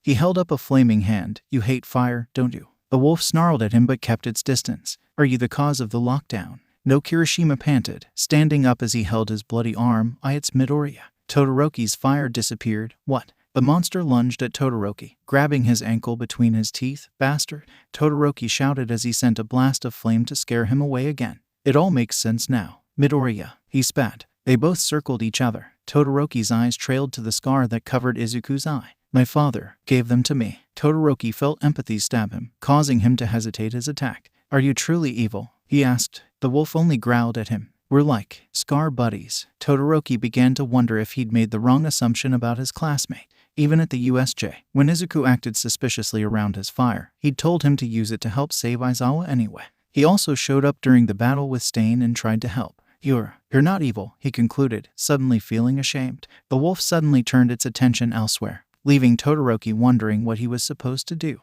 Izuku charged at Mineta, grabbed him in his mouth, and slammed him against the wall. He turned to the next person, Kaminari, and lunged at him, sinking his teeth into his shoulder. Kaminari yelped in pain as the wolf's teeth tore through his skin. "Traitor!" he yelled as he sent electricity onto the monster. The wolf jolted back, releasing his shoulder, but quickly shaking off the effect of the electricity. Izuku tried to lunge at another student, but Bakugo appeared in front of him, sending an explosion directly in his face. Izuku barked angrily as he ran forward and raked his claws down Bakugo's torso. Bakugo jumped away and shouted in fury. "Is this really what you are? Huh? A monster?" Izuku hesitated for a moment, pain in his eyes. "You said you wanted to be a hero, didn't you? So, was that all a lie?" Bakugo snarled. Some of the light returned to Izuku's eyes. He tried to push down the part that made him want to hurt his classmate.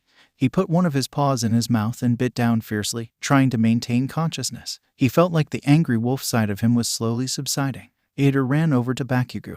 "We can't find a way out. Everything is sealed shut," he panted. Bakugo blinked slowly, carefully watching Izuku. "We might be fine. I think he's trying not to hurt us." "What do you mean?" Ida's face went a little pale at the sight of the wolf mangling its own paw. "I think it has something to do with when we were kidnapped. The villains obviously knew what he was. I think they wanted this to happen," Bakugo said through gritted teeth. Bakugo jumped as Ida suddenly slapped himself in the face. "The hell?" he questioned. "We're so stupid. We need Koda." "Well, go get him then," Bakugo barked. "I don't know if it will work, but it's worth a shot." Ida ran off, just as the wolf froze. "What the?" Bakugo started. The wolf turned slowly, its mouth open, drool slowly failing from it.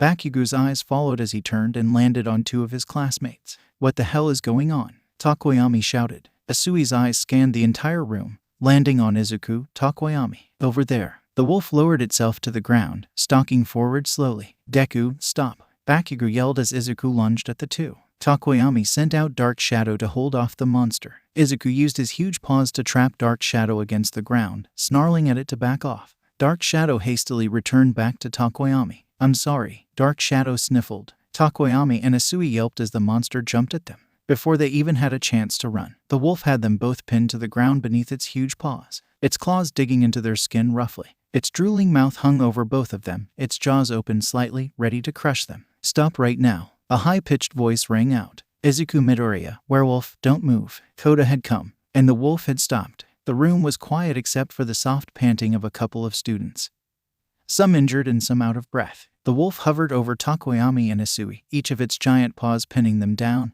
But it wasn't moving. He wasn't moving. He was shaking, almost like he was trying to move, trying to fight against Koda's quirk. Everyone stared, wondering what they should do. Koda let out a shaky breath before speaking again. Werewolf, move away from Takoyami and Isui. It was a second before he moved. Slowly and shaky he stepped away from them. What do we do now? Kaminari asked fearfully. I'll get some first aid. Come to the kitchen if you're hurt, Ida announced. Dude, are you just gonna leave him standing there? What if he breaks out of it? Zero cried. I'll take care of it. Yaoyorozu stepped up to the wolf, clearly unafraid. It took a second, but she produced a sturdy pair of handcuffs. You're gonna put handcuffs on an animal. I'm under the assumption that he will turn back into himself once the night is over, and these handcuffs are specially made to change size with him. I'm not following, Zero said dumbly. The police use special handcuffs on people with mutation quirks. So if they were to change size, the handcuffs would still be able to hold them. She explained they would surely work on Midoriya as well. What if he doesn't change back? Uraraka asked suddenly, tears springing to her eyes at the thought. I don't really know anything about this, Yaoyorozu said dejectedly. I've never seen anything like it. It's all my fault. Uraraka rubbed her eyes. It wouldn't have happened if I had just stayed away. No, Uraraka jolted at Kirishima's voice. She turned around and saw a heavily wrapped bandage on his forearm. Are you okay? He noticed her worried eyes. Oh, I'm fine. He laughed, but she could tell he was in pain. What about you? He gestured toward her cheek. She'd forgotten about it, and the second she touched it with her hand, the pain came back in full force.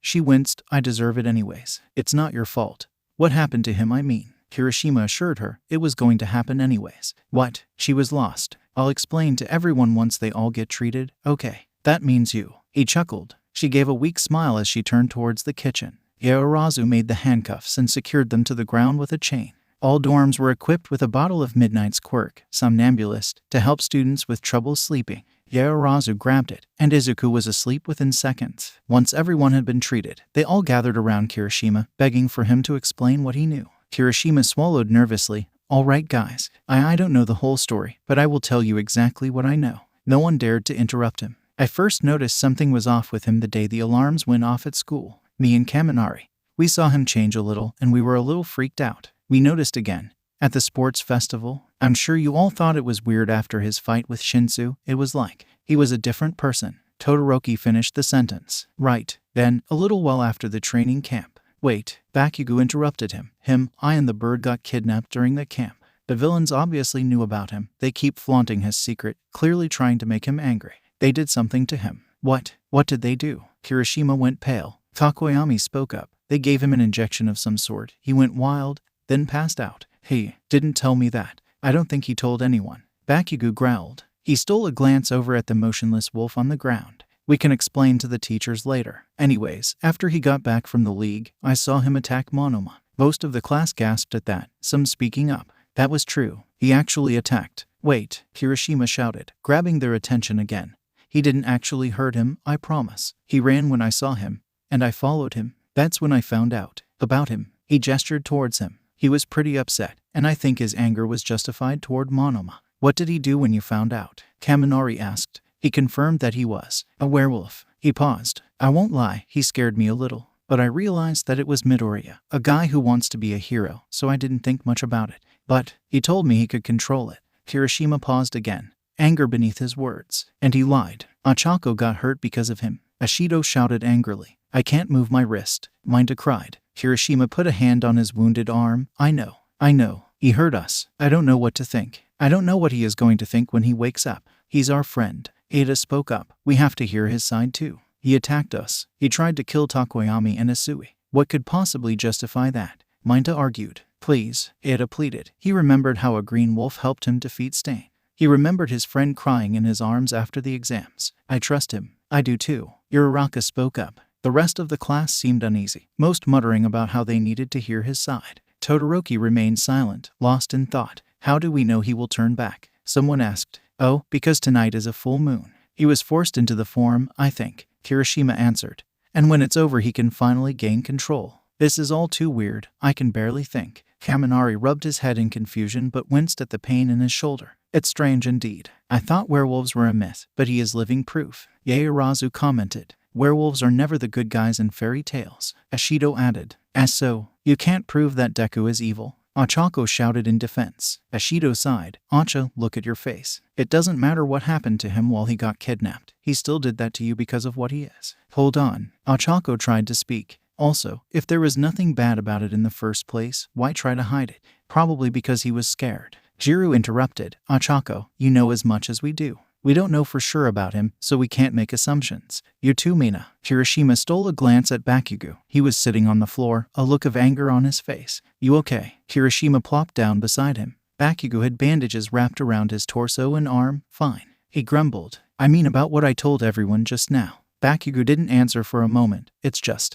I always knew he was hiding something. And it always pissed me off. He passed himself off as some powerless freak who had nothing going for him. Powerless? Kirishima questioned, but Bakugo ignored him. In middle school he let himself get beat up and shit. He probably could have killed us that entire time. What do you mean, us? Are you trying to say you beat him up? He probably thought he was better than me all these years. He snarled. You don't actually know that, Kirishima said awkwardly. Bakugo just glared at him and remained silent. A couple hours passed. It was hard to tell if that sun had risen since all the windows were closed off. The lockdown still hadn't lifted, which caused worry to most students. No one went to sleep, each too nervous to even try. They agreed they wouldn't bombard Izuku with questions when he gained consciousness. A select few stayed beside him, while the rest resided in their rooms, waiting for the lockdown to end. They all wondered the same question. What's going to happen to Midoriya when he wakes up? In a couple of hours, the wolf twitched before he slowly started to shift back into his human form due to the use of Midnight's quirk. He stayed fast asleep. To the student's relief, he still had clothes on. When will he wake up? Ada turned to Yaoyorozu. Maybe another hour until the quirk wears off. Just estimating. She confirmed. So they waited, and he finally opened his eyes, just like he was waking up from a dream, completely unaware. He blinked in confusion once he noticed everyone staring at him. Only Ada, Yaoyorozu, Kirishima, and Bakugo stayed. Ada forced Bakugo and Kirishima to cover up their injuries, in case it set his friend off. Izuku moved to sit up, and quickly realized his hands were handcuffed together. What's going on? He said desperately, looking at Ada for answers. Kirishima sighed. What's the last thing you remember? Izuku stared at Kirishima, lost in thought. Well, I remember being in my room all day. Of course he doesn't remember, Bakugo barked. What did I do? He pleaded. Why do I have these on? He sounded scared. Last night was a full moon, Kirishima said quietly. Izuku quickly put the pieces together, his eyes skipping to each of the people near him. Why you mean I? He couldn't finish the sentence. And there was a lockdown. Izuku wasn't looking at them anymore. I should remember. His voice weak. Why don't I remember? Why can't I remember? He looked at them. Why am I in handcuffs? Why are Kirishima and Kaken wearing long sleeves? They never wear those. What did I do? It was becoming harder for him to breathe. Please calm down. I can explain everything to you if you calm down. Ada tried. No, I can't. I did something. I changed in front of them. They all know now. Oh God, Izuku was crying now, not listening to his classmates. The 4 students stood helplessly, unsure of what to do. All the students jumped at the sound of the voice over the loudspeakers. The lockdown is now over. The teachers will now come to check on everyone. Thank you for your patience. All the metal plates lifted from the windows, and the doors were free. I'll call Mr. Aizawa immediately. Ada grabbed his phone and dialed the number. Within seconds, Aizawa arrived with Nezu and Recovery Girl. The adults surveyed the dorm as they entered, finding blood on the floor. They hastily approached the group with looks of anger and worry. Nezu's expression didn't change. Nezu was the first to speak. Well, what happened? Izuku was looking at them with big, scared eyes. I don't know, he said fearfully. That's so. Nezu eyed the chains and dried blood on his hands and face. Izuku glanced down at his hands. Seeing the blood for the first time, he screamed and tried to move. Oh God. Aizawa placed a hand on his shoulder to get his attention back. Izuku flinched harshly but stared up at him, tears slowly falling from his eyes. You need to calm down, okay, Aizawa said. Izuku tore his eyes away and glanced at his hands, then back at the other students. They all watched with concerned, fearful faces. His eyes trailed to the bandage poking out of Kirishima's sleeve and he felt his stomach drop. Did I hurt someone? There was an uncomfortable silence. That's what I'm trying to figure out. Aizawa spoke. He looked up at the students. I need someone to explain what happened. They all avoided his gaze. Izuku looked up at them with big, fearful eyes. What? I think we should explain in private, Ada said quietly, staring at the ground. Be because of me? Izuku asked. It was quiet again. I have a right to know. Izuku snapped, his teeth getting sharp. The students flinched slightly. Izuku stopped. Are you scared of me? His voice quivered. As if I'd be scared of you. Bakugo snapped back at him. Enough. Ada, explain. Aizawa demanded. All right, sir. he said nervously. When the lockdown was first initiated, Midoriya panicked and tried to escape. Ada was clearly uncomfortable, and he transformed, right? Aizawa supplied. I will admit, it was my fault for not taking Midoriya's condition into account when the lockdown was issued. Nezu pipped up. However, something dark appeared in his voice. I was told he could control it. I can. Izuku defended himself. Silence for now. Nezu side-eyed him. Let them explain. He smiled. Ida winced, not wanting to continue. Yaorazu continued for him. In the common room, he transformed. Most were present, some were not. Midoriya. She swallowed hard, jumped on Kirishima, and Kirishima pulled up his sleeve, revealing the thick bandage on his forearm. Blood was seeping through it. I was using my quirk, but even then, he still managed to tear apart my arm. Izuku took in a sharp breath, a look of pure disbelief on his face. No, you're forgetting something, Yaorazu. Bakugo spoke up. Izuku's eyes snapped to Bakugo's. While he was panicking, Uraraka grabbed him. She was trying to help, but he scratched her face pretty hard. That's what sent him over the edge. Izuku's face twisted in anger. You're lying, he accused. Everyone seemed taken aback by the sudden outburst. Yeah. Izuku looked at his shaking hands. You're all making this up. I would never hurt my friends. Bakugo narrowed his eyes. Well, you. Shut up. You're lying. You're lying because you hate me. I know it. He screamed frantically. He turned towards the teachers. Please, believe me. No one would meet his eyes. Kirishima sighed and slowly unwound the bandage around his forearm. Blood still seeped from the open gashes. The teachers stared with wide eyes. This is a very serious matter, Nezu said coldly. Did I really do that? Izuku asked weakly. Why can't I remember? Izuku Midoriya, did you intend to hurt your classmates? No, of course not, he cried. But you did, didn't you? Nezu smiled. He choked. Did I? We have no choice but to restrain you until we can get this mess figured out. Aizawa said. We need statements from everyone. Izuku went ridged. I didn't hurt anyone. I didn't. This is a setup. He was crying now. Save it. We'll figure this out. Please, believe me. They wouldn't meet his eyes. Recovery girl healed up all the injured students. Aizawa and Nezu took Izuku to a containment facility they had near campus. As they walked to the facility, Aizawa spoke. There was failure on our part too. He sighed. Nezu nodded. We should have noticed it was a full moon. However, we were quite occupied by the whole intruder ordeal. Izuku hung his head as he walked, opting to remain quiet. Full lockdown was necessary. Nezu continued. The alarm was tripped extremely close to the dorms. We couldn't ignore it. When we looked, we couldn't even find the damn culprit. Aizawa provided. They vanished. It was a setup. Izuku whispered. Nezu and Aizawa stopped to look at him. It was all a setup. Izuku flashed his eyes at them, glaring. How so? Nezu questioned. Shigaraki. He knew. Izuku seethed in anger. Let's continue this after we get you properly contained. Because right now we can't let you lose it. Aizawa said harshly. Contained. Izuku said darkly. Don't think too much about it. Just a way for us to have a proper conversation. Nezu supplied. I need you to trust me. Izuku huffed in frustration. Why won't anyone listen to me? Why won't anyone tell me what's going on? We'll have a proper conversation once we get you to the facility. Got it. Izuku silently agreed. He walked dejectedly, his mind racing trying to figure out what had happened that night. Izuku sat down quietly, watching as Aizawa handcuffed his hands to the table. He closed his eyes and concentrated on the previous night, willing himself to remember anything. The last thing he could recall was Bakugo confronting him. He had slowly put the pieces together and it terrified him. He had lost control and hurt his classmates. It was the only explanation. He tried his best to remain calm, wanting to prove himself innocent to Aizawa and Nezu. But it was hard to calm his rising panic. I hurt them. I hurt my friends. Aizawa glared at him. Hey, take a deep breath. I need you to be calm. Izuku nodded. What happened? Nezu started. Izuku inhaled sharply. I don't remember the night at all. I remember trying to leave, but Kaken stood in my way. I tried to leave so badly. I knew I was losing myself. He confessed. Nezu nodded. And what do you believe happened? I think that There was a lump in his throat. I think that I hurt them. He admitted. So, you lost control of yourself due to the full moon. Is that what I'm hearing? Nezu concluded. Izuku was silent for a moment, but finally he responded, yes. Interesting indeed. Nezu chuckled dryly. You said you could control yourself. Explain now. Aizawa said harshly. Because Midoriya, you are a damn good kid, but I cannot allow you to attend this school if you're a ticking time bomb.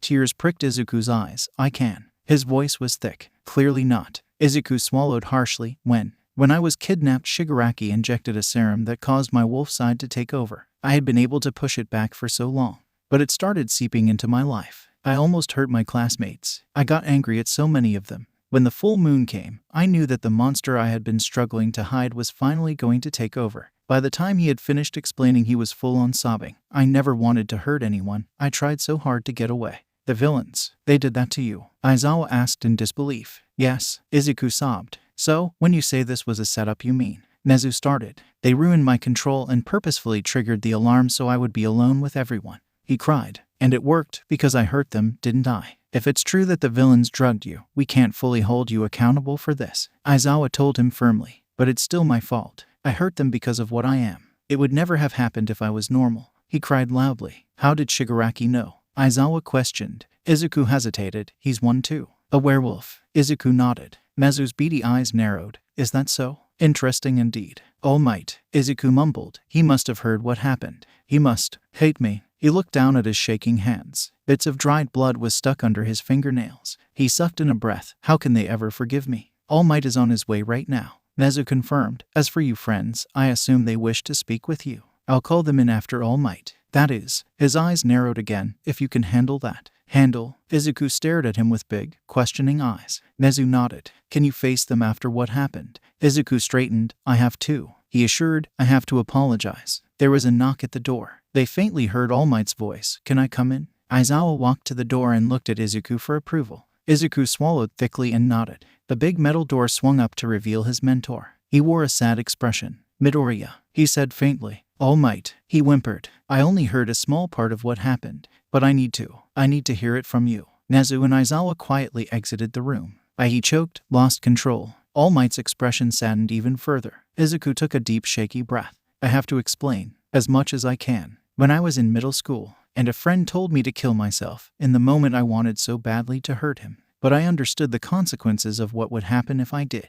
I controlled that anger. All Might's eyes widened. Midoriya. After I was kidnapped, Shigaraki, another werewolf, used a drug on me. He stopped as the memories returned of that moment. His heart rate spiked drastically. As sorry, just, was all he managed as he took deep, long breaths. After he regained himself, he continued. And suddenly I felt like I wasn't me anymore. The wolf part of me didn't feel like a part of me. It felt like a danger to me. I tried so hard to push it down. But after my tea talk with you, my emotions consumed me. When Monoma waltzed up and berated me for being weak, I snapped. So, it was my fault then? All Might concluded. Izuku shook his head. No, it was after that I knew I was messed up. I even tried to hurt Takoyami after I smelled his blood. And then, last night it was a full moon and I panicked. All Might shook his head. I don't understand. Why didn't you say anything? Don't you understand how serious all of this is? They drugged you. I didn't want anyone to worry. He cried. Midoriya, I need you to understand that it's okay for someone to worry. Because maybe if you had told anyone about what happened,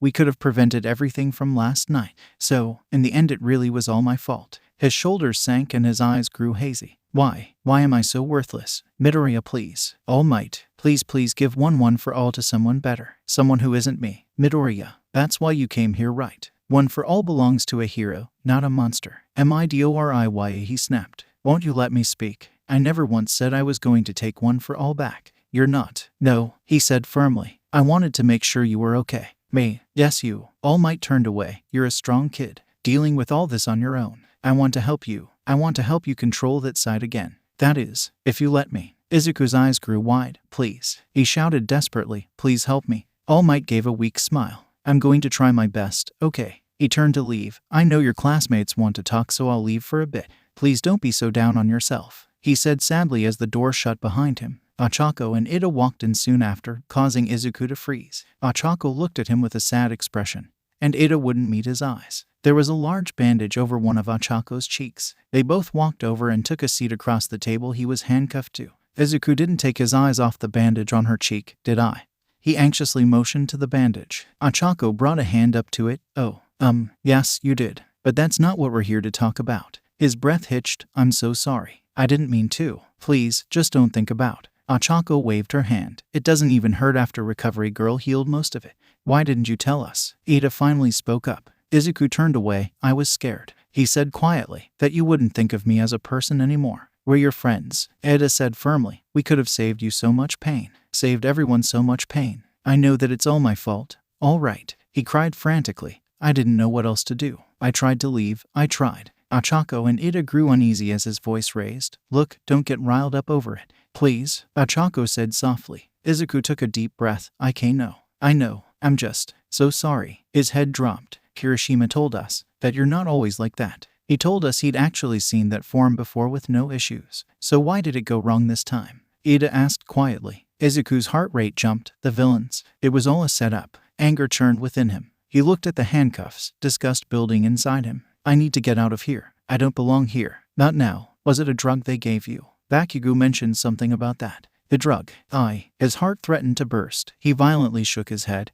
Everyone needs to stop bringing that up. He snapped. Ochako and Ida were shocked into silence. Look, there are bigger things than locking me up right now. Why are you both standing there? Help me, he demanded, an angry look on his face. Midoriya, you have to understand why we can't do that. Ida insisted. What, do you think I'm a monster too? He snarled at them. The hesitation in his friends was all he needed to know. Just go. Izuku couldn't meet their eyes. I'm sorry. I feel like I can't think properly anymore, he said sadly. Please go. We don't think you're a monster, Deku, Ochako insisted. Just please go. Izuku insisted on being alone.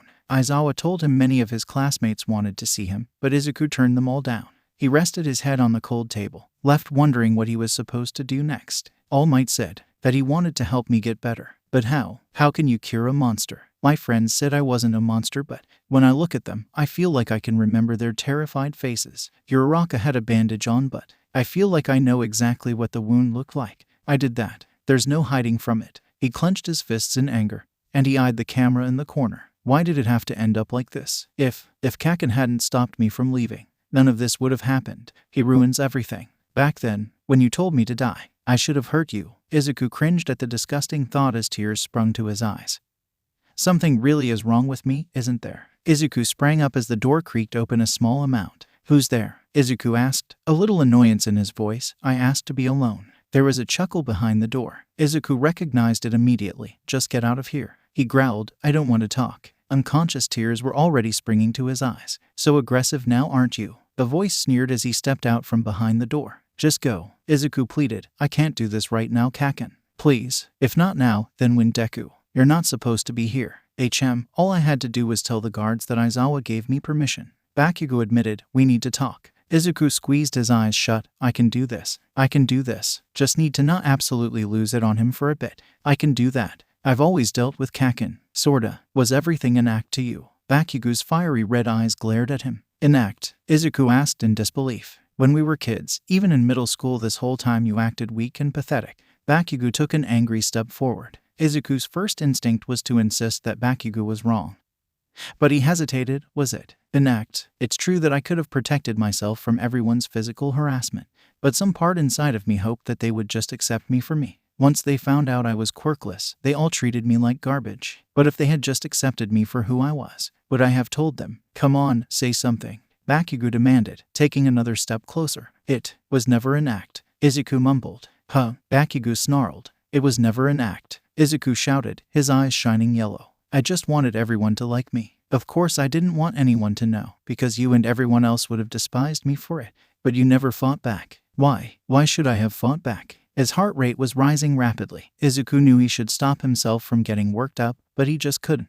Maybe I didn't want to hurt anyone. Did you think of that? When I was growing up, I was still learning how to balance being a human and werewolf. The last thing I wanted to do was fight anyone. And newsflash, being a werewolf doesn't magically give me confidence to stand up to my tormentors. So, you could fight back but never did. You were probably sitting up on your high horse thinking you were better than us, weren't you? Bakugo countered. Izuku had to take a deep breath or he was totally going to lose it. No, Kaken, Izuku hissed angrily. Why would I think I was better than the people making my life miserable? You didn't. Bakugo asked, disbelief in his voice. Are you this dense? Izuku snapped. You were so trapped in your superiority complex that you couldn't stop and think for 1 second that maybe I didn't want to fight. Having this ability to change into this monster didn't give me confidence, and it didn't give me friends. I didn't want anyone to know. And if I had to show it to anyone, it certainly wasn't going to be my aggressive childhood friend turned bully. Bakugo was stunned into silence, taking several moments to process Izuku's words. He held a strange look on his face, almost like he was considering his past actions.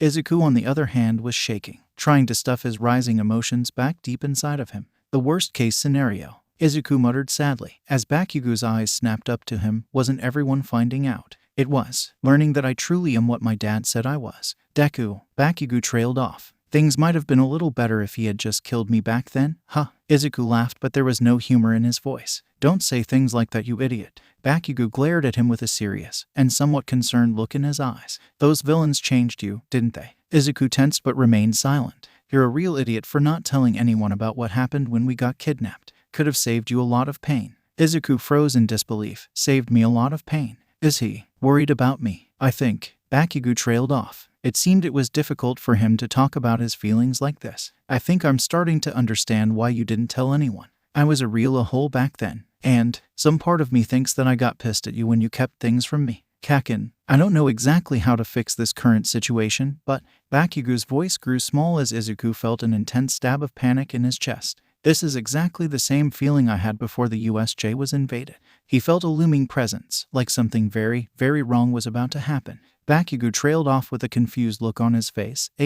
I think, Izuku said quietly, I think you should go. Now. Bakugo tensed. What? Why? You're losing it right now. Izuku shot him a glare. No, I'm not losing it right now. Something feels wrong. The panic in his gut was almost unbearable. Bakugo saw it first. He took an uncertain step backwards. No. Izuku tensed. What is it? His head whipped around until he saw it. A purple mist was forming under him. Izuku felt his throat tighten. He was almost unable to speak. They're going to. His panicked eyes meet Bakugo's. Bakugo immediately jumped forward, trying to grab a hold of anything that would keep Izuku on the right side of the portal. But he was a second too late as he watched Izuku helplessly slip through what was certainly Kurogiri's portal. The last thing he heard was Izuku's scream, and all that was left was an empty room. Izuku screamed as he fell through the portal. He crashed on his side, the chair and table landing beside him. He looked up weakly, tears blurring his vision. His hands were still cuffed to the table, so he was in an awkward position, the cuffs rubbing painfully against his wrists. Hi there, Shigaraki chuckled. Izuku felt rage consume him, transforming instantly in an attempt to attack the other. However, the handcuffs proved the effort futile. Shigaraki laughed at his pathetic attempt at a fight. I'm very saddened to hear that no one was killed. Izuku shifted back, but his teeth remained sharp and his eyes were full of yellow rage. I'll kill you, he snarled, desperately trying to free himself from the handcuffs. I fail to understand how not one person was killed. He had a thoughtful look on his face. Your classmates were able to hold you off the entire night. I find that hard to believe, considering that we are superior beings. We're not superior, Izuku growled angrily. And that's right, your stupid plan didn't work. My friends are more amazing than you think. It didn't work. Shigaraki had a sly smile on his face, his eyes trailing down to the handcuffs. You certainly did something, didn't you? Izuku flinched as he continued. And now, is the backup plan? Izuku felt all the blood drain from his face. Backup plan? He stuttered. Izuku couldn't hide the terrified look on his face, which caused Shigaraki to smile. Yup, all we had to do was get you here. He turned to Kurogiri. Is his cell ready? Kurogiri nodded. It would be best to get him there as soon as possible. Shigaraki nodded and turned back towards Izuku. It's inconvenient that you're handcuffed to that table. The second we try to get them off, you'll probably go wild. He pondered. Kurogiri spoke up. Might I suggest an anesthesia? We'll need someone to hold him down while it's injected. They called twice in to make doubles. He instructed the doubles to hold him down. Because Izuku was outnumbered, it was painfully easy. That didn't stop him from trashing around. The second one of the doubles brought the needle close, Izuku stopping his feeble attempt at fighting. He started pleading. Please don't he was choking on his words. His pleas didn't stop the doubles from advancing. Izuku was desperate. He didn't want that needle anywhere near him. Shigaraki had a confused look. Why is he freaking out now? It's just anesthesia. I'll listen. Just please don't, Izuku managed to scream. Shigaraki pondered for a moment. The facility they were in was pretty tucked away, so even if he managed to escape, it wouldn't be hard to find him. Plus, he had to get through multiple members to even get away. All right, he agreed. Let's see if he keeps his word. Izuku remained completely motionless as the twice doubles continued to hold him down. A couple other doubles brought over some equipment to help remove the handcuffs. Don't even move a muscle or I'll stick this in your neck, one of the doubles warned him, holding up a needle to prove his point. Izuku nodded, his eyes focused on nothing. It took some time, but the handcuffs were removed, and Izuku was thrown into a cell. Anything but that needle, Izuku thought dully. It reminds me too much of pain from last time. He stared blankly at the cell wall. What do they plan to do with me? Backup plan. Haven't I suffered enough? And I was just about to make things right with Kakin. My whole life is such a mess. His thoughts were interrupted by the sound of footsteps. A cart rolling across the floor. Shigaraki appeared. It's good we didn't have to use the anesthesia, because now I don't have to wait for you to wake up and use this." He gestured toward the trolley next to him. "See, that's not," Izuku choked.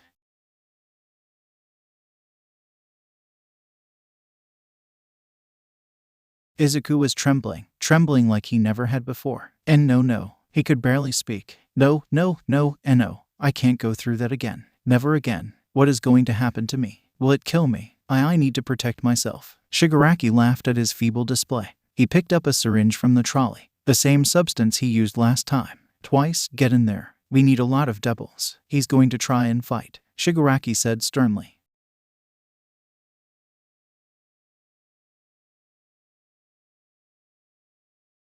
"I have to fight.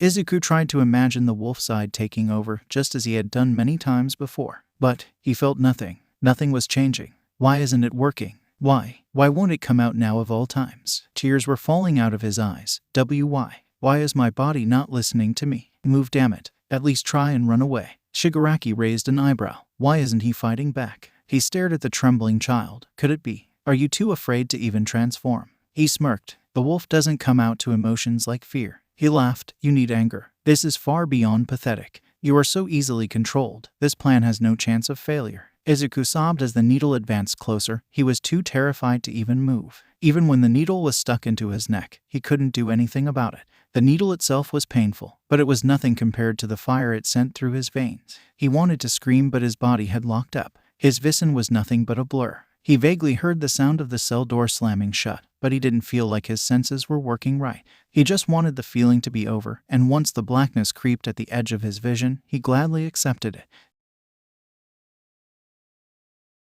Shigaraki watched, a huge sharp-toothed grin on his face as Izuku transformed into his wolf form. The wolf looked uneasy, shaking off the horrible feeling it felt a moment ago. Izuku examined his surroundings, unaware of the fate he had been sentenced to. He looked at Shigaraki and pulled his lips back into a snarl. "Tough one now, aren't we?" he mocked, snarling back at the younger wolf, silencing him. Izuku shrunk back into the cell. "That's right, I'm the one in charge now." After all, his yellow eyes opened wide, a manic grin on his face. "You have no hope of ever returning to your human form."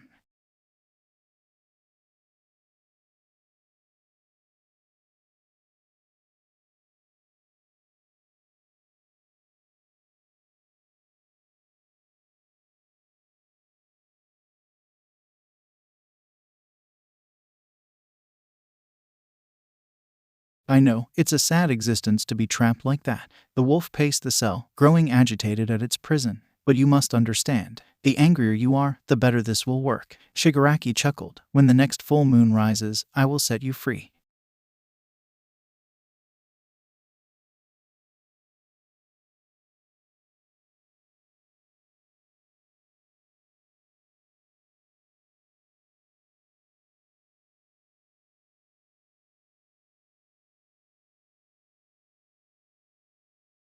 It was near the end of the first week when Spinner was tasked with feeding him. He approached the cell, raw meat in hand. Spinner flinched back as the wolf slammed against the bars, shoving its muzzle through the openings and snapping at him. He knew instantly that Izuku would tear him apart if he got loose. He tossed the meat through the bars, careful not to get too close. The wolf ravaged the meat, devouring it in an instant. It was the first thing he had eaten since he got there. Spinner gulped at the sad display. "You're just a kid, aren't you?" Once the wolf finished the food, he slammed against the bars again, trying to get his claws on Spinner. His blood went cold at the sight. He was only food in the eyes of that thing. He slowly backed away and requested not to be put on feeding duty again.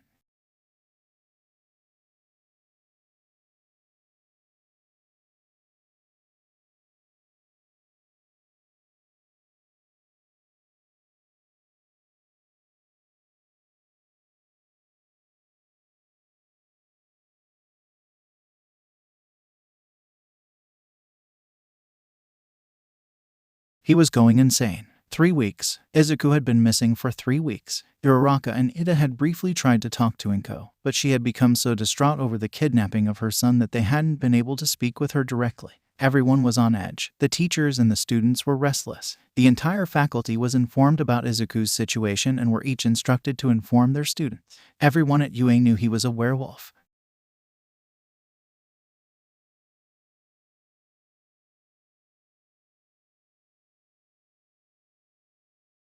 Class 1A stayed quiet about the full moon where they were attacked, everyone unconsciously agreeing to keep that night secret from the rest of the school. As much as their thoughts about Izuku were conflicted, they did not want to spread rumors about their classmate. Aizawa hadn't been too hard on them lately, allowing them to recover from everything. Bakugo had practically gone mute, only speaking when spoken to. He had barely uttered a single word since he burst into Aizawa's office the night Izuku was taken. He was hysterically crying, something Aizawa thought he would never see in the boy. Kirishima tried his best to comfort Bakugo, or even get him to open up, but to no avail. Feelings about Izuku were conflicted. Many of the students believed they would have been killed had Izuku continued his rampage that night. The topic was never debated for too long, as rising emotions always cut them short. However, on this particular day, Aizawa was the one who brought it up in class.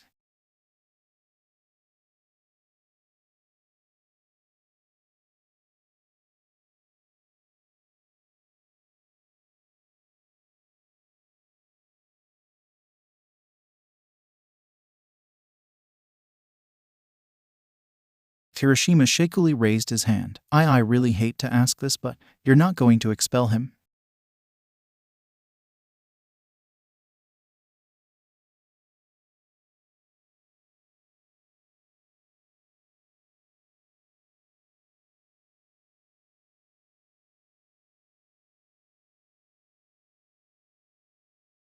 But how are you going to decide? Ochako asked weakly. Majority vote. He said simply. That doesn't seem very fair. Yaoyorozu pointed out. Aizawa sighed. If the majority of you are against his return, I will give him separate lessons. If it is just a couple who are against it, I can transfer those students, if they wish, to Class B. But what if he? Ashido trailed off, not wanting to finish. But everyone understood. But what if he is still dangerous? We can address his current issues when we find him. I want to know about this now so I can talk to Vlad King about it beforehand.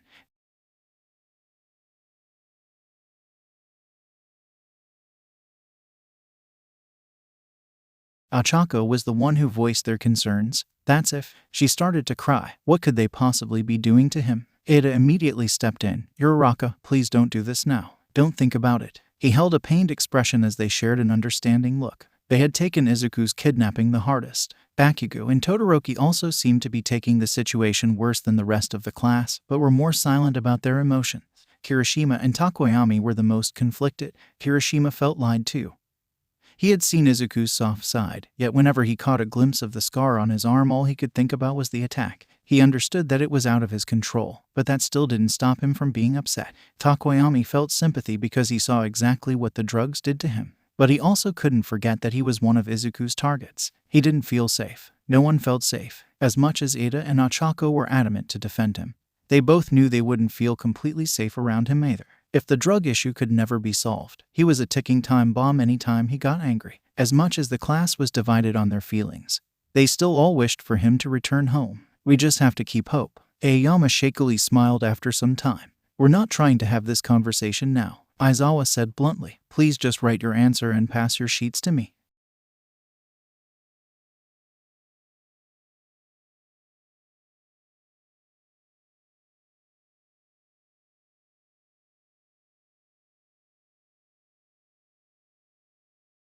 Do you think the villains are planning to use the full moon again? Todoroki asked blatantly. Bakugo's eyes narrowed. What do you mean? He muttered. They have to have some kind of end goal, don't they? They can't keep him forever. Bakugo's eyes darkened, or they killed him. Todoroki's expression saddened. I've considered that too. There was an uncomfortable silence between them before Bakugo spoke again. What do you want, Isahat?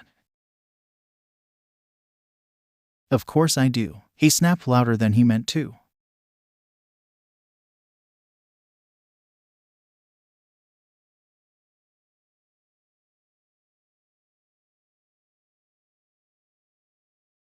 And if he doesn't, he has to.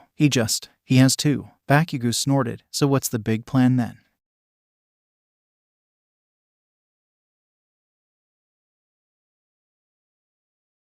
Funny, I thought you would be against Deku returning to UA. Bakugo said seriously.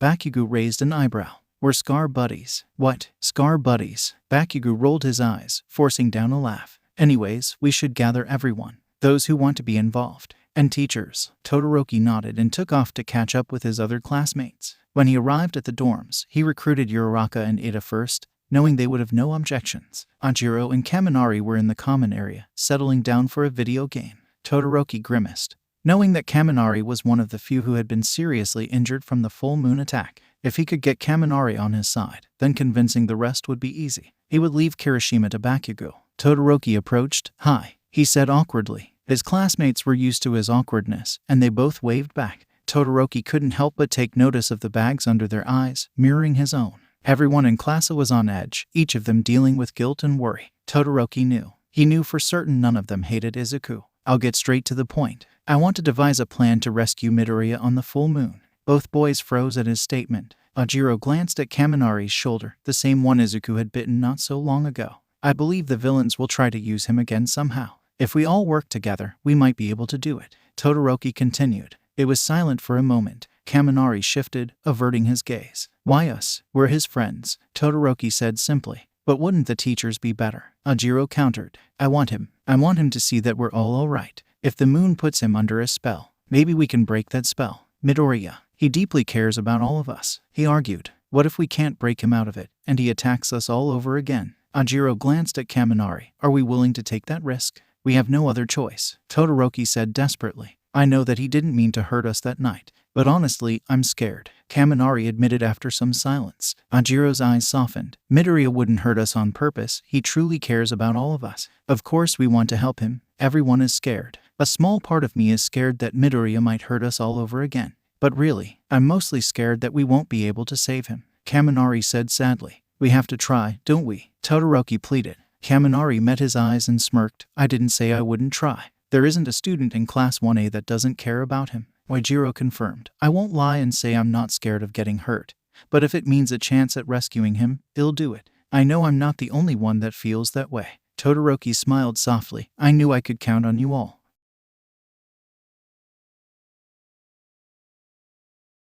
Okay, sadly the chapter is over. And if you enjoyed the video, just leave a like and subscribe with post notification, so when the next chapter is ready, you will be notified. Okay, see you in the next video. Bye.